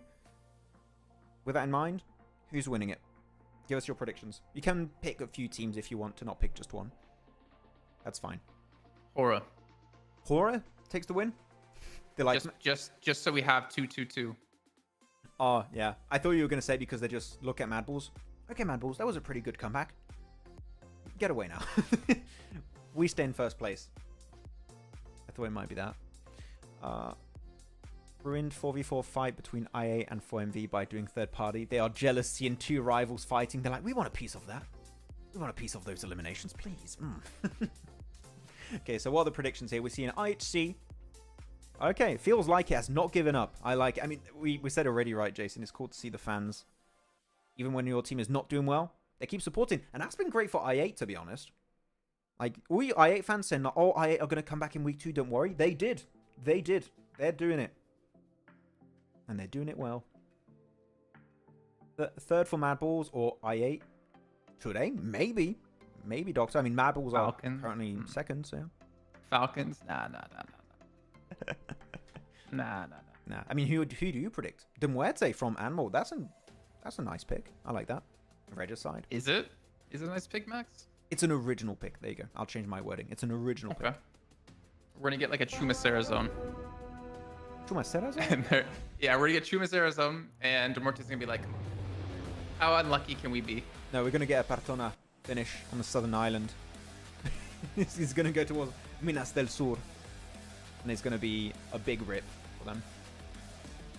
Okay, let's see how it's going to go. Lane path. Decent. Not great for Mad Balls. They can't make it to Puerto Pariso. Okay. Sorry, I gotta keep the window closed, man. Jason's taking care of some stuff. It's okay, The window guys. is closed. It is by closed? the way. And is that loud? Okay. Yes. Wow. Damn. Has the grand finals for the SEA region already started? Yes, SEA finals are still happening, I believe, right now. But stick around for CSA. CSA is cooler. But no, CSA finals have begun. So, who else are we seeing? Let's go Falcons, Lakers, Clap Aura on the drop. We'll see. I mean, they're close enough with the playing path. They should be able to drop in La Cobreria. So the hot drop should be happening. Same in Picado. We should still be seeing Stalwart and Hardbass. As much as I hate it, the KSX is to the west of Picado. Seemed like they're going for a trash loot Yeah, I'm back. Sorry. location over there. All Yeah. good, all good. Everything was shut. Just saying. Interesting. I don't know. Oh well. Yeah. So hot drops, they're going to keep happening. Aura versus Lakers. Man, if Lakers lose another one, they're just giving a massive lead to Aura for this second week. That is insane how many points they've given to Aura Esport. But we'll see how it goes. It's a bit of a stretch for the drop. So they might not get access to the exact buildings they want, but they've made it. The fight's going to happen. Who's going to win it? Max, whom are you cursing? I'm going to curse...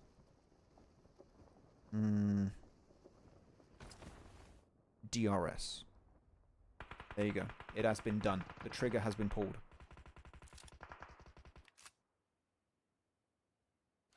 Yeah.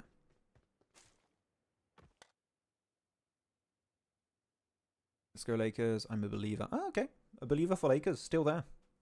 I kind of want to see Lakers lose again, just so we have Hora just trash talk them even more. That would be good. That'd be nice. That would make me Or happy to see some no, it trash doesn't talk. matter actually. If Lakers win, you know they're gonna trash talk them. So That's true. take that back. Yeah. Either team, one of you just win. That's all that matters. Them, Hardbass also could trash talk in Picado if they win it. The thing is, you see to the west of Picado, right, Jason, here? We have KSX. This is exactly the drop I wanted for Stalwart. Or Hardbass, I don't really care. So one team is doing it now. It's not available anymore, which kind of sucks if they want to change their drop. Oh, rough times. And look at that. Scry's knocked. Someone's I was about to say someone's knocked over there already. Not Scry. I like how they're not even going to it with production. They're just like, we're tired. We're tired of seeing this. Even in production. Oh no, they went to it. Okay, they heard me. Oh, Striker's down. Wait, how did... Oh, Phyllis just made it over to the roof. Okay. Cool little position. You made it around on the staircase. Tapok is on an angle too. Actually, Tapok's angle is really good to stop Stalwart from playing the roof. So I like what's happening, but they're going to go for the res onto Scry. Back to But again, they're 4v3. not fighting in the apartment buildings. Yeah, it seemed like Hardbass is a lot more willing to push. They pushed into Casino last game, and now they pushed out into Arena. I don't know. At least it makes the early game a little bit more interesting. Curse Regicide, so they get the chicken. Okay, Curse Regicide. Did I do it? Done? Is that how your curse works? Yeah. You should be paid for this. Like, Yeah. We should activate donations. send him PayPal. Yeah, send him donations, man, if you want him to curse teams. He doesn't do this for free. If you're good at something, Max, don't do it for free. I'm great at cursing. It's my life's goal. It's my life's mission. Like, again, Stalwart's taking knocks here. Like, Fearless knocked, who was originally on the high ground. I'm not sure if he actually got knocked by someone or felt... Nah, he had to have got knocked by someone. Again. Fearless knocked again. So Fearless Hardbass. just can't play. Yeah. Oh, Oh. shotgun. Rekage. Oh, they're in such a tight area as well. Yeah, shotgun's really good in these kind of areas, in these corridors. Can he jump? Can he jump? Oh, that could have been really good on the jump shot. Got still 5 bullets. Could work out. Or you could just wait for your teammates to come over, to be honest. Tapok is making his way over. Entering 2 doors at the same time. Exactly. That is so good. That is exactly how you push it. Oh, look at him, look at him, look at him. Clutched. Yeah. I really want to see a team third party them when they're doing this. When they're celebrating third party. Oh, Yeah. no! And then the team that third party celebrates and they get fourth partied. It's just... That's happened in esports before. I don't know what game it was. I can't remember off the top of my head. Where like a team starts trash talking and then they realize that the game's not over and they end up losing. Yeah, I know exactly which moment you're talking about. Yeah. Which moment? Can you remind me, or can you not remind me? I don't remember which team, but I remember the clip. Yeah.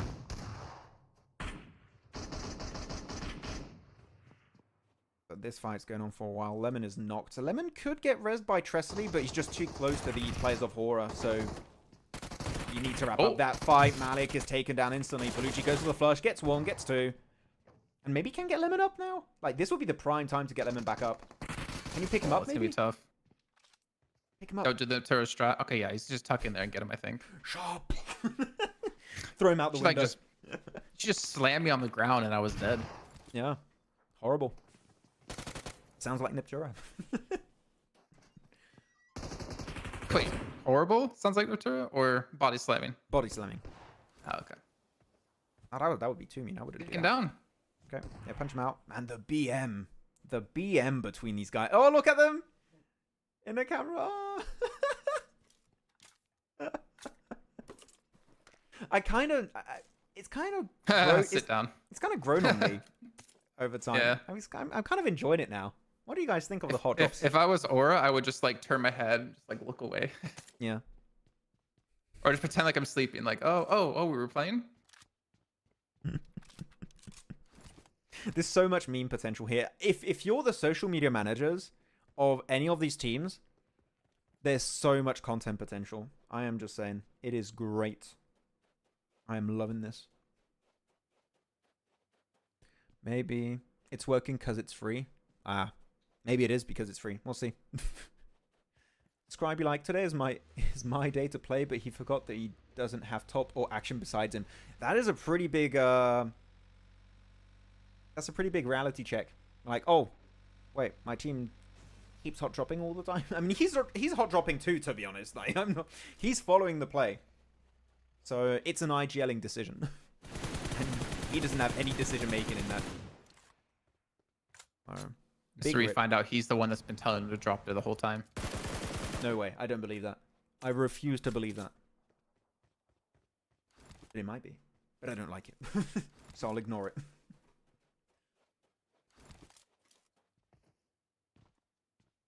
I love the toxic behavior. That is really good. Great story developing. Oh, it is a good storyline, though. It is fun. It'll be funny if we see teams like, I don't know, Aura, Lakers, Stalwart, or Hardbass make it to PMWC.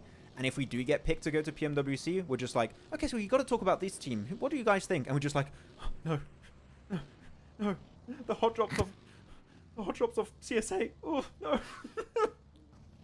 Just having flashbacks the entire time.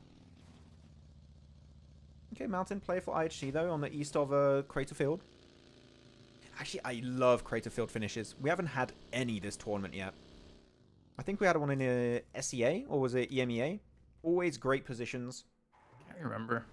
We did have one. I don't know how you remember all the time. Like with how many matches, like especially this like last 30 days, with how many matches we've watched between SCA, EMEA, and CSA. It's.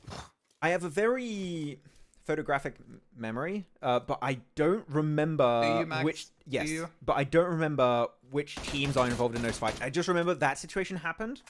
Who was That's a in that blurry situation? photograph. I don't exactly. It's like I took my glasses off and took a screenshot with my eyes.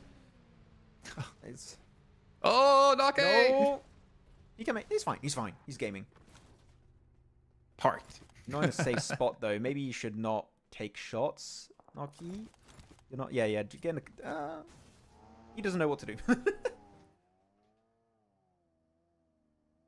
Max, it's a meme type content for Pandemonium. Maybe we could do something about the hot drop. Yeah.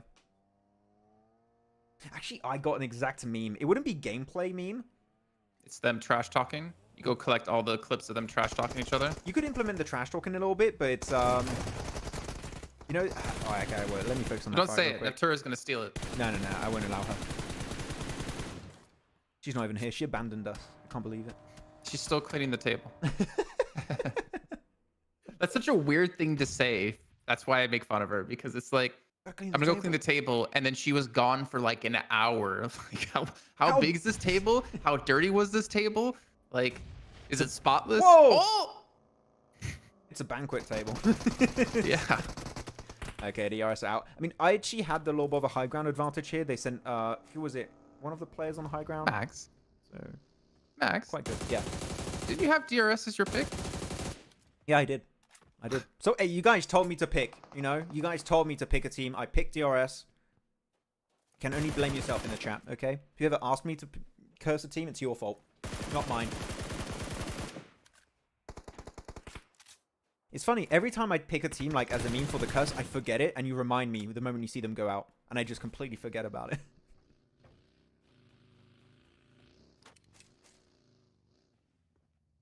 And Lakers come back, yeah. It's a funny storyline though.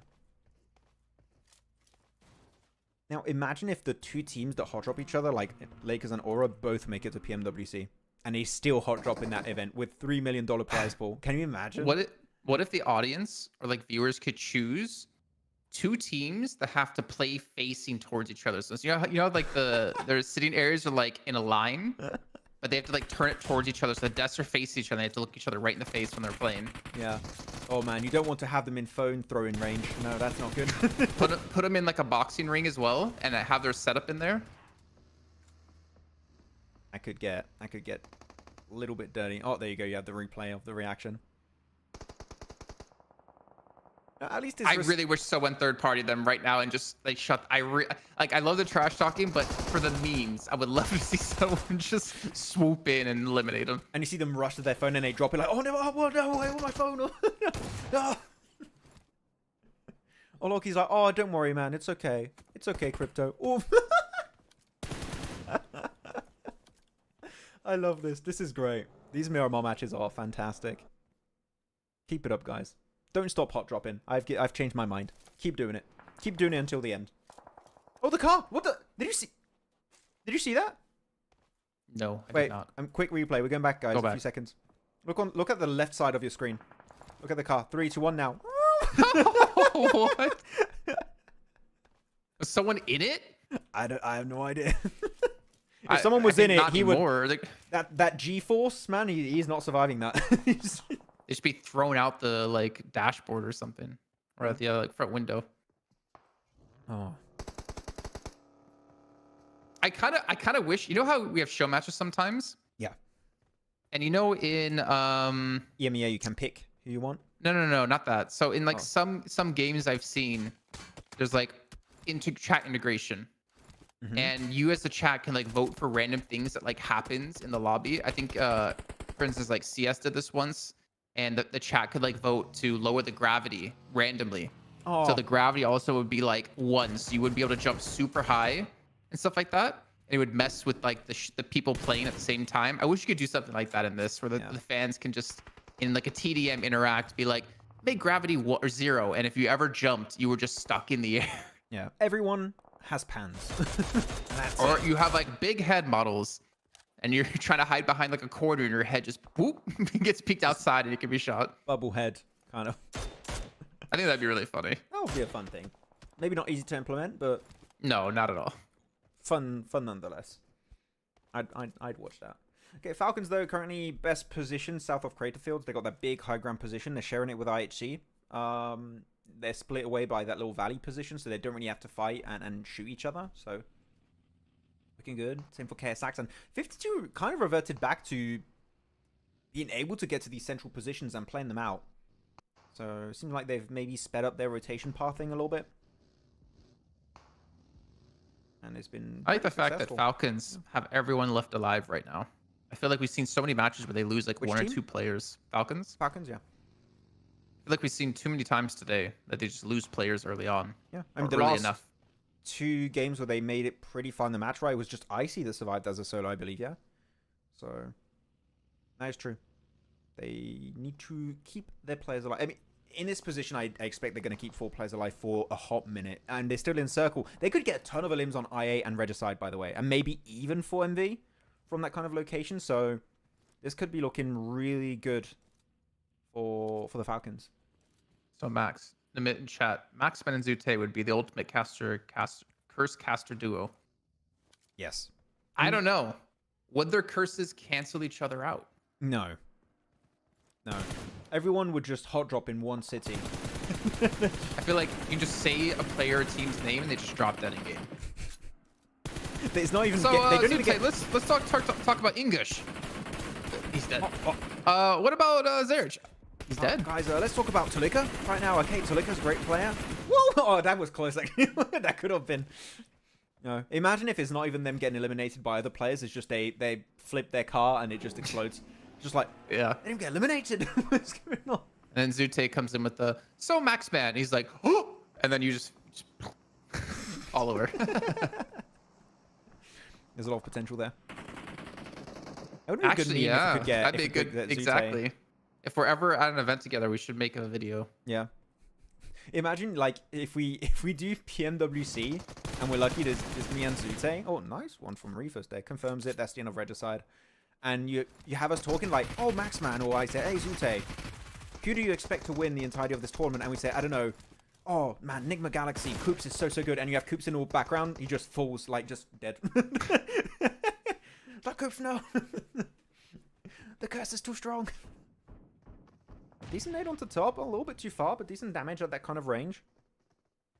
Now, the thing is, if you're Falcons here, you have to play right next to the cliff so they can't shoot you. But it's very prone to nade damage, which, yeah, as we just saw, Icy got knocked. But top is keeping them somewhat alive. Top is really stopping them from peeking over the ridge. So he's very, very pivotal for this fight. I also have another video we could do. Like a death note with Max. Writes down the team's name. The curse note. Oh, good nade. Oh, man, that would have been good if it hit onto Apex. That would have been an insane nade from down below without any kind of info. Oh! It's Doc. You see how much that did? Yeah, it's Doc. You expect the good nades from Doc. This is It's like doing trigonometry here. Is like, if I hit this rock at this angle with this speed and throw it from this position, it's going to bounce directly on top of their heads. Oh, Pythagoras in this position, pi 3.14. Wow, yes, very good. You're just like, yes, keep naming random math equations and things. Oh, yes, the x in the equation is unknown. You gotta find it. The square root of 53, yes.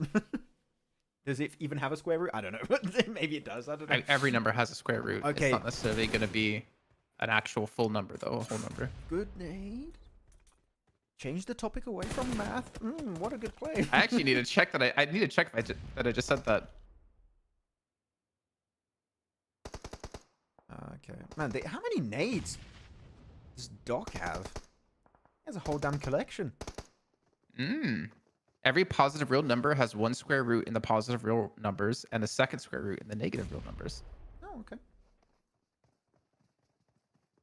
Cool. I'm not going to ask that. I was going to ask, do you know what it means by a second square root in the negative numbers? No. If you multiply negative by a negative, it becomes positive. Oh, okay. I don't know the words in English for that because I've done school in French. So like all the math stuff I know is in French. Gotcha. What do you think of KSX here? I mean, it's a bit of circle luck on that sense, and they just center, so they don't have to move too much. It's a little bit weak because it's a lot of water silos, which means that if you're getting pushed from multiple angles, they're just going to fall apart. That's the main issue. So you want to keep teams at bay if you're 52. And if they do that, it could actually be a really good spot, but it's how you play it. It's not that easy. Kind of looking forward to this game, actually. Lakers with 4, Madables with 3, 4MV with 3, Falcons with 3, IHC with 4. Yeah, let's I just think circle it's got some potential. real quick. Can take a look for everyone to see exactly what we're looking at here. Yeah, IHC. I don't know what you would do if you're IHC. I would personally recommend them to go to the water silos on the east, but you make yourself vulnerable to Demuerte and maybe Falcons / 4MV. So it's Falcons are looking like they're doing it, actually. Yeah, they're doing. Yeah, actually now because they left, IHC could go for the water silos on the east. This is not a bad play. If they saw Falcons do that pivot, just send it now. You don't want to delay it too much.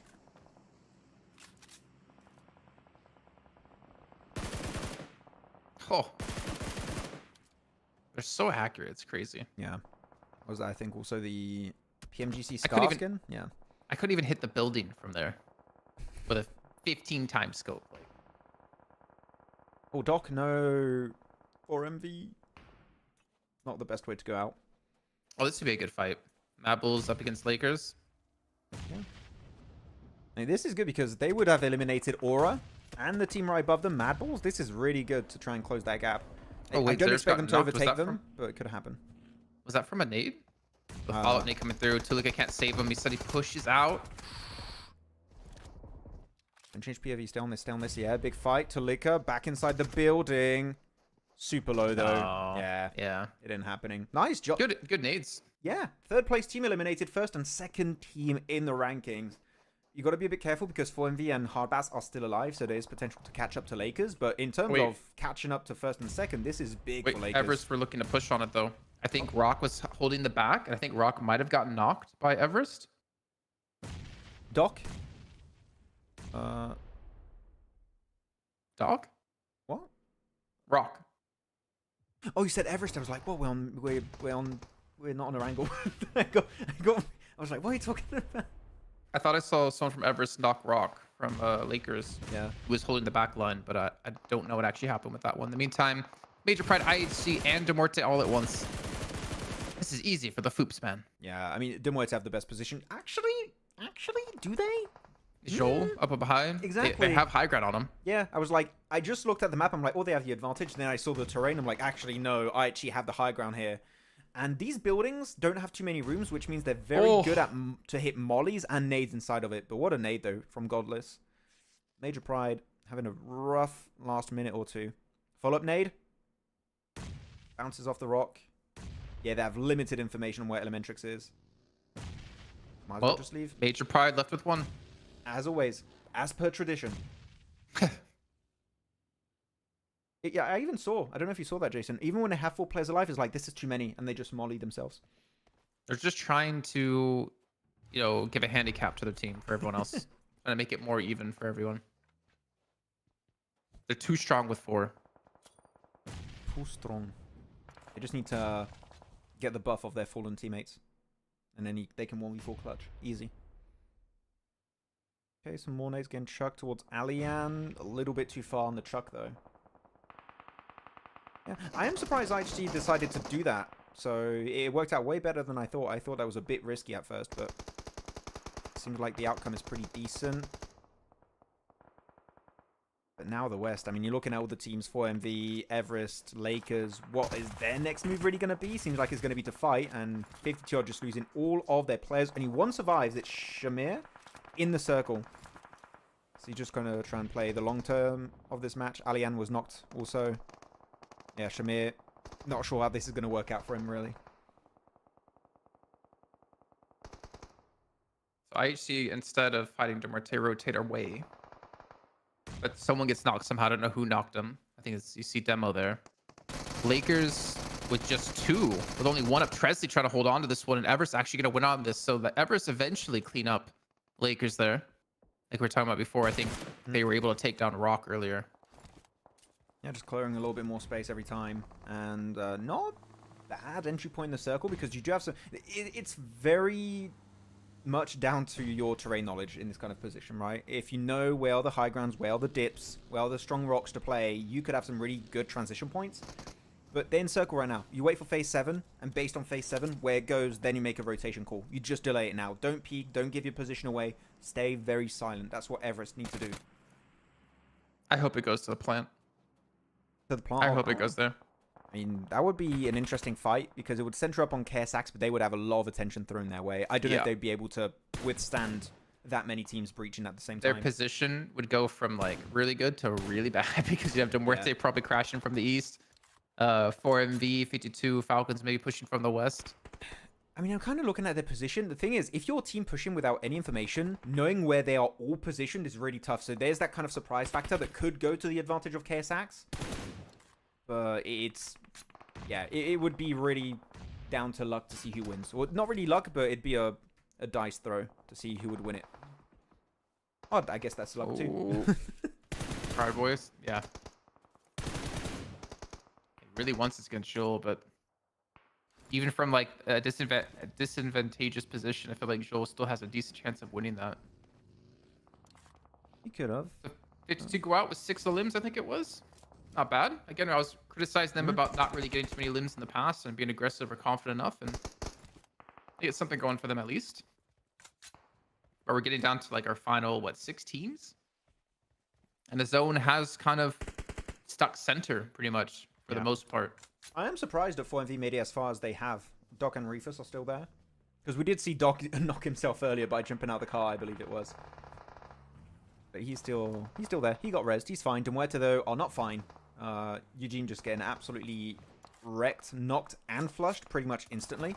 But they do have a good high ground position, so actually understanding that, they have to take a fight. They can't just move into the circle because you're just going to get blasted from multiple directions. So, or you fight Everest, or you fight Demuerte at this point. And I think they were more willing to fight Demuerte, but it's so high a slope. I think Everest is a better option for them to fight. I think that Demuerte is too high up on the mountain to push it. AHC might get out of last place here if they get 2 more limbs. I don't know if it's going to happen now. Was Joel knocked? And probably eliminated. You can see Gallus already running away. I think they're giving up on him. And then Rogue picks up a buggy. In the meantime, Falcons of 4MV still not fighting. Everest showing some life, at least. Getting some eliminations here. I thought IHC was maybe just going to leave Joel completely and just go. But they are tucked inside of a smoke, which if with distance can easily be nadeable. Yeah, they're just trying to not get sprayed down. A lot of utilities already been used, so they might be safe because so many nades have already been traded. But actually, there's still a few nades. We did see a few more getting thrown over. Rogue, decent fight. He'll swap over to the Scar, but it's just not going to cut it. Now it's just Godless and Rogue against the world. Rogue still taking a severe beating, but Demuerte, I think you want to third-party this if you're Demuerte, because you know a fight's happening in the plant that you mentioned earlier, right? So this would be a great opportunity for them to third-party. But as I say, that Hardboy's got a great angle to stop them from peeking over the ridge. That's the end for IHC, though, but Hardboy survives, makes it to top 4. Big game for Everest. Well, Demuerte cleans up the rest of his teammates, though, so if anything, Hardboy's just trying to survive for top 3. I mean, at 4MV with only 1 player up, you can see it's going to be Doc, and he's still extremely deadly here. He's basically 1v3 now up against KSX. I guess the one upside for him is I don't think KSX are going to push out if you're to go after him, but also there's no other team trying to third party this because they're busy up towards the northern side of the zone. Yeah, seeing how this is going, you've got phase 8. The next circle is going to center up. And you see this big wall in front of you in this. Wait, oh my god, the bounce! Oh my god, Doc! What? Did he bounce on like that little bridge in the middle of that? What? We're gonna replay that later. That is an insane bounce on the nade. What? Doc proving himself again to be the nade master of CSA. Like, no one can take that away from him. He is the best. Bloody hell. But yeah, that wall again, even if you win the fight, you become very predictable because you only have certain limited entry points to reach Demuerte, right? They're going to eliminate Hardboy normally. He's gone. GG. 4th place for Everest.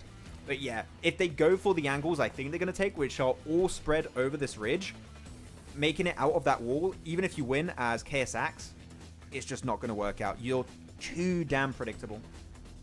I like how Doc, as a one-man army here, is holding back 4 players at a KSX as well. I mean, I think KSX are kind of careful about the angle they're pushing in on because Demuerte can see them from the high ground, or at least see parts of them. Yeah. But they're using that wall you mentioned before as some cover. But like, you can see how respecting their being of Doc, but the problem is Doc has to deal with Demuerte now on the high ground as well. Yeah. I don't think you're getting out of this alive as Doc, but he is very formidable and very scary. Yeah, Doc would just want to try and survive to maybe wait for Demuerte to engage a fight between themselves and KSX. Like, you want those 2 teams to fight, and maybe out of the madness you win, just by sheer luck of the draw. But this is the thing. So I think KSX gave up on fighting Doc from what I'm seeing. They reposition. And the thing is, there you go. You got these little entry points.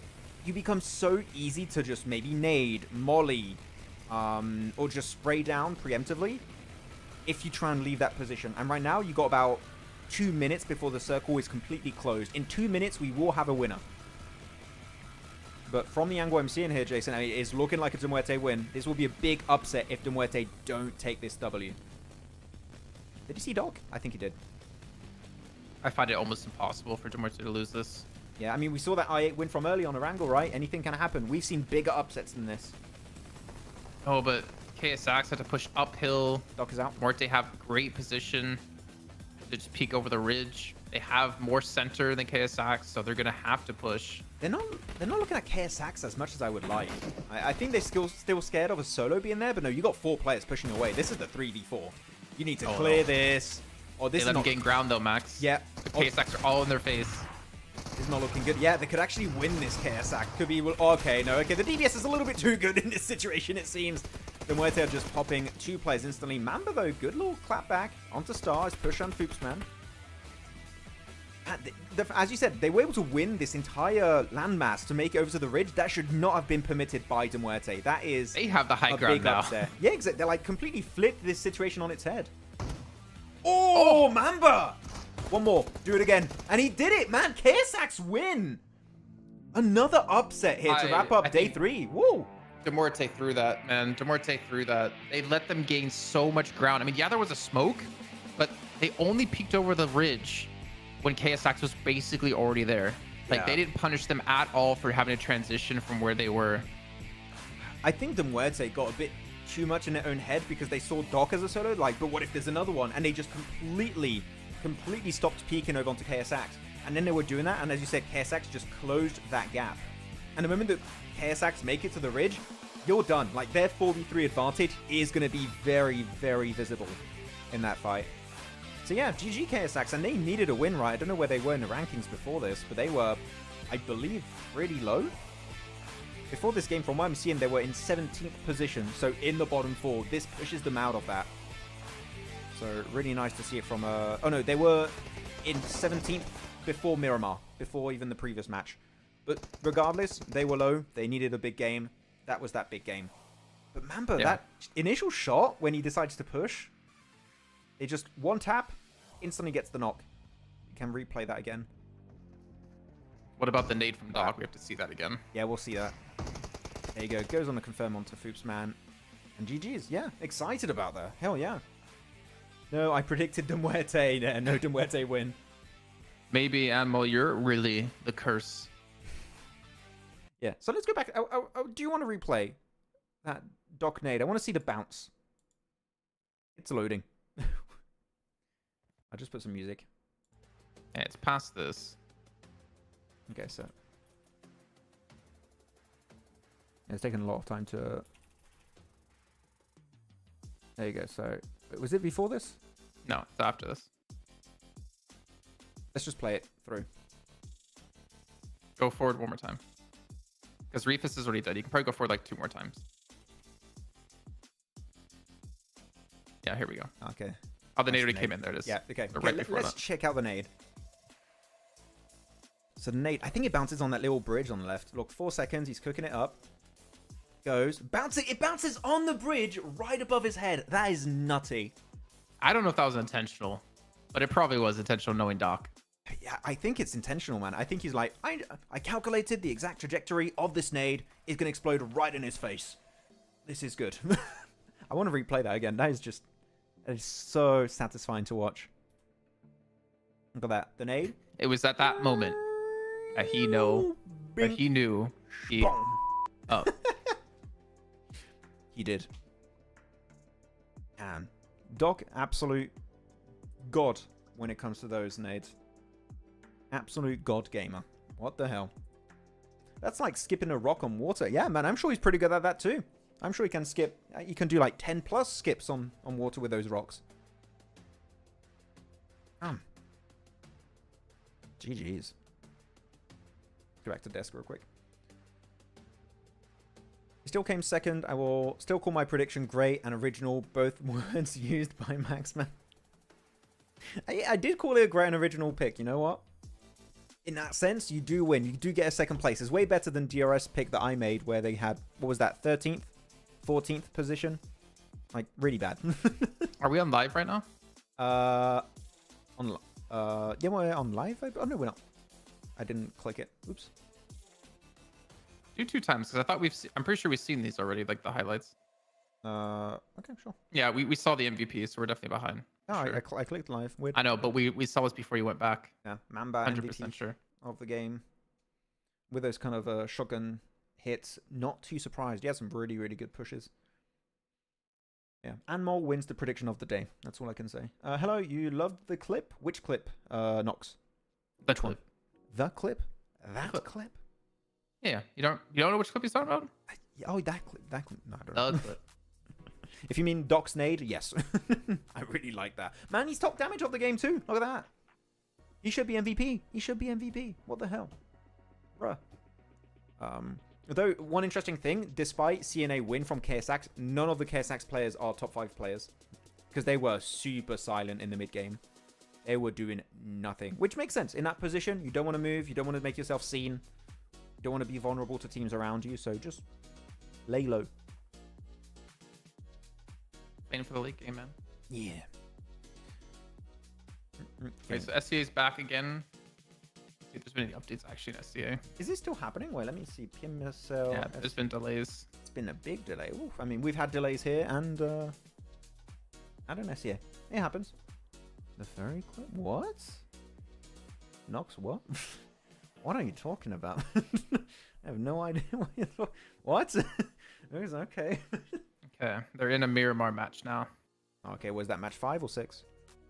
I think it's match 4. Oh, really? Yeah. match Well, 4? no, it's match 5. It's match 5. Oh, I was going to say 4 should be Erangel. Okay, looking at the match rankings, here you go. You have all the points taken over by our top teams on the first half of the leaderboards.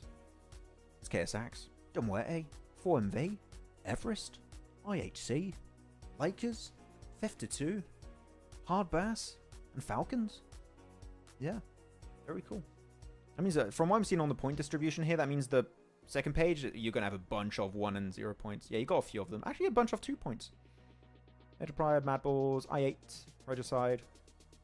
Yeah, it's unfortunate for I8 because outside of their wins, there hasn't been too much in terms of consistency. Of course, they get 2 really big wins today, right, Jason? Which is kind of what we wanted to see from I8, but we said it multiple times.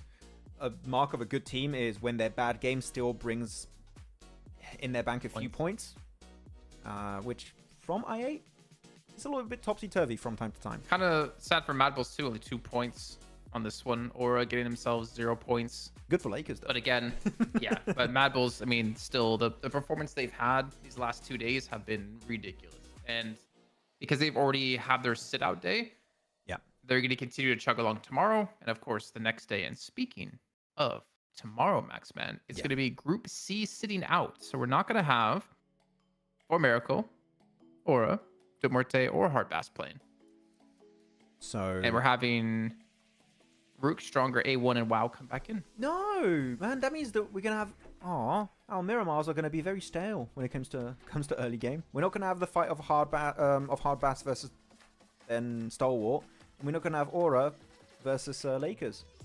Yeah, but we're going to get to see if Stalwart can have good Miramars finally now. Without finding a team in the beginning. Imagine Stalwart get 2 wins on the 2 Miramars tomorrow. Exactly. And then they go back to hot dropping Hard Bass again. I don't know what to think about that. Would I like it? Would I hate it? I would hate it.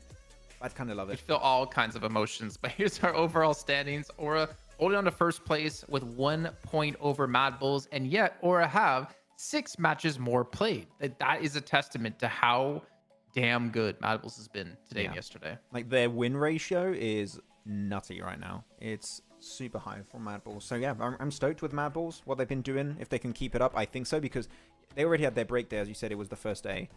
So they're just going to keep cruising for the weekend, for Saturday and Sunday.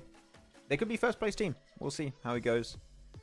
And then second page. I mean, we can stay on the first page a little bit. We'll stay on the first page a little bit, see what's up here. Yeah, still, you would have told me Hard Bass would be in top 5 after their week 1 performance. I would not believe you. That is also a big upset. Happy then, yeah. I8 got their 2 wins. Still, I mean, that's the thing that I talked about, right? I8, outside of their wins, we haven't seen too much. Out of their 2 chicken dinners, that means all the other matches they've played, which would rack up to... How many matches have they played? They had a break day, so out of 12 matches played, they had 2 wins. That means in 10 matches, they've got 7 placement points. That is insanely low. Insanely low. So they need to step up on that front a little bit. They need to improve their bad games. Yeah. Anything you want to talk about on this page? No, I think you covered it all. Okay. There you go. Moving up. And here we have... Hey, IHC. Oh, yeah, they're not in last place. I like how you were wondering, like, what is he talking about with IHC? Like, what's he bringing up? I always look at the top of the rankings and it was like, what? Like, oh, I see it now. No, I was focused on the bottom. I wanted to see if IHC was able to get off the bottom. They did. And Regicide's down there now. That's what we do after dropping Zaki and trying to third-party KSX. They won though that fight. Yeah. There's just there's a curse in Zaki. That's why nobody goes there. There's like an inherent curse. It doesn't quite work out for the teams that try and fight there. Yeah, KSX though jump up to 13th after that win. Again, the point gap is very minimal in the middle / bottom of the rankings. One good game, one chicken dinner is going to push you up a few slots. So good on KSX to do that before wrapping up day 3. But yeah, it was a cool day. I enjoyed what we've seen. Yeah, Regicide can easily go to 13th place with just a 10 chicken dinner game. Yeah. And day summary, you can see it. I'll hide it again. These are all the chicken dinners. 2 for Mad Balls, 2 for I8, KSX to wrap up the day, and Aura to start off the day. Mad Bull's though dominating. Like, look at their damage paired along with their limbs. Like, they're the only team to cross 2k damage with a victory. Yep, on an Erangel and a Miramar, so also a little bit of a map variety in that sense. Compared to I8, then you have 2 wins on Erangel, so maybe a bit more catering towards that map in how they play. But no, cool. I'm happy. I'm happy with that day. And we'll see how this weekend is going to wrap up for week 2. And I'm going to try and catch the end of SCA maybe, because I want to see how that's going. I want to see if the Alter Ego hype train just keeps going down, which it seems like it is. Okay. But do you have I'm anything? just watching Sorry? someone live streaming on the stage getting kicked off by security. Get out of here. Okay. Do you have anything you'd like to add, Jason, before we wrap it up for today? No. I'm Cool. good. Okay, well, update for the 5th game in a row. Alter Ego dropped out early again. 5 matches. This time by D Xavier 2. They were first place at one point. Damn. That's a D tough Xavier. time. 1st, 3rd, 4th, 2nd. And they... But pretty good. a 4th with 4 limbs, a 2nd with 3 limbs. Yeah, but they still get placement points, right? And you just want to be top 5. That's all that matters. Winning, I don't even think is that important. You just want to be top 5. The potential prize pool you're making PMWC and Riyadh is just way too high for you to care about winning PMSL. But yeah, with that said, guys, thank you so much for watching today. As always, we'll be back tomorrow and Sunday. Same time, same place, hopefully if no delays. Cross your fingers for that. And please do go check out Pandemonium_news on Instagram, TikTok, and YouTube. Normally this weekend we're going to have a long form video based on 4MV going out. So if you're a fan of 4MV or just like some good analysis stuff, please do go check it out. And yeah, thank you, Jason, for being here. And we'll catch you all tomorrow. You're welcome. Thank you. Goodbye.